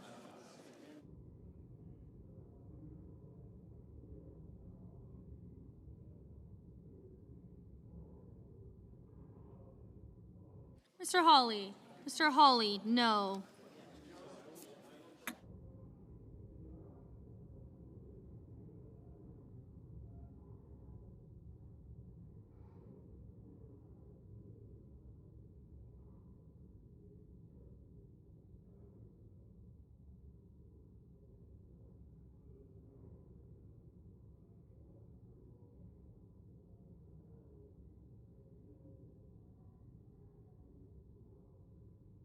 Mr. Bozeman. Mr. Bozeman, aye.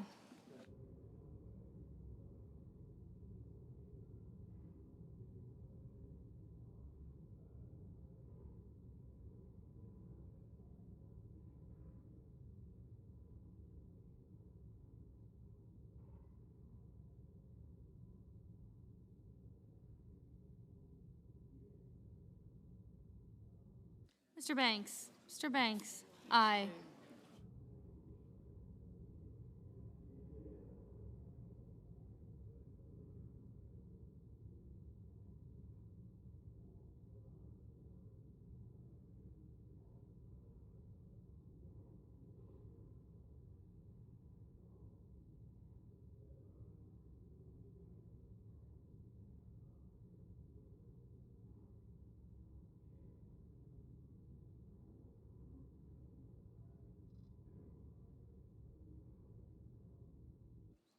Mr. King. Mr. King, no. Ms. Cortez Masto. Ms. Cortez Masto, no. Mr. Lee. Mr. Lee, aye.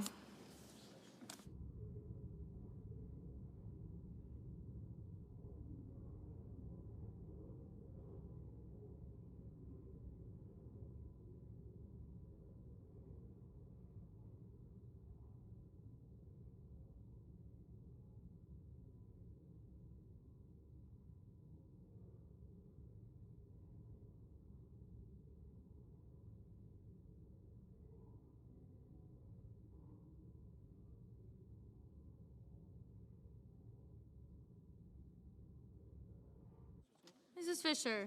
Mrs. Fisher, aye.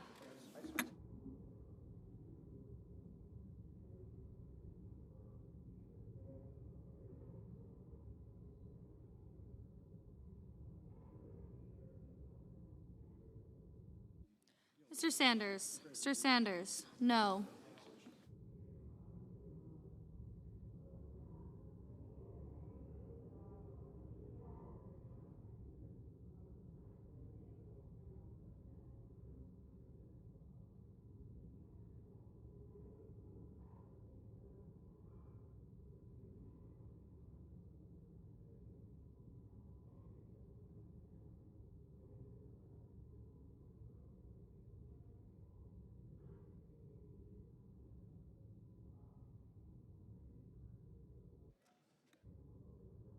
Mr. Markey. Mr. Markey, no.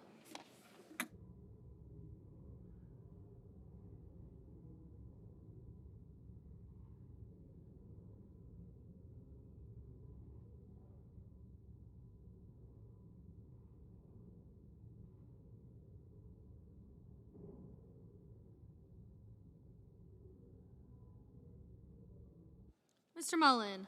Mr. Mullen, aye.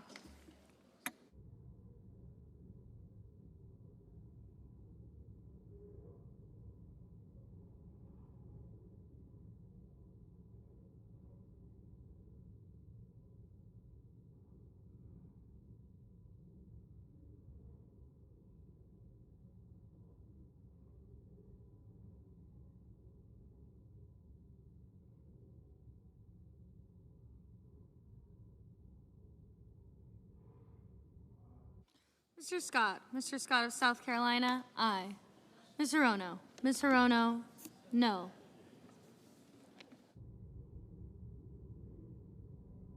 Mr. Scott. Mr. Scott of Florida, aye.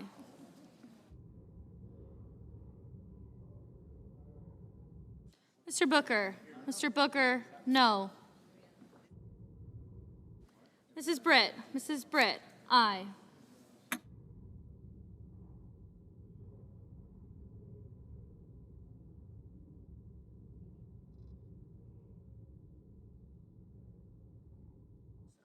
Ms. Lummis. Ms. Lummis, aye. Mr. Grassley. Mr. Grassley, aye.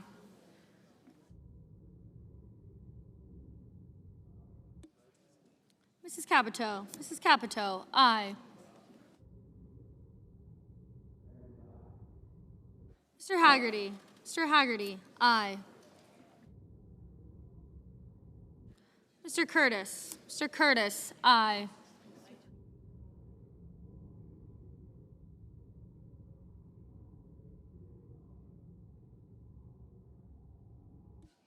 Mr. Warner. Mr. Warner, no. Ms. Duckworth. Ms. Duckworth, no.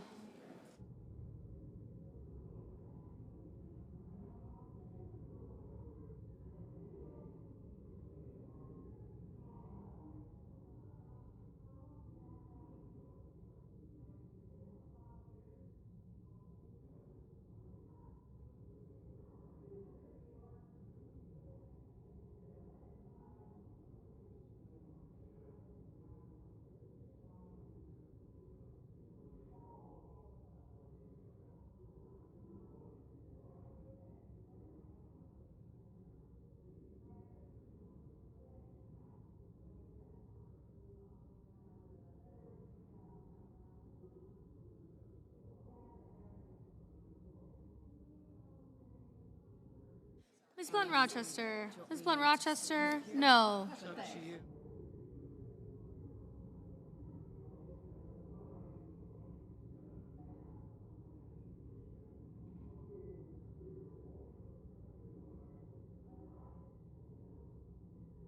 Mr. Langford. Mr. Langford, aye.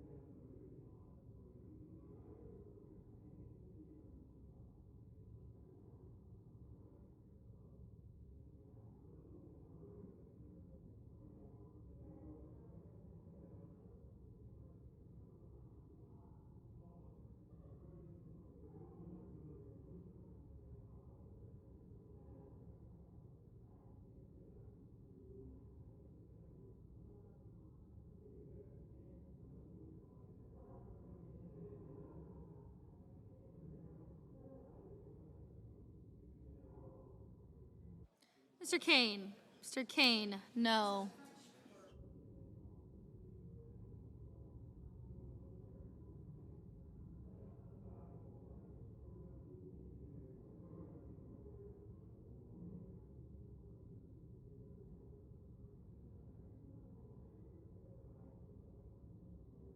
Mr. Graham. Mr. Graham, aye.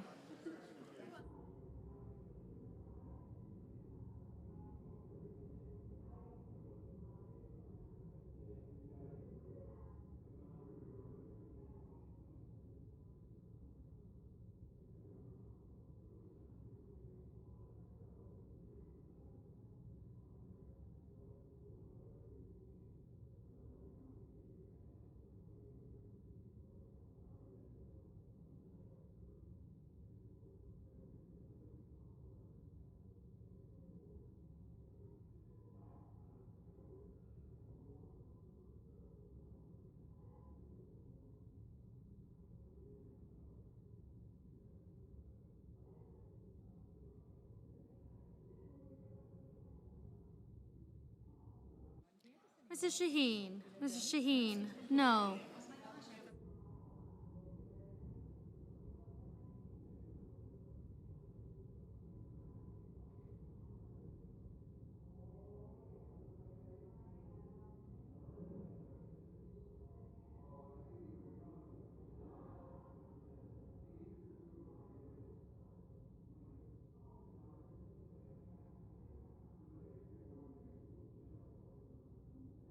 Mr. Moran.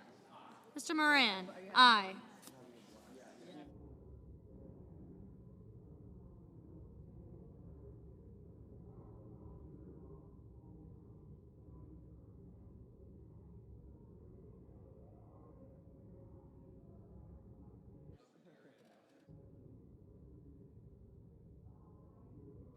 Mr. Justice. Mr. Justice, aye. Mr. Risch. Mr. Risch, aye.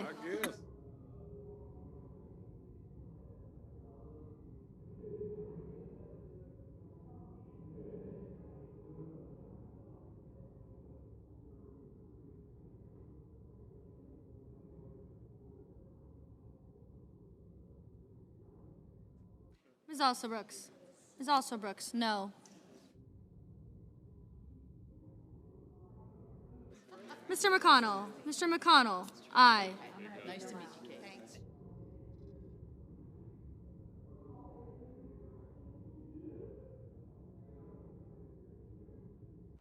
Mr. Whitehouse. Mr. Whitehouse, no.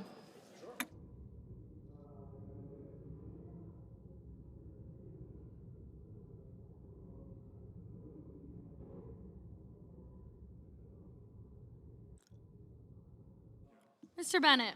Mr. Bennett, no.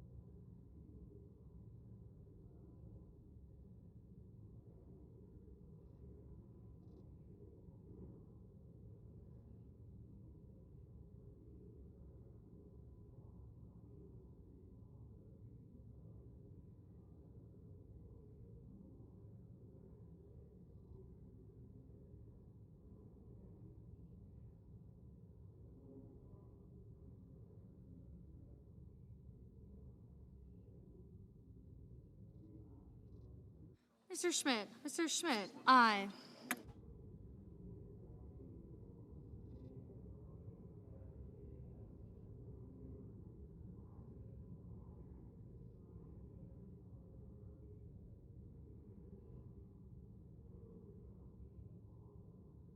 Mr. Kennedy. Mr. Kennedy, aye.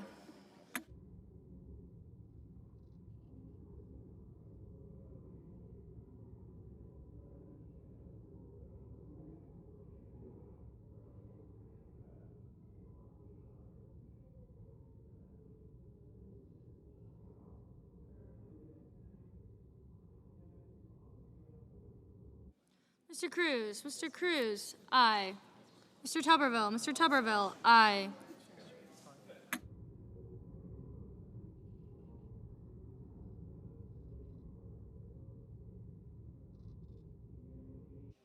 Mr. Sheehy. Mr. Sheehy, aye.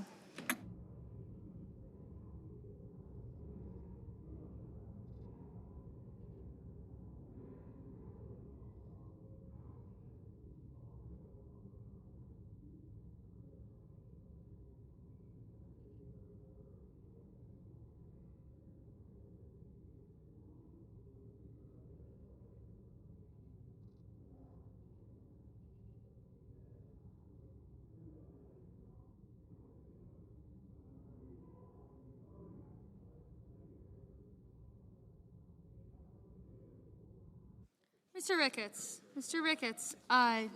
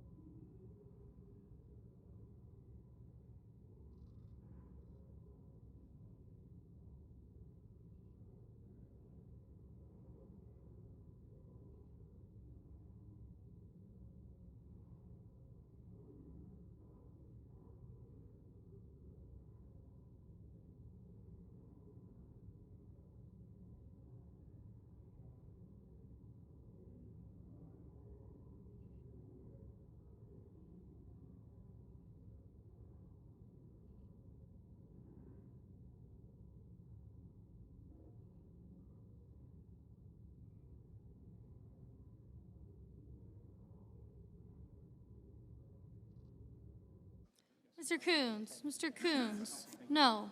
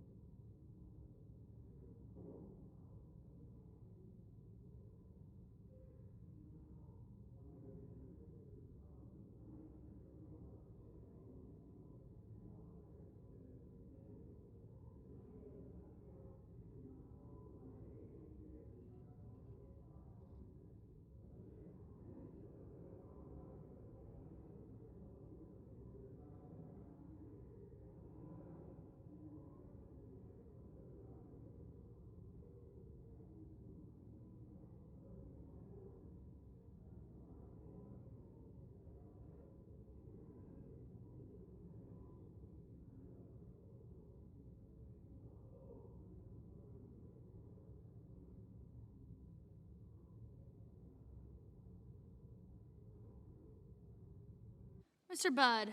Mr. Budd, aye.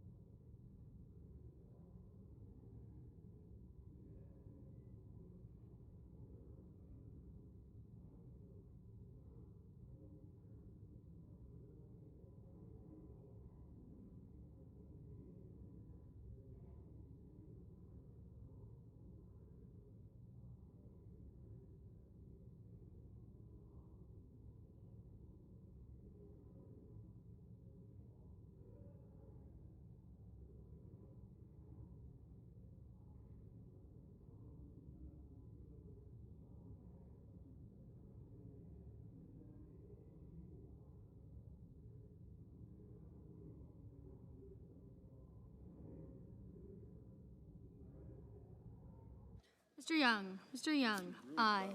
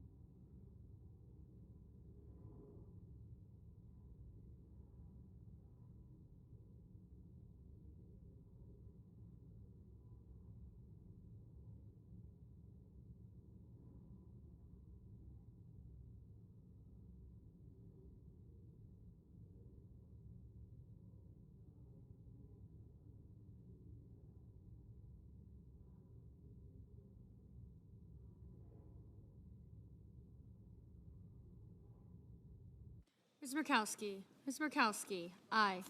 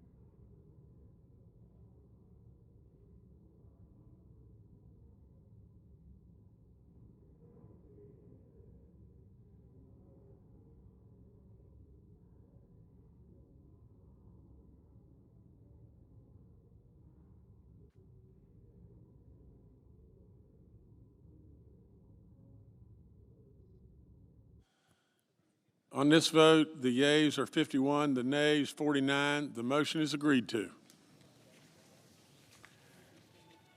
Mr. President. Majority Leader. Thank you, Mr. President. Mr. President, I have a second-degree amendment at the desk. The clerk will report. Senator from South Dakota, Mr. Thune, proposes an amendment number 3863 to amendment number 3427. Mr. President, I ask the reading be dispensed with. Without objection. And I have an amendment to the text of the underlying bill. The clerk will report. The senator from South Dakota, Mr. Thune, proposes an amendment number 3864 to the language proposed to be stricken by amendment President, number I ask that the 3748. reading be dispensed with. Without objection. And I ask for the yeas and nays on my amendment. Is there a sufficient second?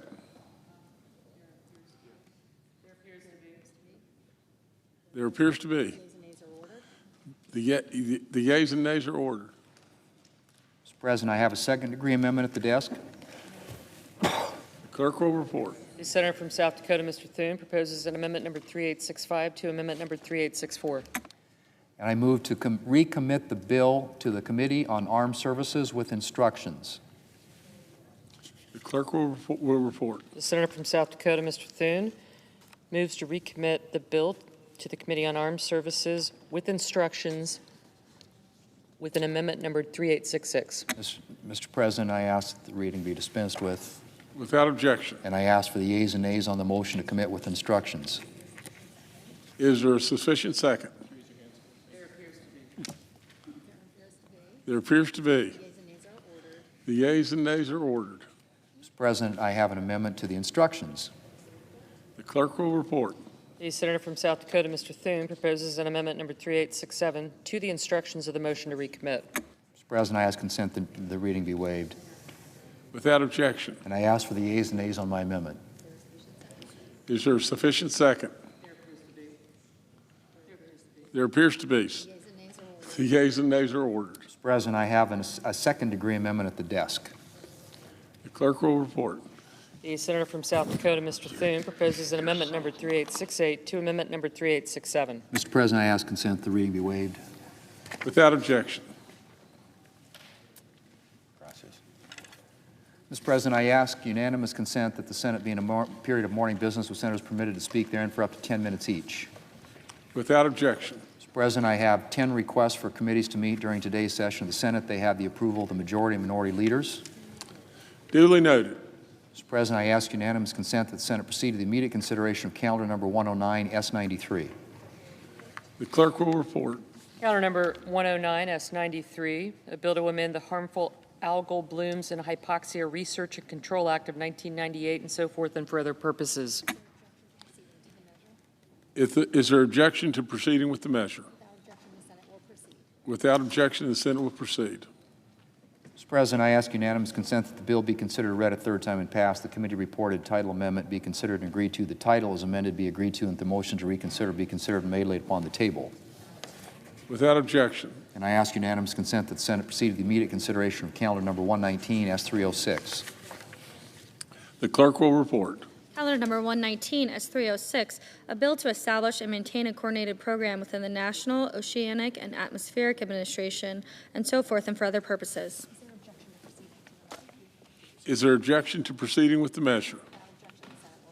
Without objection, the Senate will proceed. Mr. President, I ask unanimous consent that the bill be considered read a third time and passed, and that the motion to reconsider be considered made and laid upon the table. Without objection. I ask unanimous consent that the Senate proceed to the immediate consideration of calendar number 146, S725. The clerk will report. Calendar number 146, S725, a bill to direct the Federal Communications Commission to issue reports and so forth and for other purposes. Is there objection to proceeding with the measure? Without objection, the Senate will proceed. Mr. President, I ask unanimous consent that the committee reported substitute amendment be agreed to. The bill is amended be considered read a third time and passed, and the motion to reconsider be considered made and laid upon the table. Without objection.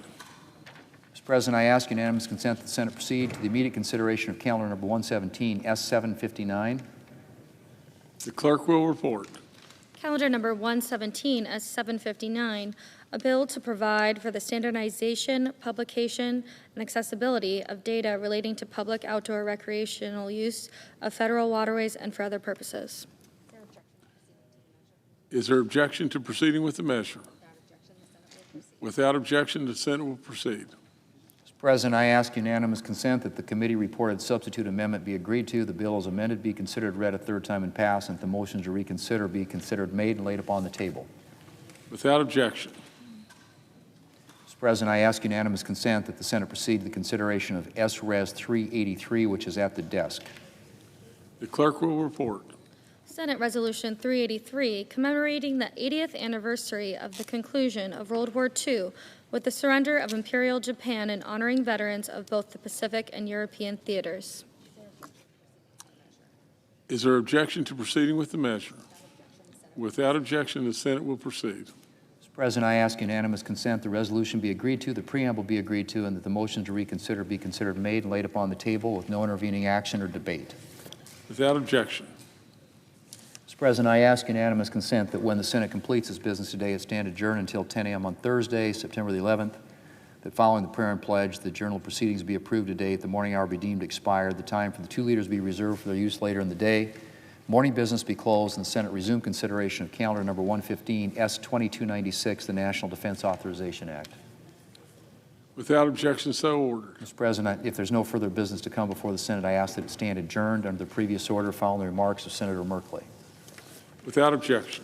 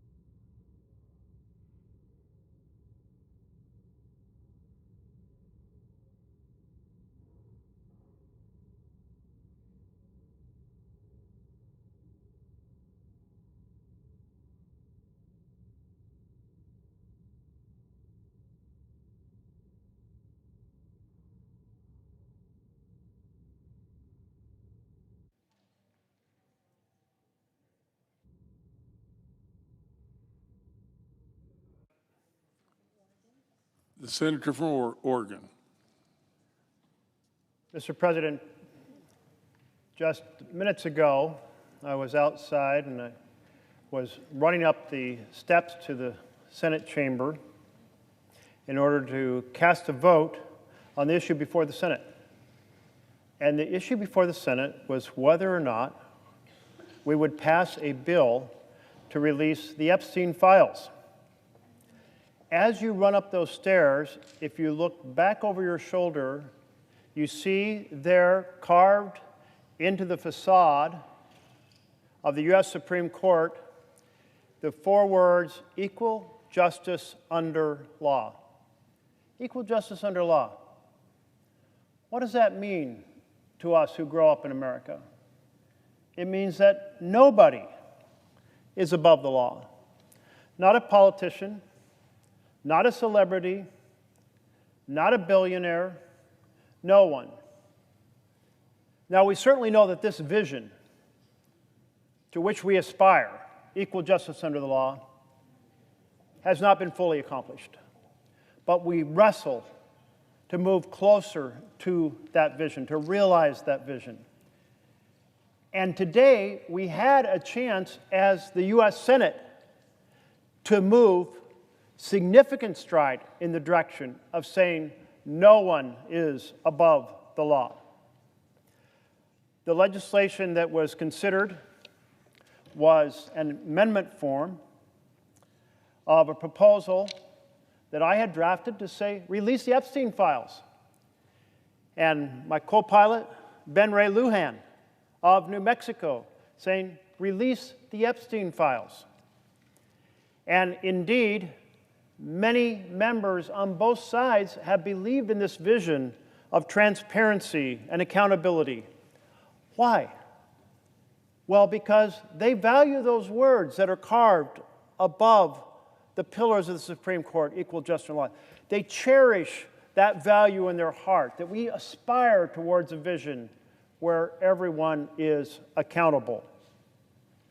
Plus, in this particular case involving Jeffrey Epstein, every single one of us, all 100 senators, know that Jeffrey Epstein was a monster who groomed and abused underage children, a monster who trafficked girls to rich and powerful men, a monster who destroyed the lives of hundreds of young women. As I speak, the U.S. Department of Justice has files detailing the names of those connected to Mr. Jeffrey Epstein. It's been widely reported that in May, our Attorney General, Pam Bondi, informed President Trump that his name appears in the Epstein files. But to be clear, just because a name is listed in the Epstein files doesn't mean that that person was a collaborator in abusing young women. There may be lots of names in that file related to just casual acquaintances or people met on trips, who knows?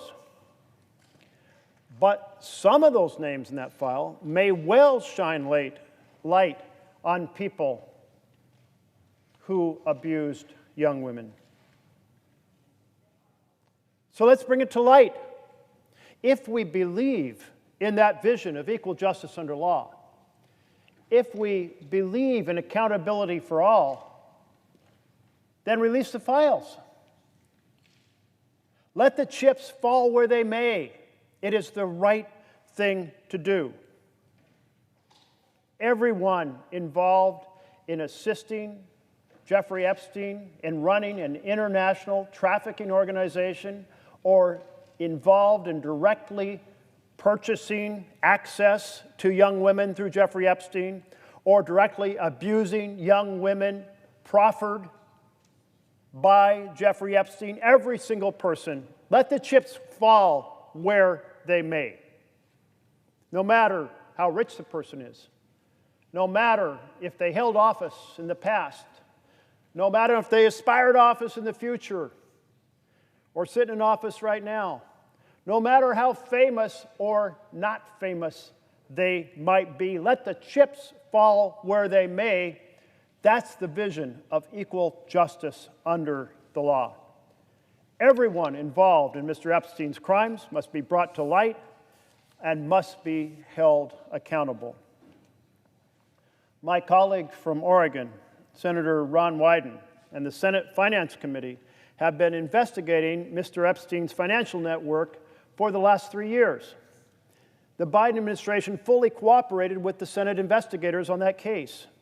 The Finance Committee staff went to the Treasury Department to see the Epstein files and suspicious activity reports. Democrats understood that this was an ongoing investigation. We applauded the Biden administration for cooperating, and that was the right course. But now we're under a different administration. Instead of cooperating, the Trump administration is obstructing. The Trump administration and Attorney General Bondi are refusing to cooperate, and they are refusing to investigate further. They're simply saying 2 words: case closed. Case closed?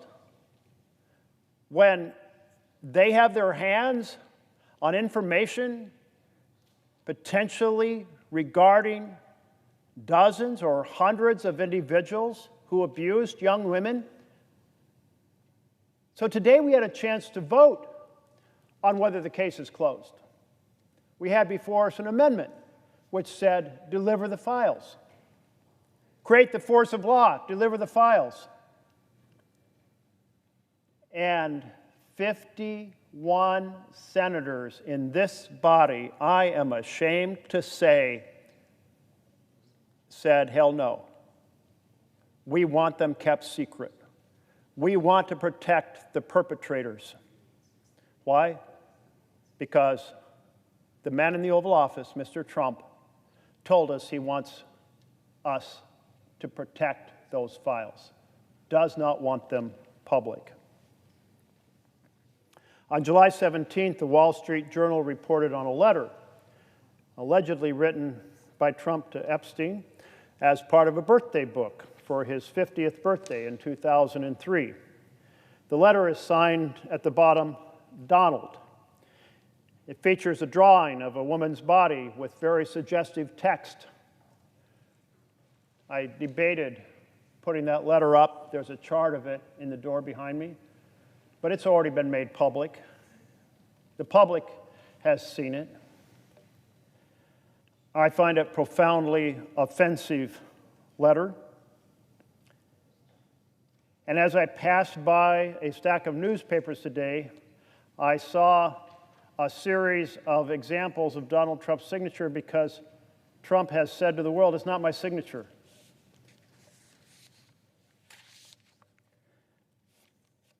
But of course,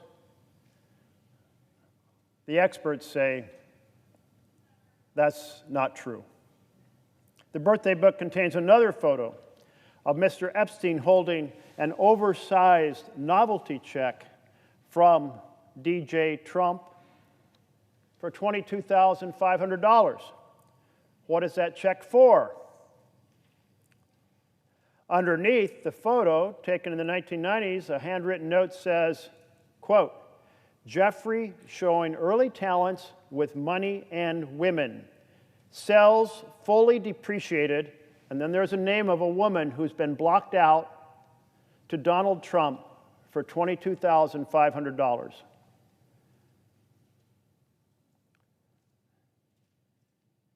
I don't know if a woman was sold to Donald Trump for $22,500. I don't know what it means to call a woman fully depreciated. I don't know if it was just kind of a brazen joke between a couple of very powerful men, but it's certainly not a funny joke. It certainly implies and suggests a camaraderie in the idea that young women are for sale. On July 15th, House Speaker Mike Johnson told CNN, we should put everything out there and let the people decide it. Well, actions are more powerful than words. The words were, we should put everything out there.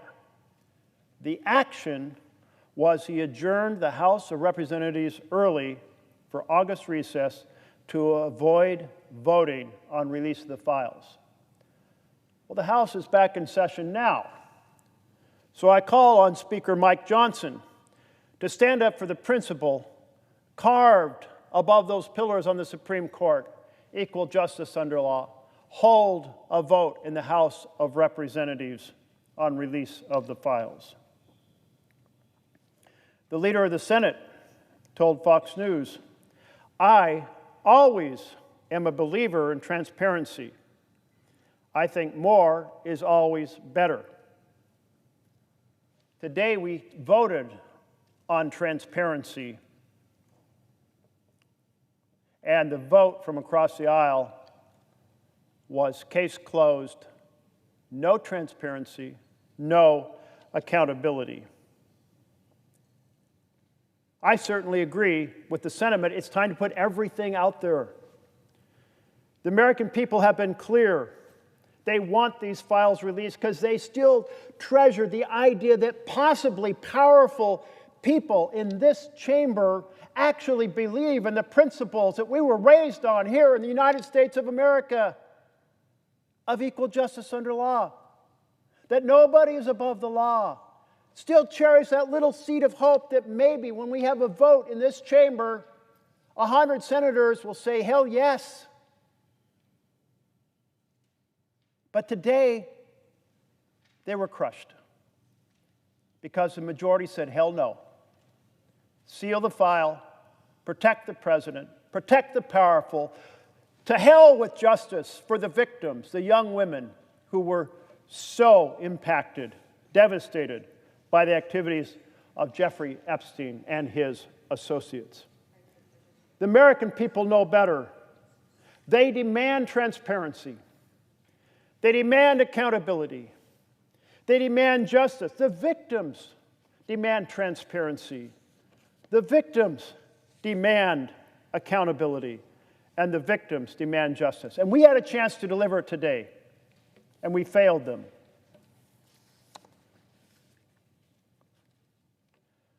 My bill, which was introduced as the amendment by Senator Schumer, requires the Attorney General to release all materials and records related to Jeffrey Epstein and Ghislaine Maxwell, including the flight and travel records, the names of individuals, the names of businesses and nonprofits and other organizations, any immunity deals, any non-prosecution agreements, any plea bargains, any settlements, internal Department of Justice communications about decisions to charge or not charge those involved, all communications about attempts to conceal information or documents, and any documentation related to Mr. Epstein's detention or death.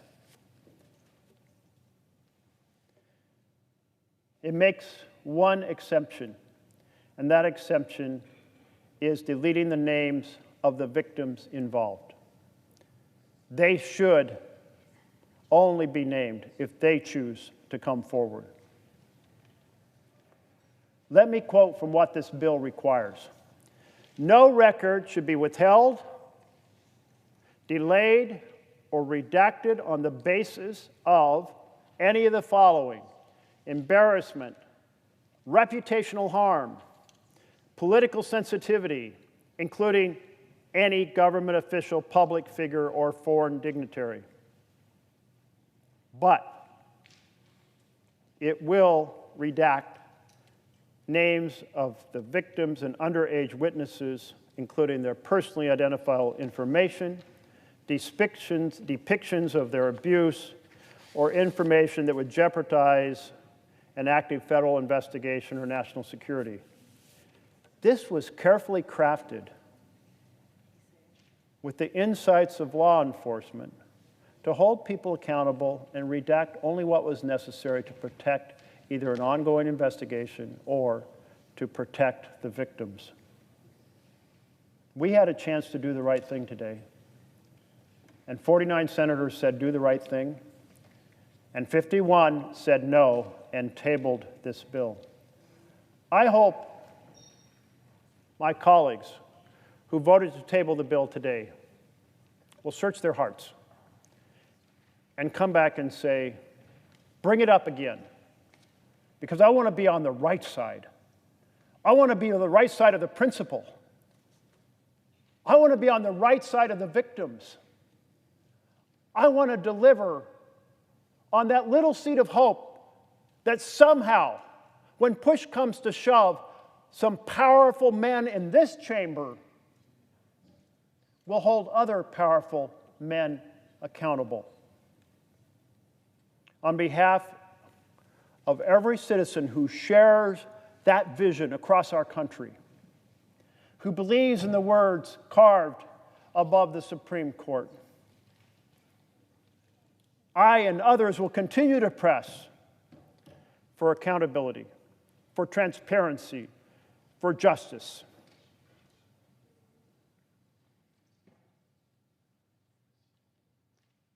May it be so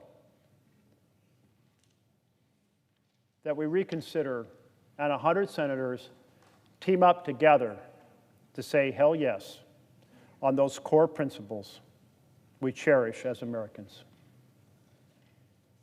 Thank you, Mr. President.